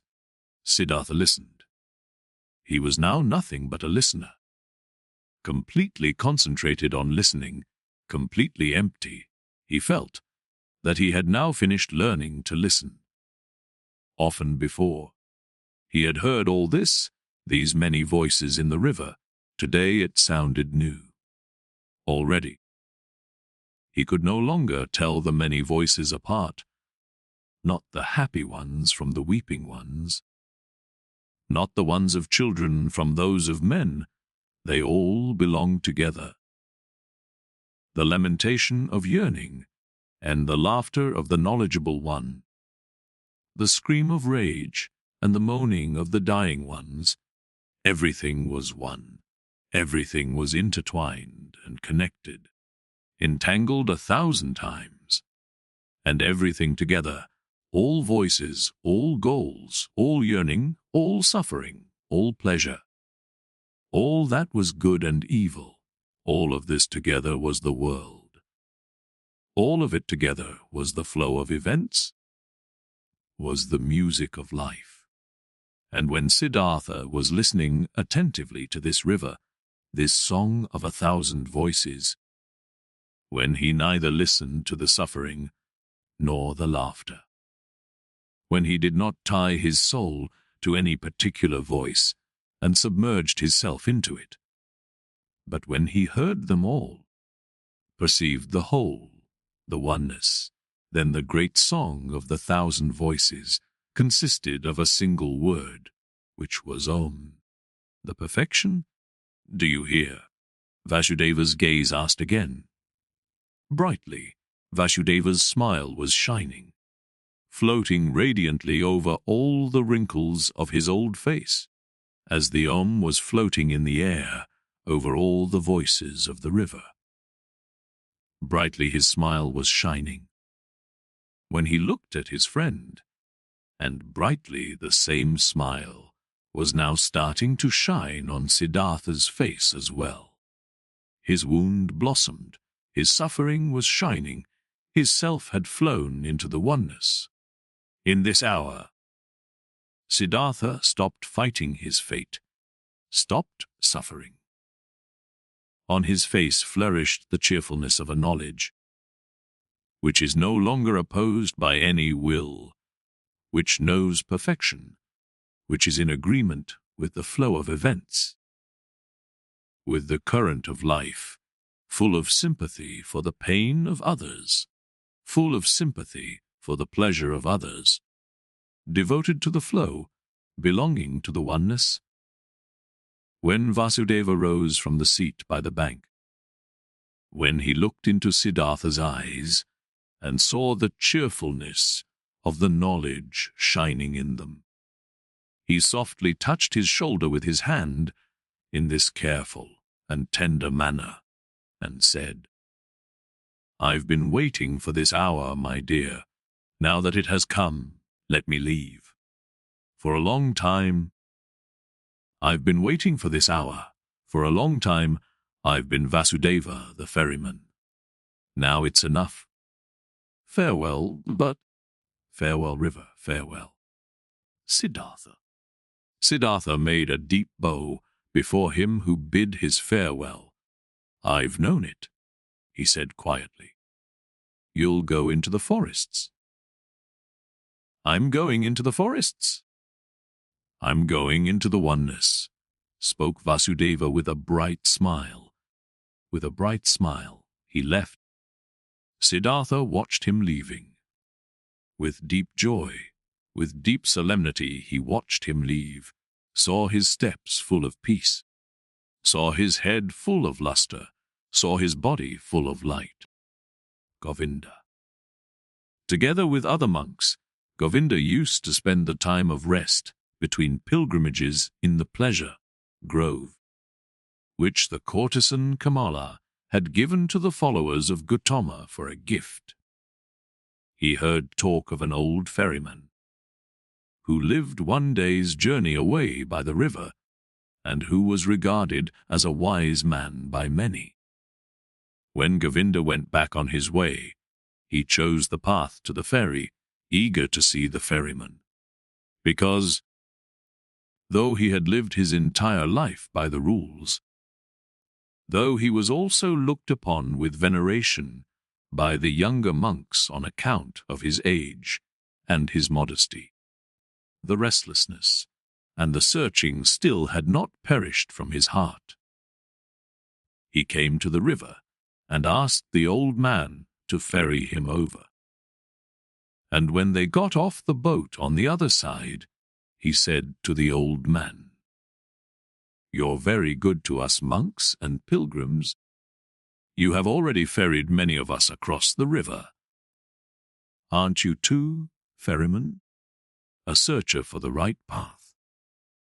Quoth Siddhartha, smiling from his old eyes, "Do you call yourself a searcher?" "Oh, venerable one, though you are already well on in years and are wearing the robe of Gotama's monks." "It's true. I'm old," spoke Govinda, "but I haven't stopped searching. Never I'll stop searching. This seems to be my destiny. You too, so it seems to me, have been searching. Would you like to tell me something?" "Oh, honorable one," quoth Siddhartha, "what should I possibly have to tell you, O venerable one? Perhaps that you're searching far too much. That in all that searching, you don't find the time for finding." "How come?" asked Govinda. "When someone is searching," said Siddhartha, "then it might easily happen that the only thing his eyes still see is that what he searches for. That he is unable to find anything, to let anything enter his mind, because he always thinks of nothing but the object of his search, because he has a goal, because he is obsessed by the goal. Searching means having a goal, but finding means being free, being open, having no goal. You, O venerable one, are perhaps indeed a searcher, because, striving for your goal, there are many things you don't see, which are directly in front of your eyes." "I don't quite understand yet," asked Govinda. "What do you mean by this?" quoth Siddhartha. "A long time ago, O venerable one, many years ago. You've once before been at this river, and have found a sleeping man by the river, and have sat down with him to guard his sleep. But, O Govinda, you did not recognize the sleeping man. Astonished, as if he had been the object of a magic spell, the monk looked into the ferryman's eyes. 'Are you Siddhartha?' he asked with a timid voice. 'I wouldn't have recognized you this time as well. From my heart, I'm greeting you, Siddhartha. From my heart, I'm happy to see you once again. You've changed a lot, my friend, and so you've now become a ferryman?' In a friendly manner, Siddhartha laughed. 'A ferryman? Yes. Many people, Govinda, have to change a lot, have to wear many a robe. I am one of those, my dear. Be welcome, Govinda, and spend the night in my hut.' Govinda stayed the night in the hut and slept on the bed, which used to be Vasudeva's bed. Many questions he posed to the friend of his youth. Many things Siddhartha had to tell him from his life. When in the next morning the time had come to start the day's journey, Govinda said, not without hesitation, these words: 'Before I'll continue on my path, Siddhartha, permit me to ask one more question. Do you have a teaching? Do you have a faith or a knowledge you follow, which helps you to live and to do right?'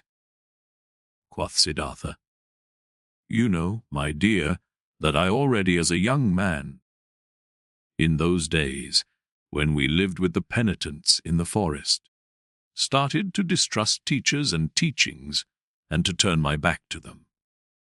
I have stuck with this. Nevertheless, I have had many teachers since then. A beautiful courtesan has been my teacher for a long time, and a rich merchant was my teacher, and some gamblers with dice. Once, even a follower of Buddha, traveling on foot, has been my teacher. He sat with me when I had fallen asleep in the forest, on the pilgrimage. I've also learned from him. I'm also grateful to him, very grateful. But most of all, I have learned here from this river and from my predecessor, the ferryman Vasudeva. He was a very simple person, Vasudeva. He was no thinker, but he knew what is necessary just as well as Gotama. He was a perfect man, a saint. Govinda said, "Still, O Siddhartha, you love a bit to mock people, as it seems to me. I believe in you and know that you haven't followed a teacher. But haven't you found something by yourself? Though you've found no teachings, you still found certain thoughts, certain insights, which are your own and which help you to live. If you would like to tell me some of these, you would delight my heart," quoth Siddhartha. "I've had thoughts, yes, and insight, again and again. Sometimes, for an hour or for an entire day, I have felt knowledge in me, as one would feel life in one's heart. There have been many thoughts, but it would be hard for me to convey them to you. Look, my dear Govinda, this is one of my thoughts, which I have found wisdom cannot be passed on. Wisdom which a wise man tries to pass on to someone always sounds like foolishness." "Are you kidding?" asked Govinda. "I'm not kidding. I'm telling you what I've found. Knowledge can be conveyed, but not wisdom. It can be found. It can be lived. It is possible to be carried by it. Miracles can be performed with it, but it cannot be expressed in words and taught. This was what I, even as a young man, sometimes suspected, what has driven me away from the teachers. I have found a thought, Govinda, which you'll again regard as a joke or foolishness, but which is my best thought. It says, the opposite of every truth is just as true. That's like this. Any truth can only be expressed and put into words when it is one-sided. Everything is one-sided, which can be thought with thoughts and said with words. It's all one-sided, all just one half. All lacks completeness, roundness, oneness. When the exalted Gotama spoke in his teachings of the world, he had to divide it into sansara and nirvana, into deception and truth, into suffering and salvation. It cannot be done differently. There is no other way for him who wants to teach. But the world itself, what exists around us and inside of us, is never one-sided. A person or an act is never entirely sansara or entirely nirvana. A person is never entirely holy or entirely sinful. It does really seem like this, because we are subject to deception, as if time was something real. Time is not real? Govinda, I have experienced this often and often again. And if time is not real, then the gap which seems to be between the world and the eternity, between suffering and blissfulness, between evil and good, is also a deception. How come? Asked Govinda timidly. Listen well, my dear, listen well. The sinner, which I am and which you are, is a sinner, but in times to come he will be Brahma again. He will reach the nirvana, will be Buddha.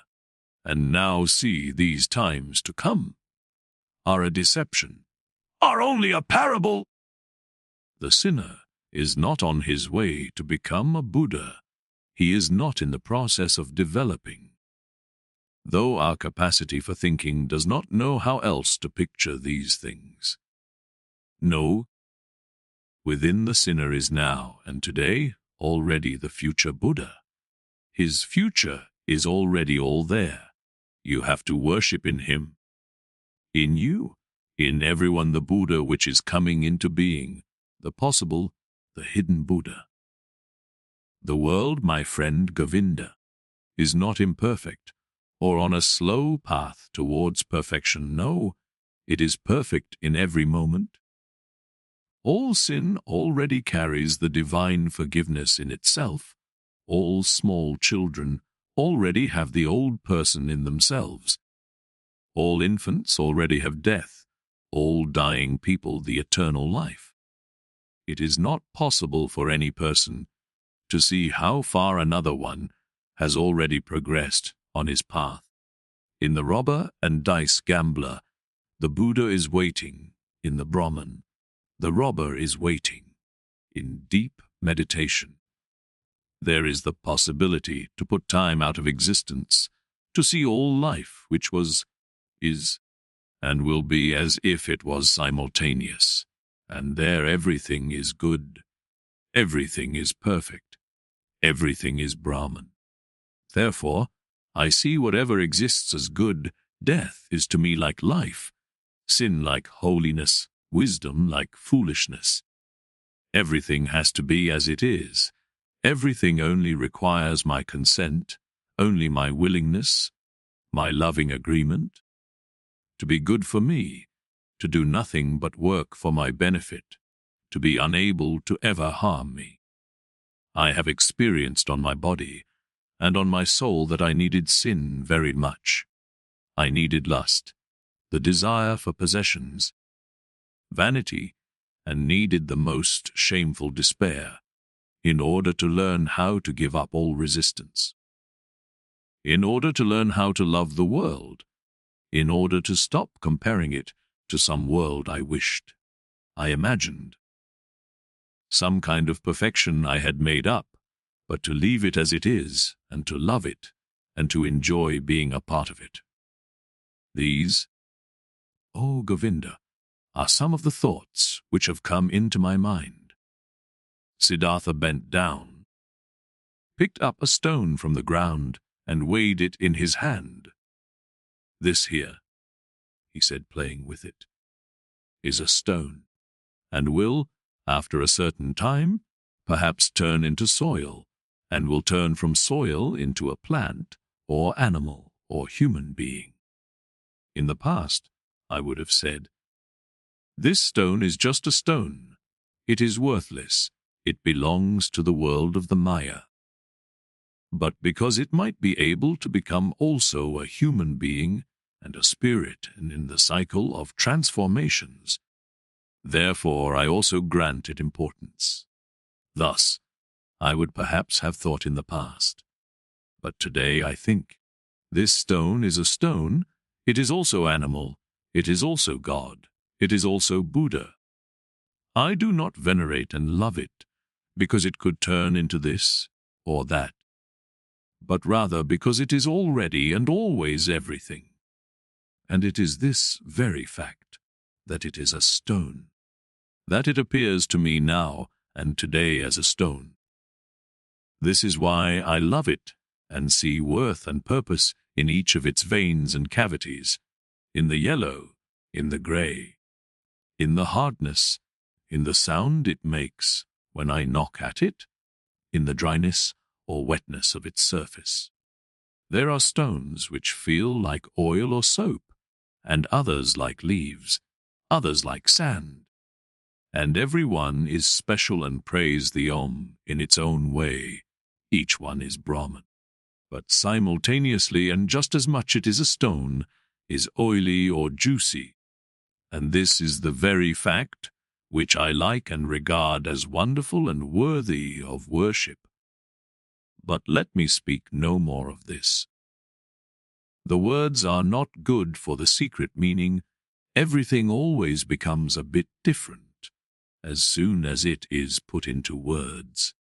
Gets distorted a bit silly. Yes, and this is also very good, and I like it a lot. I also very much agree with this, that this what is one man's treasure and wisdom always sounds like foolishness to another person. Govinda listened silently. Why have you told me this about the stone? He asked hesitantly after a pause. I did it without any specific intention. Or perhaps what I meant was that I love this very stone and the river, and all these things we are looking at, and from which we can learn. I can love a stone, Govinda, and also a tree or a piece of bark. These are things, and things can be loved. But I cannot love words. Therefore, teachings are no good for me. They have no hardness, no softness, no colors, no edges, no smell, no taste. They have nothing but words. Perhaps it is these which keep you from finding peace. Perhaps it is the many words. Because salvation and virtue as well, SANSARA and nirvana as well, are mere words, Govinda. There is no thing which would be nirvana. There is just the word nirvana. Quoth Govinda, not just a word, my friend, is nirvana. It is a thought. Siddhartha continued, a thought, it might be so. I must confess to you, my dear, I don't differentiate much between thoughts and words. To be honest, I also have no high opinion of thoughts. I have a better opinion of things. Here on this ferry boat, for instance, a man has been my predecessor and teacher, a holy man who has for many years simply believed in the river, nothing else. He had noticed that the river spoke to him. He learned from it, it educated and taught him. The river seemed to be a god to him. For many years he did not know that every wind, every cloud, every bird, every beetle was just as divine, and knows just as much, and can teach just as much as the worshipped river. But when this holy man went into the forests, he knew everything, knew more than you and me, without teachers, without books, only because he had believed in the river? Govinda said, But is that what you call things? Actually something real, something which has existence. Isn't it just a deception of the Maya, just an image and illusion? Your stone, your tree, your river, are they actually a reality? This too, spoke Siddhartha, I do not care very much about. Let the things be illusions or not. After all, I would then also be an illusion, and thus they are always like me. This is what makes them so dear and worthy of veneration for me. They are like me. Therefore, I can love them. And this is now a teaching you will laugh about love. Oh, Govinda, seems to me to be the most important thing of all. To thoroughly understand the world, to explain it, to despise it, may be the thing great thinkers do. But I'm only interested in being able to love the world, not to despise it, not to hate it and me. To be able to look upon it and me, and all beings with love and admiration and great respect. This I understand, spoke Govinda. But this very thing was discovered by the Exalted One to be a deception. He commands benevolence, clemency, sympathy, tolerance, but not love. He forbade us to tie our heart in love to earthly things. I know it, said Siddhartha. His smile shone golden. I know it, Govinda. And behold, with this we are right in the middle of the thicket of opinions, in the dispute about words. For I cannot deny my words of love are in a contradiction, a seeming contradiction with Gotama's words. For this very reason, I distrust in words so much, for I know this contradiction is a deception. I know that I am in agreement with Gotama. How should he not know love? He, who has discovered all elements of human existence in their transitoriness, in their meaninglessness, and yet loved people thus much, to use a long, laborious life only to help them, to teach them. Even with him, even with your great teacher, I prefer the thing over the words.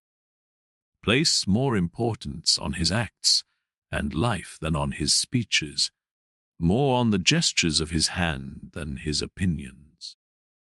Not in his speech, not in his thoughts, I see his greatness, only in his actions, in his life. For a long time, the two old men said nothing. Then spoke Govinda, while bowing for a farewell. I thank you, Siddhartha, for telling me some of your thoughts. They are partially strange thoughts. Not all have been instantly understandable to me. This being as it may, I thank you, and I wish you to have calm days. But secretly he thought to himself, this Siddhartha is a bizarre person. He expresses bizarre thoughts. His teachings sound foolish. So differently sound the Exalted One's pure teachings.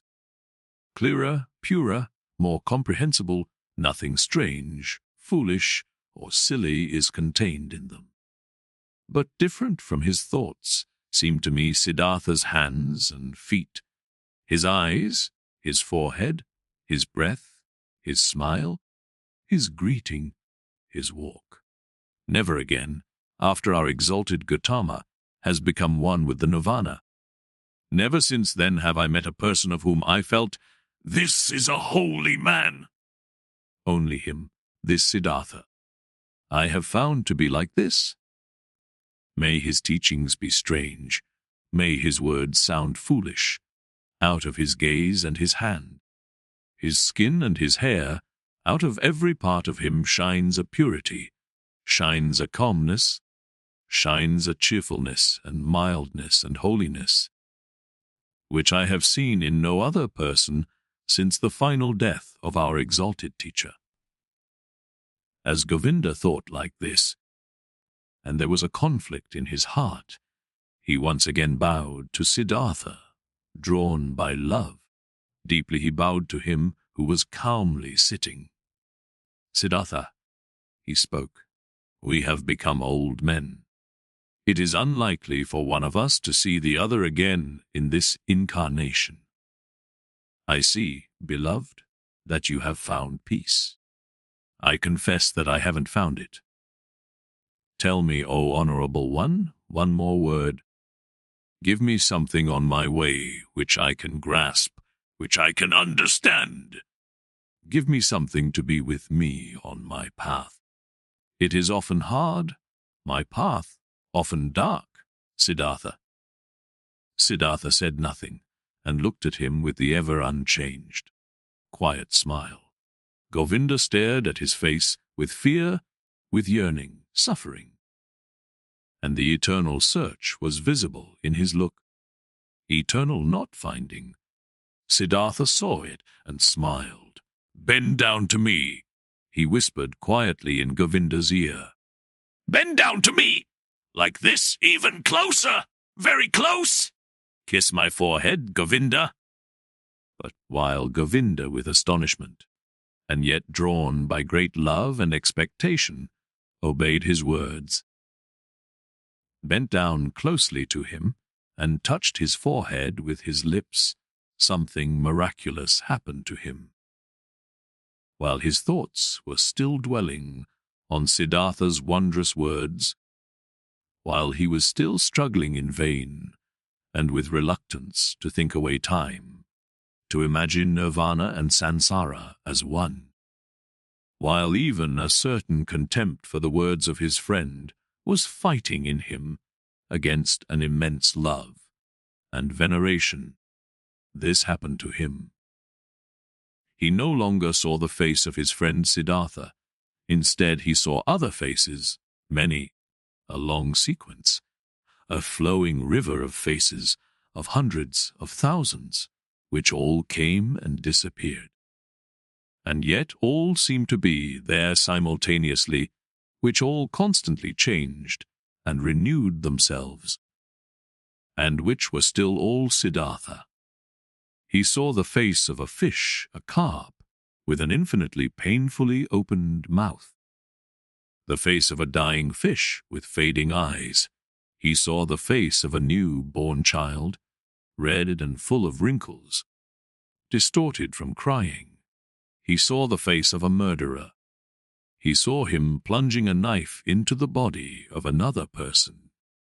He saw, in the same second, this criminal in bondage, kneeling and his head being chopped off by the executioner with one blow of his sword. He saw the bodies of men and women, naked in positions and cramps of frenzied love. He saw corpses stretched out, motionless, cold, void. He saw the heads of animals, of boars, of crocodiles, of elephants, of bulls, of birds. He saw gods, saw Krishna, saw Agnit. He saw all of these figures and faces in 1,000 relationships with one another, each one helping the other, loving it, hating it, destroying it, giving rebirth to it. Each one was a will to die, a passionately painful confession of transitoriness, and yet none of them died. Each one only transformed, was always reborn, received evermore a new face, without any time having passed between the one and the other face. And all of these figures and faces rested, flowed, generated themselves, floated along, and merged with each other, and they were all constantly covered by something thin, without individuality of its own, but yet existing, like a thin glass or ice, like a transparent skin, a shell or mold or mask of water, and this mask was smiling, and this mask was Siddhartha's smiling face, which he, Govinda, in this very same moment touched with his lips, and Govinda saw it like this smile of the mask, this smile of oneness above the flowing forms, this smile of simultaneousness above the 1,000 births and deaths. This smile of Siddhartha was precisely the same, was precisely of the same kind as the quiet, delicate, impenetrable, perhaps benevolent, perhaps mocking, wise, 1,000-fold smile of Gotama, the Buddha, as he had seen it himself with great respect 100 times. Like this, Govinda knew. The perfected ones are smiling, not knowing any more whether time existed, whether the vision had lasted a second or 100 years, not knowing any more whether there existed a Siddhartha, a GOTAMA, a me and a you, feeling in his innermost self as if he had been wounded by a divine arrow, the injury of which tasted sweet, being enchanted and dissolved in his innermost self. Govinda still stood for a little while bent over Siddhartha's quiet face, which he had just kissed, which had just been the scene of all manifestations, all transformations, all existence. The face was unchanged. After under its surface the depth of the 1,000-foldness had closed up again. He smiled silently, smiled quietly and softly, perhaps very benevolently, perhaps very mockingly, precisely as he used to smile. The exalted one, deeply, Govinda bowed, tears he knew nothing of, ran down his old face. Like a fire burned the feeling of the most intimate love, the humblest veneration in his heart. Deeply he bowed, touching the ground, before him who was sitting motionlessly, whose smile reminded him of everything he had ever loved in his life, what had ever been valuable and holy to him in his life.